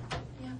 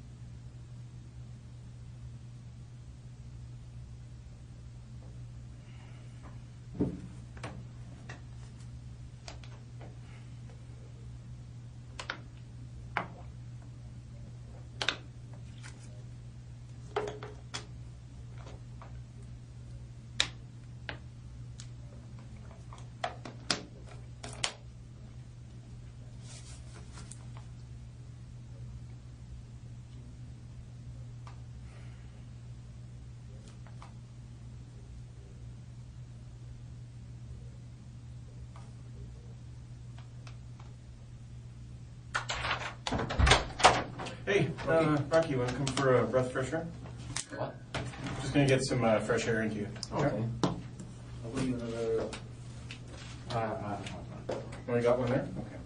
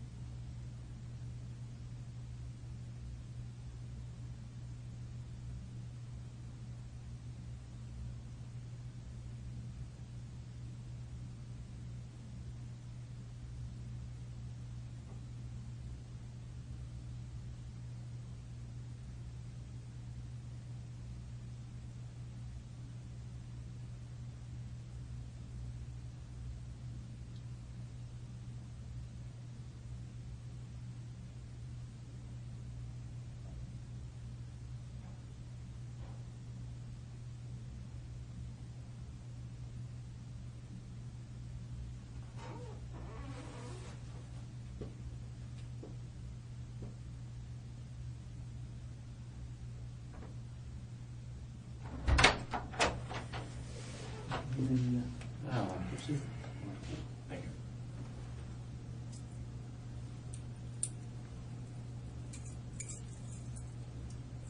Thanks, Simon. You're welcome.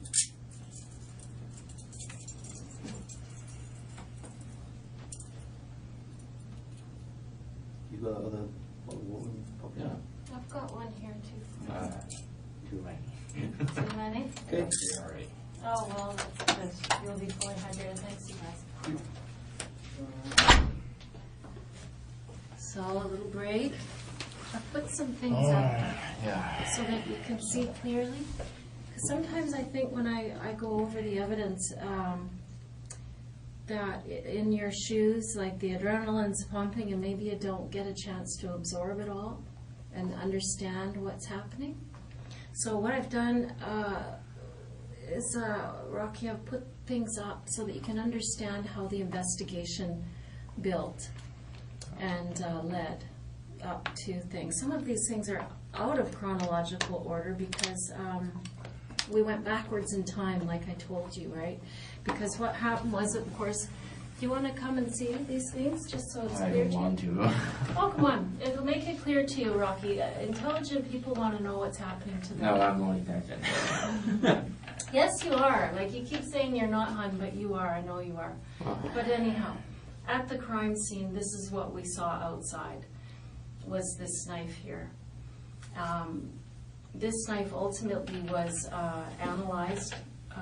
Swabs were taken off of there by our forensic identification people. And later that was, it was found that there was male DNA on there. And when we found that, we didn't know who you were yet, but we had this DNA profile. Also, of course, was the hatchet that was outside in the yard. Here it is where it was sitting. And this was probably what caused you the most difficulty right here, because what our investigators did was they looked at this coding here, and this coding told them that this instrument was bought at Canadian Tire. So off they went to Canadian Tire and said, hey, when's the last time you sold this hatchet? And they said, well, right here. Here it is. And not only that, but a hat was sold. That hat right there, a hat similar to that. Anyway, that hat right there was sold, as well as these gloves, similar gloves to these ones. That was on September the 13th. And of course, we have this person here connected to that purchase. We didn't know who you were yet, but we had this image of you. Here you are making the purchase here. You didn't even wait for your receipt. But anyway, you know, it's a computer system. They keep their own receipt. So we had this image, and what we did was we went into the neighborhood, and we just set up surveillance everywhere. And soon enough, one of our very super bright guys said, there he is. And they followed you to the bank where you used your bank card. And then we went into the bank and said, who was that? And they said, that's Rocky Kam. So now we had your name. We knew who you were. And so then we could start to investigate who you were, and we followed you back to your house. So we knew where you lived then. So that's how the investigation got started. And believe me, Rocky, it has just only begun. I mean, we do have overwhelming evidence, but it has only just begun. This backpack here that we see you drop off at Canadian Tire, we later see it in the vicinity of this truck here. I verily believe you drove that truck away from the house, and your image was captured when you locked the truck and the lights came on. There was blood evidence in that truck. I know it looked like you tried to clean it or wipe it or whatever, but there was too much. I'm unclear about exactly where that forensic evidence is going, but the house was full of forensic evidence, so there are certain things that are taking a little longer. So then here we are, we have Rocky Cam, we know who he is. We have evidence at the scene. And we also, you'll notice right here, this is the autopsy report. And here they're taking fingernail clippings from Mrs. Mah-Jones. Okay, so we took those fingernail clippings and they analyzed them. And this is the notes from the undercover operator who took your DNA with the bottle when you opened it for her at the grocery store. These are her notes here. You can read them if you like. So we took that DNA and we compared it to the fingernail clipping DNA. And we get this report here that says, that's you. That water bottle was full of the suspect's DNA and it matched what was under the fingernails. You can take this down, Rocky, if you want, and look at it really closely for yourself so you can rest your mind that here it is what it is. How was your break? Did you have a chance to think?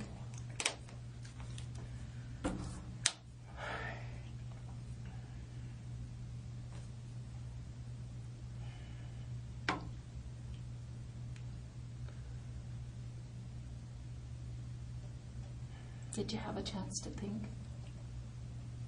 Yeah. I was thinking I'm not gonna get any sleep tonight, am I? I didn't say that. And by the way, Rocky, it's 7:30. Mm-hmm. It's 7:30 in the evening. I don't want, like, come on. You're 25 years old at 7:30 at night. I think you're okay. No, I'm not saying I will sleep now. I'm just getting the feelings. Hmm? I'm just getting the feelings.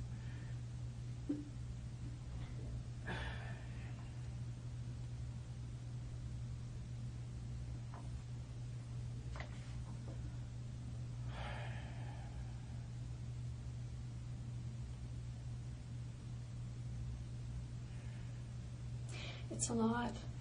And you know what compounds the problem, Rocky, is if you look at that photograph there beside your shoulder there, that's Mr. Jones earlier that evening.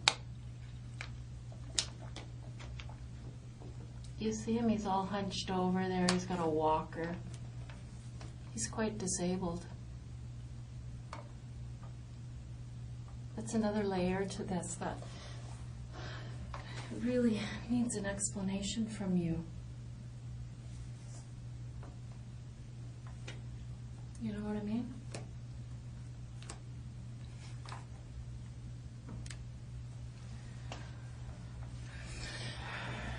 Before we were talking, I took a break, Rocky, to go and find out what they learned from your brother, and I want you to know that that is something that we always do, is we always try to find out as much as we can, of course, about somebody, because we're scared and we don't understand, so we try to learn something, right? We do everything we can. We go to Facebook, we go to friends, we go to family, we go to neighbors, and we try to find out what went wrong here. And your brother wanted to pass on that he loved you. Okay.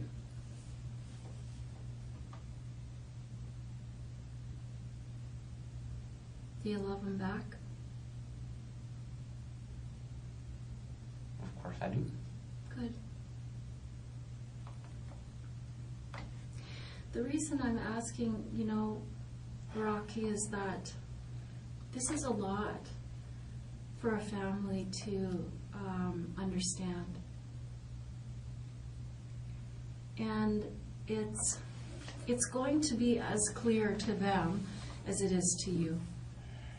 And it's going to be painful for them, and I would like to be able to tell them the other half of it, that you're remorseful and that you're sorry about, you know, what you're doing to the family.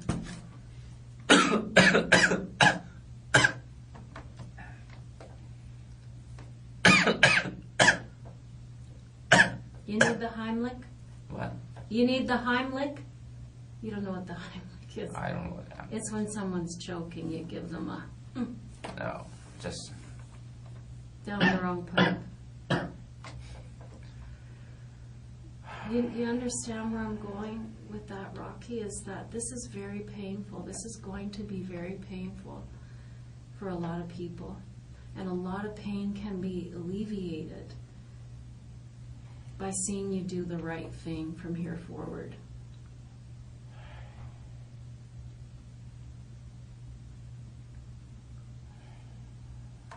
You know what I'm saying? You have a big family, really, who's going to be aware of everything.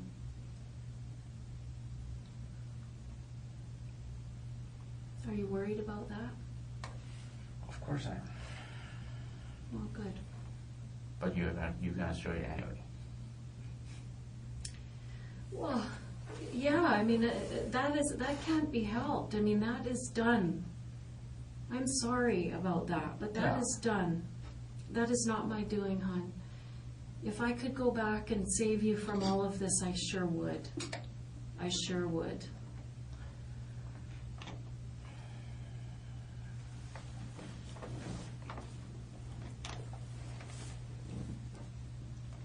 But don't you want to send the message that you aren't, I don't know what. I don't know what your family is going to think. I don't know them. What do you think they're going to think?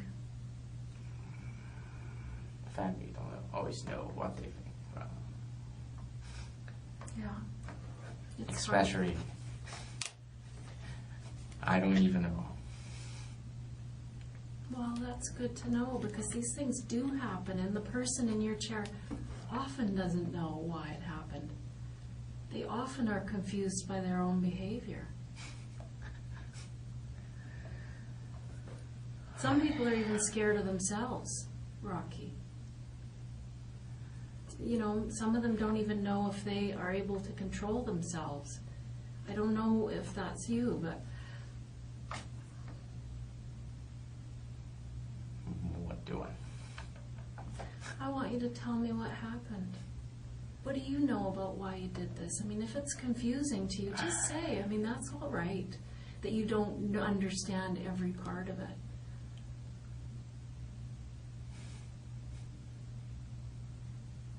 What started it? Nothing to say. Rocky, I know that it's something that you need to get out of you. You need to protect your family from the next parts of this, and you know, I don't mean that, you know, I just don't know what you need to make you understand that there's a lot of people that are going to be affected by what you do here tonight. Like your grandmother and your parents. And you know, there's a lot you can do. I know you feel like it's a hopeless situation and it doesn't matter what you do and you feel like, fuck. But you don't understand this yet because you're in the pit of it and you're in the muck of it. But these things are very helpful to people, to know that you've tried to fix it the best you could, even though it's big. But you've tried. At least you've tried. I know you're trying, but I really couldn't say anything. Well, Rocky, that is certainly your choice. But I really think when you face all of this, that down the line, when you are facing this for real, you're going to be wishing you'd handled it like a man at the time. And tomorrow when you're on the phone with your parents, you can be genuine when you say, I'm sorry, I did what I could. I mean, that's the important part now. People want to know why you did this. And maybe you don't know completely why. But there was some trigger, there was something that happened. And I don't know if you had been experiencing some problems for some time in your own head. I don't know. Help me with that. Help me to understand it, Rocky.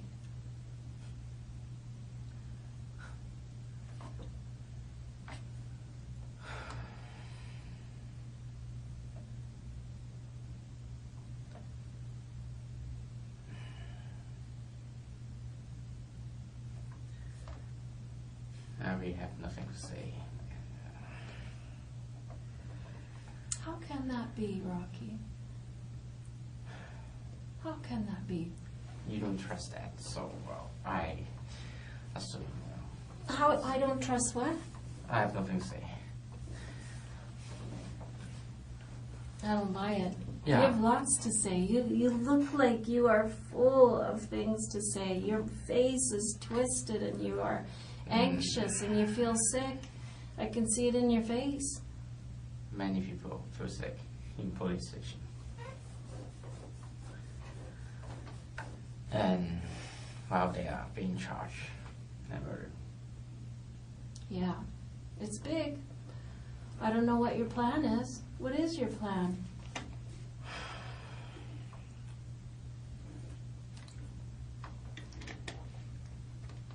I mean, the police side of it is kind of done. I mean, they're going to continue to investigate. For instance, there were quite a few pools of blood outside as the suspect left. I don't know if that's just from dripping from the victim's blood or if that's your blood. I don't know what that is, but they're continuing to investigate that to find out what blood that is.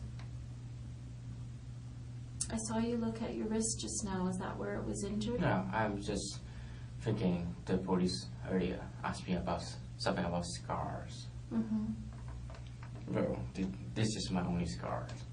What is? I don't even see a scar. Yeah, it's because it's very long time ago. Okay.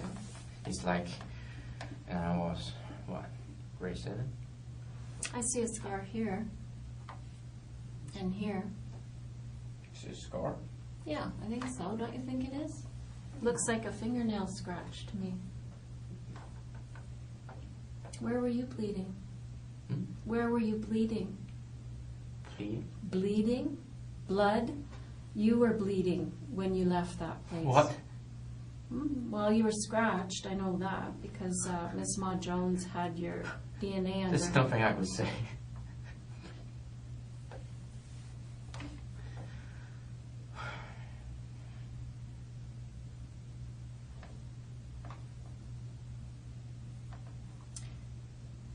Rocky, you know, you can't put your head in the sand. I don't want this to be the way this ends. You know, I cannot imagine. I cannot imagine what your grandmother is going to think of this. Yeah. Don't you want to relieve some pain for her?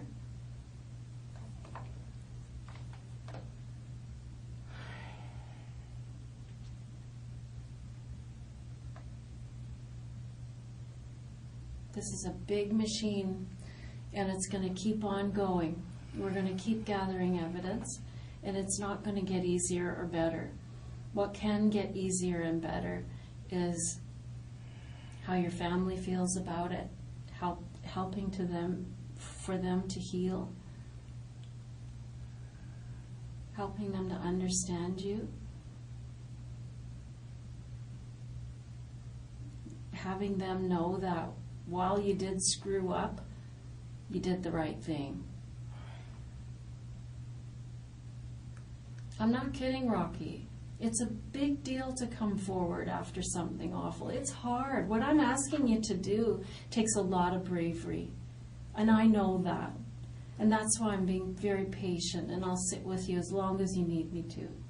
But it takes a lot of bravery to come forward and regret and be remorseful for what you did.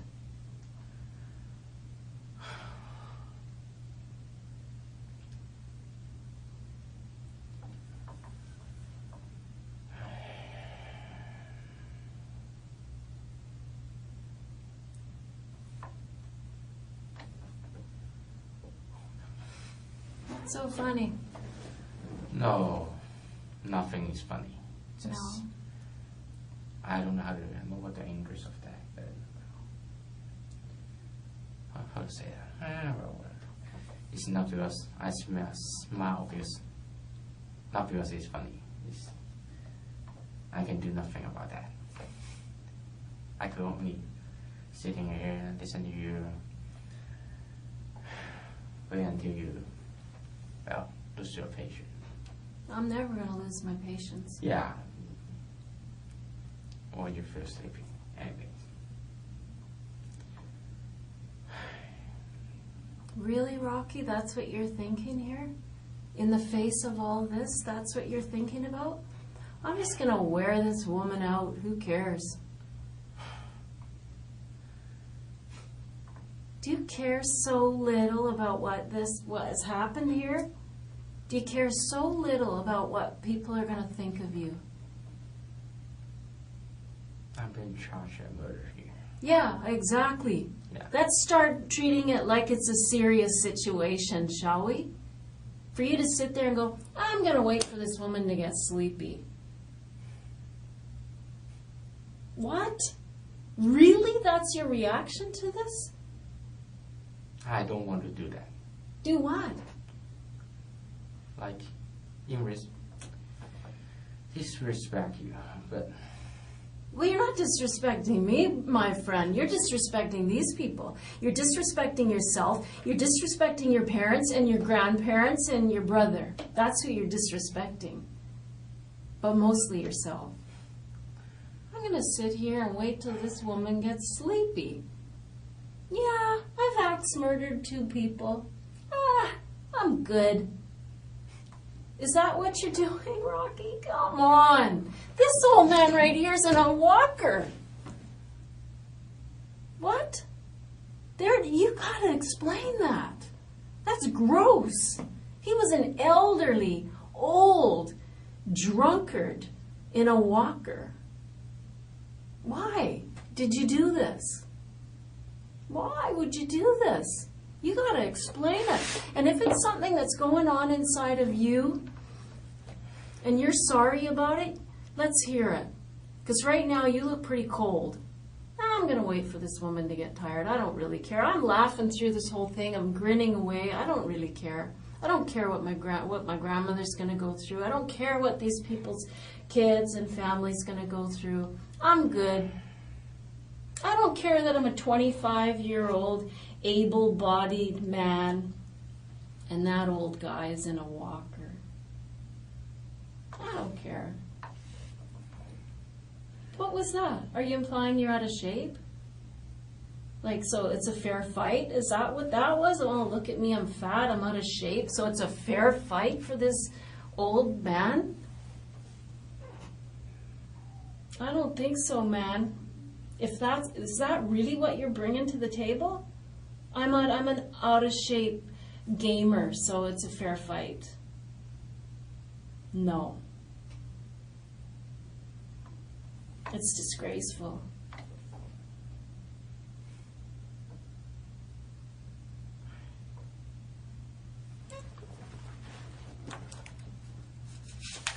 Yeah, this guy's a real asshole. Do you know who this woman was? She worked at the woman you killed. Do you know who she was? She worked at GF Strong. And she helped people like this lady here recover. She was an occupational therapist. Well, not very many people had many good things to say about him. This lady who was they called her, I think she was a hero of medicine. She won multiple awards for the help that she'd given people. Did you know that? I have nothing to say. Rocky, did you know who she was?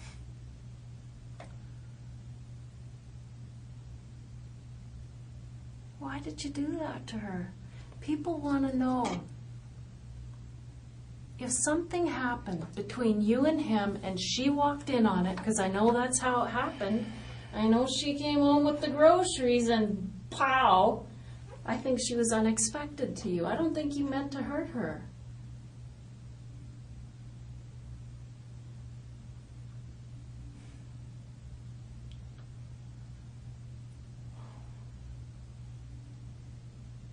But I'm only guessing. I want to hear it from you.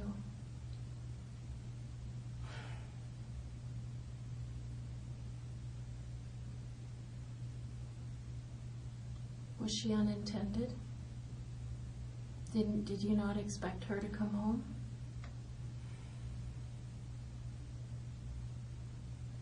That makes a big difference, you know.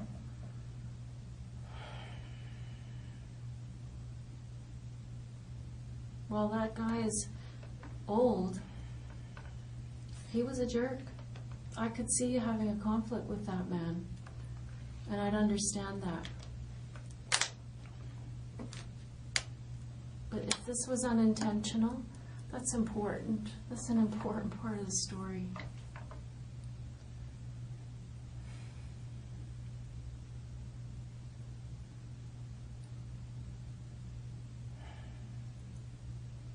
That's important, Rocky, and you know it. It's one thing for two men to go to battle, but this tiny lady, how do you explain that? I don't think that you thought she was going to be there.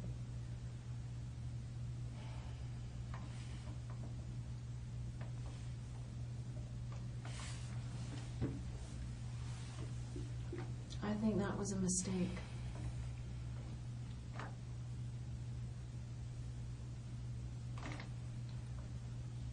Am I right? I have nothing to say. Come on, Rocky. Look at this woman.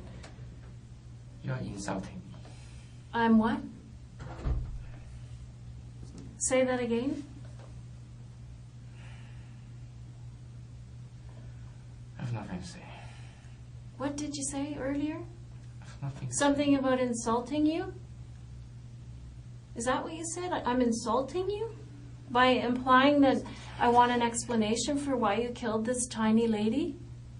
Elderly lady? You're 25 years old, Rocky. Why did you do that?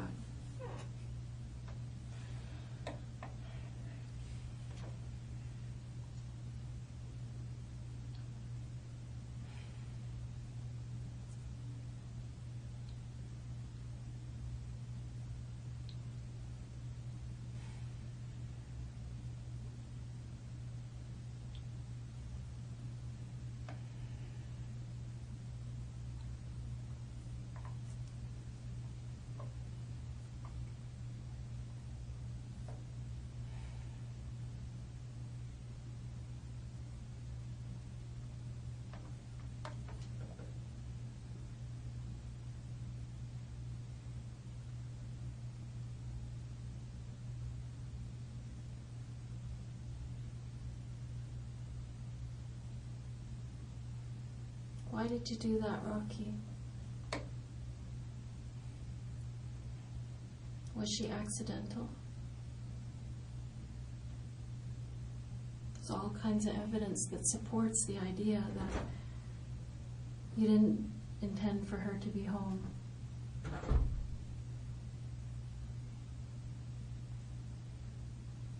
That would mean a lot to me if that was not your intention to kill that lady.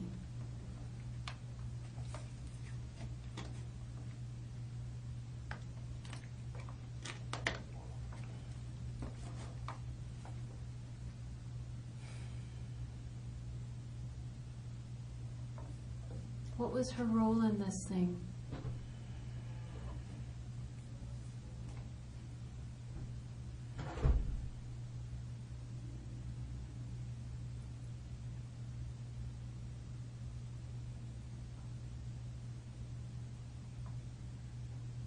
What was her role in this thing, Rocky?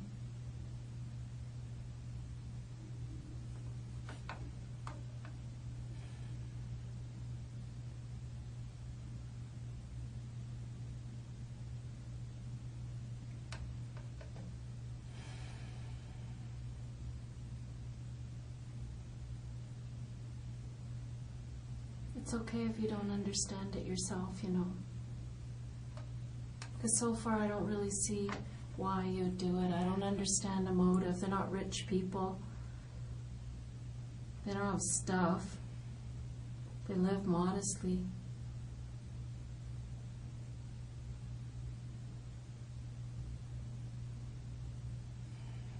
I think there was something wrong with you, and you felt confused by it yourself at the time.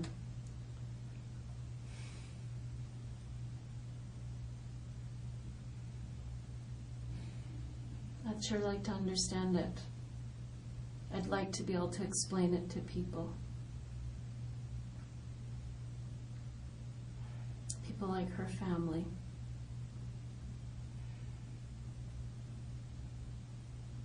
People like your family.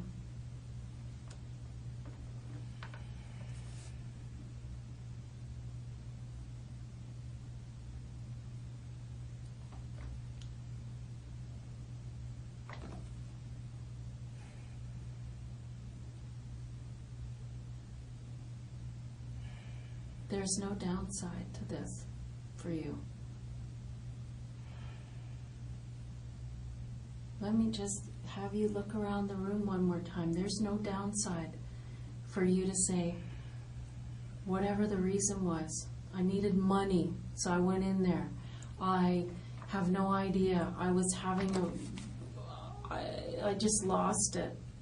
That man was rude to me, and he pissed me off, and I was just going to do whatever. I don't know what the reason is, Rocky, but there's absolutely no downside to you telling me what that reason is.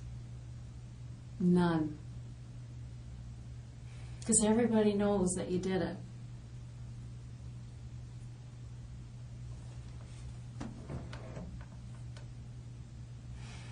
Everybody knows that you went in there. Everybody knows that you went into that store 2 weeks before and bought what we call as a kill kit.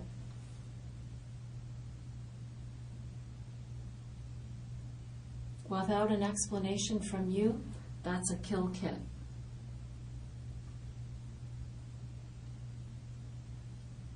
There's no downside to talking about your feelings about this, that you feel sorry, that you wish you could go back, that that lady was an accident, that you didn't want her to be involved. I'd like to hear that from you.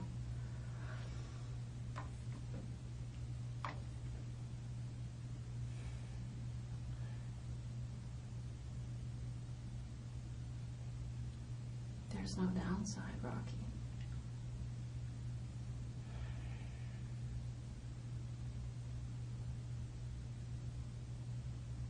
All there is would be documenting the fact that you have empathy,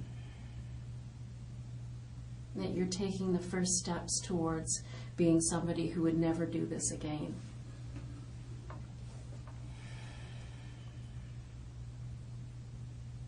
There's no downside.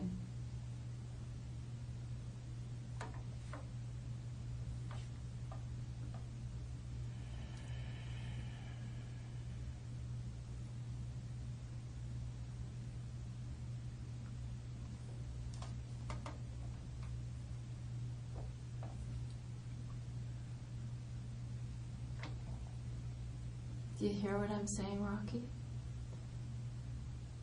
That there's no downside? I hear every word. Good, I'm glad to hear that. Because the evidence is so overwhelming, and it's just going to build and build and build, because this is the kind of case that will take an entire team of forensic identification people.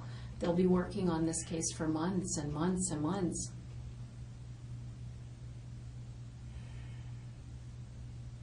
There's so much blood. They'll be working on that case for months and months and months.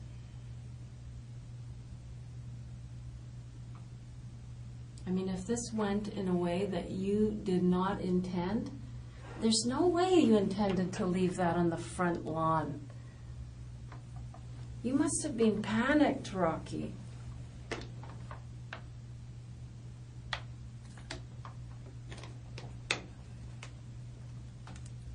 can't explain that. It's so obvious, and it seems as if you're leaving the one thing that we needed to find you. It was just that axe, right?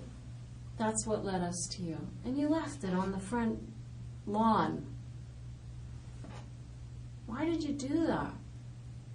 Like, it's going around in my head that you did it because you wanted to be caught. I don't know. Maybe it was a mistake. I don't know. Sometimes when people are in distress and they do something terrible and they need some help, they do something drastic like this because they're reaching out and they need help and they need to be tucked away. They want to go to jail. That's how this case feels like to me. There's just so much evidence. I mean, heck, this thing happened 5 blocks from your house or something. Who does that?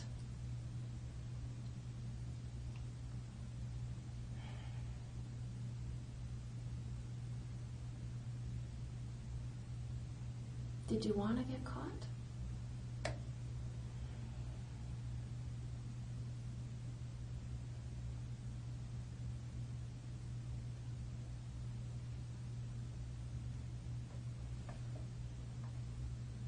Did you want to get caught, Rocky?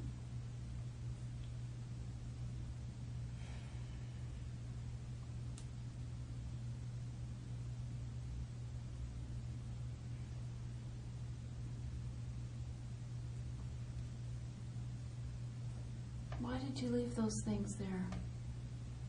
Like a calling card.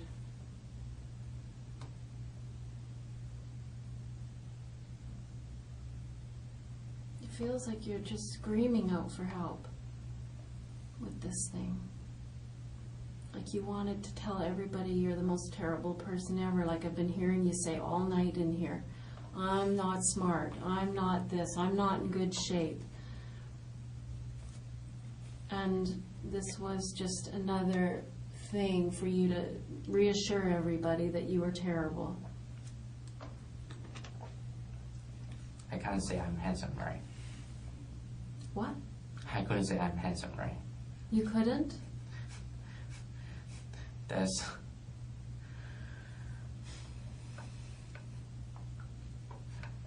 Well, just an example. Why would I, brag myself? Why would you brag on yourself? Well, you shouldn't brag on yourself, but you don't have to beat yourself up. To interpret it that way, I never meant that. You say it's that way, bro.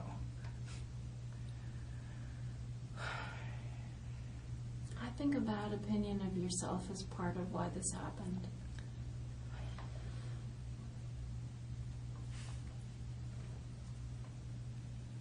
I think you can work on that stuff. And you gotta start somewhere.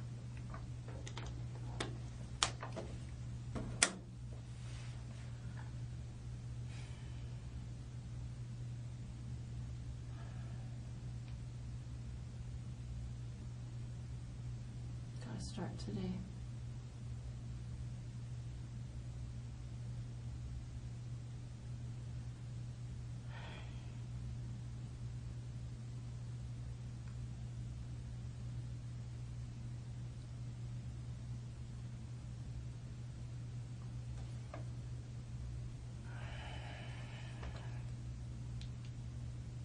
I mean, it'd be nice for you to be able to say you're brave, because what I'm asking you to do takes bravery.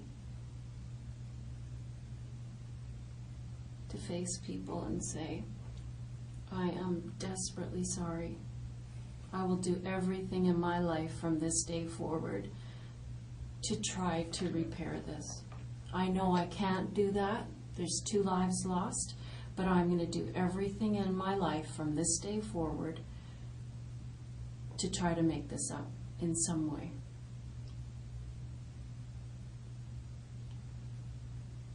Do you understand the power of that, Rocky?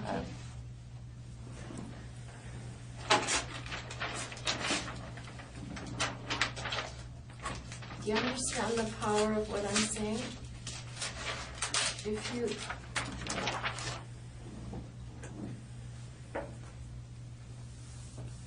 take this date and go forward telling everybody who knows you and is involved in this that I'm going to do everything I can to make this right as I can. I don't see the downside in doing that, Rocky. It just makes people have faith.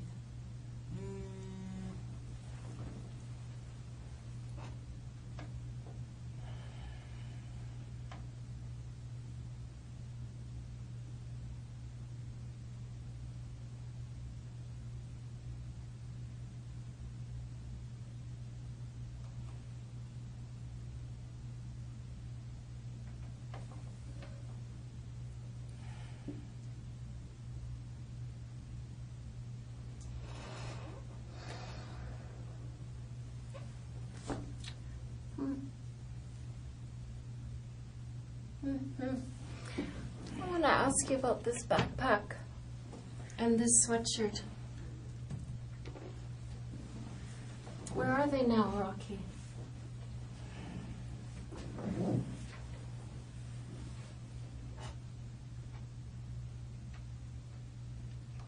I mean, you don't seem like a guy to me who has a lot of clothes and a lot of things.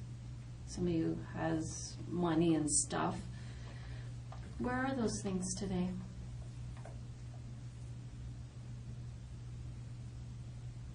Obviously you like them. We see you in those clothes on that day, on the 13th. We see you in those clothes the night of when those people died.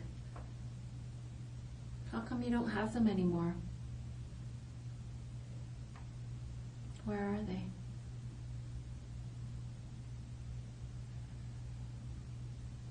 Give them away?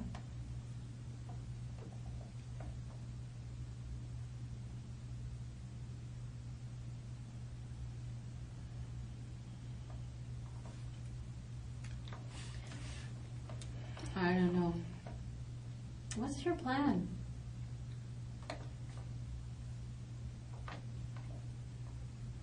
Do you care about what your family is going to do with all this? When they see this lady, who probably could be your grandmother, maybe not quite old enough.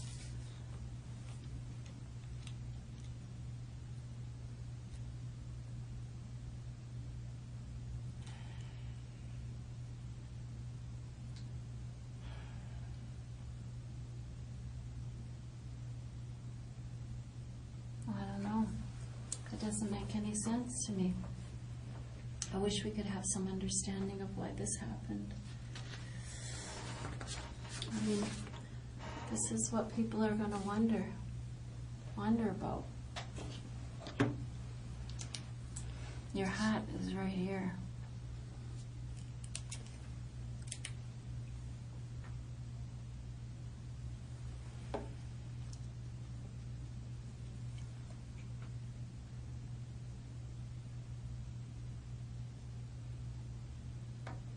This isn't even the worst of it, is it? Rocky, does this make you feel anything? Honey, like, really? How do you think that's going to make your people feel?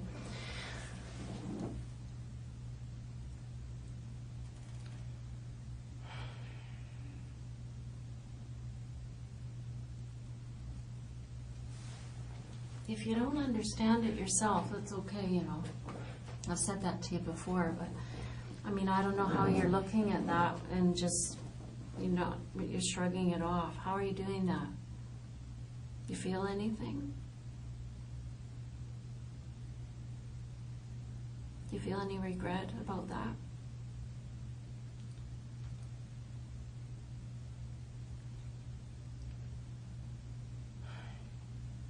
You don't?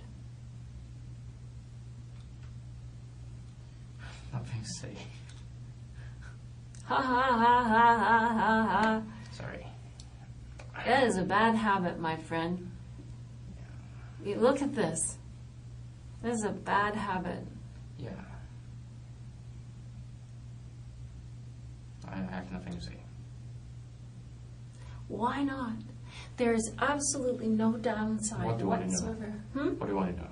I want to know why you went in there. There's something I can't say. Yes, there's tons you can say.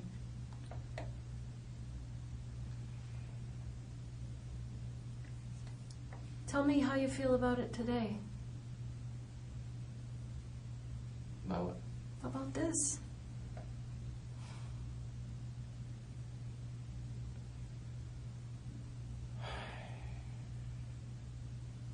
You asked me what I want to know, and I'm asking you, I want to know how you feel about it today.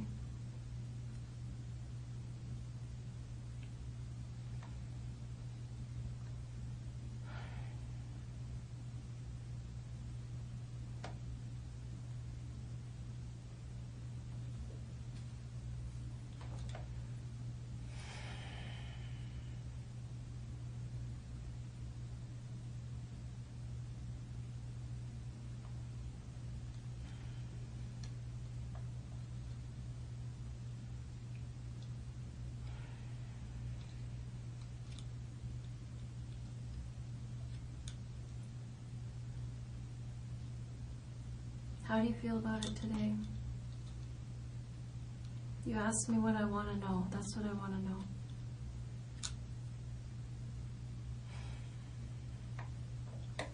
I couldn't say anything. I know that you feel that way, and I appreciate you sharing that. That you feel this is so overwhelming that there's nothing you can say to make it up. I totally No, there's understand. just nothing I could say. I know, there's nothing you can say to make this up, Rocky. Come on.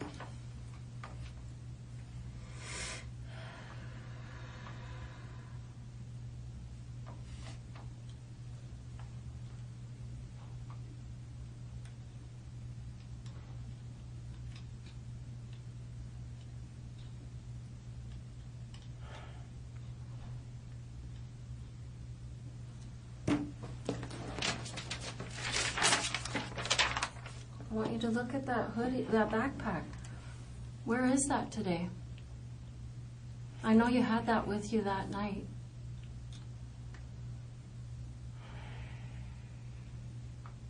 We're able to see it on the video of you walking away back through the houses and whatnot. We see that backpack. I know you had it that night. Where is it now? Why would you get rid of that? Doesn't seem like anything you'd get rid of. Seems like you had it weeks and weeks ago. Where is it now? Doesn't really make sense in the world that you'd get rid of it unless it was full of blood. Sweatshirt, same thing. The reason I'm telling you that, Rocky, is that they, of course, have searched your house, and I told you that they would. There's a search warrant, and they're not finding any of that stuff.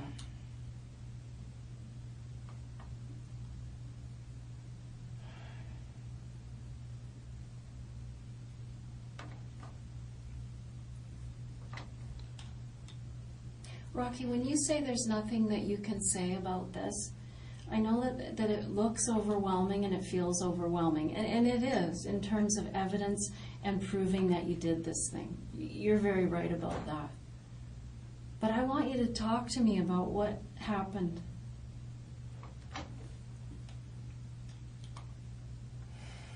There's absolutely no reason not to try to garner some understanding and some empathy from people. If you just flipped out, let me hear it. Let me understand what you were thinking about.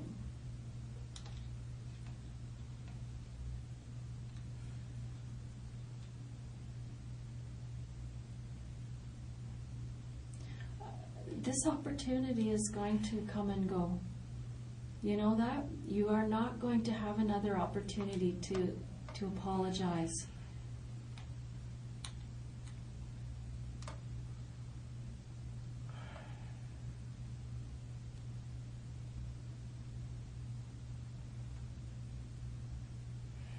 You are not going to save yourself from a murder charge by staying and not explaining this. This is it.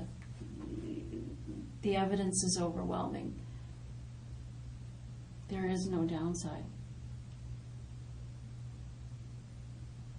These chances come and go. And the way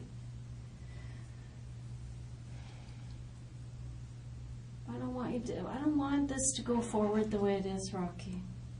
It's too ugly. You just don't seem wicked to me. You seem, I don't know, like a normal lost kid.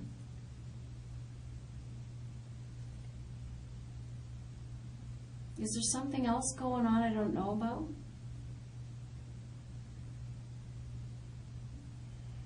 Was it mistaken identity? You went there looking for somebody else? There's just Rocky, I don't know if you're seeing clearly or if you understand how terrible it looks. An explanation would go a long way to assuage fears and make people feel better.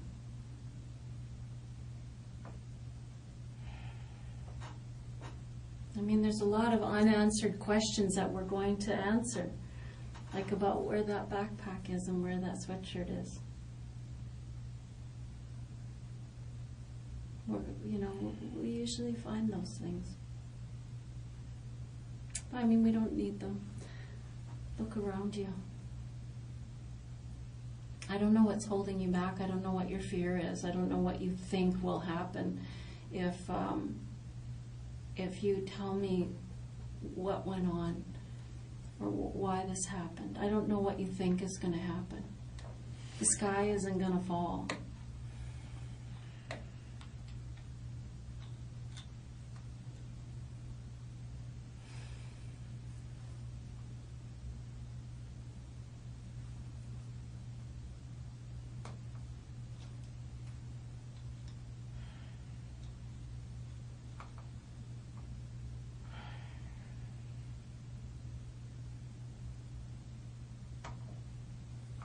Your brother said he loves you no matter what.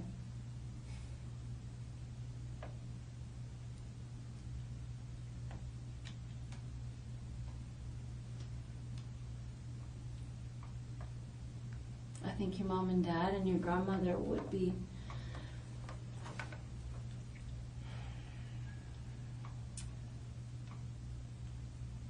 less embarrassed, I guess, if you were honest.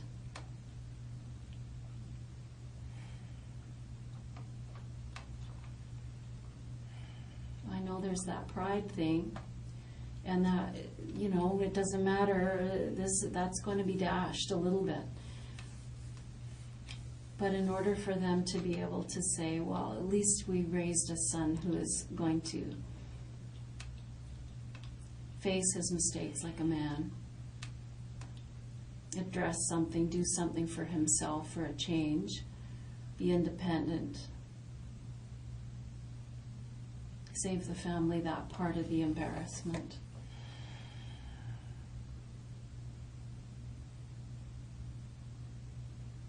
Rocky, do you know what I mean?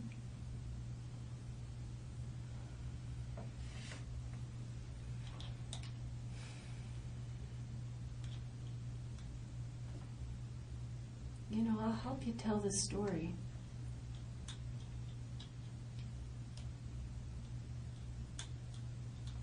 Not going to leave you here to feel it alone,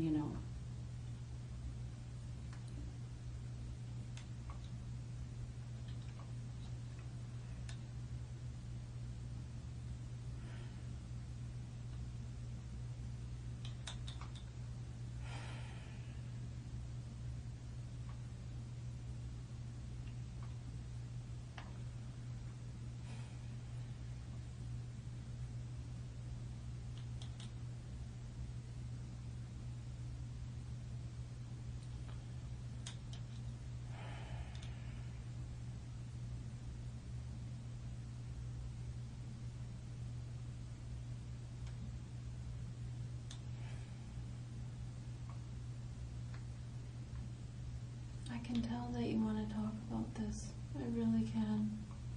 And I really can assure you that you're going to feel better when you get it out, Rocky. A lot better. I mean it. I'm going to help you tell this so that it helps people, like their families. Okay?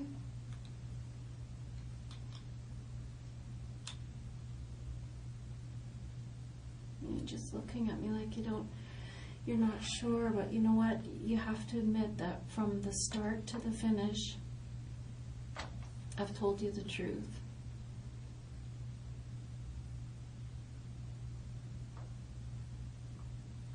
And I'm telling you the truth when I'm telling you that I'm going to help this part of the story go into the file, and it's not just this stuff in the file. Okay, Rocky, I promise you I will do that. I'll tell this story exactly the way you want me to tell it.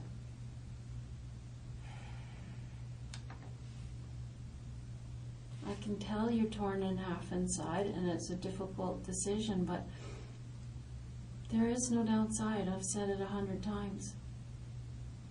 When a case is this complete,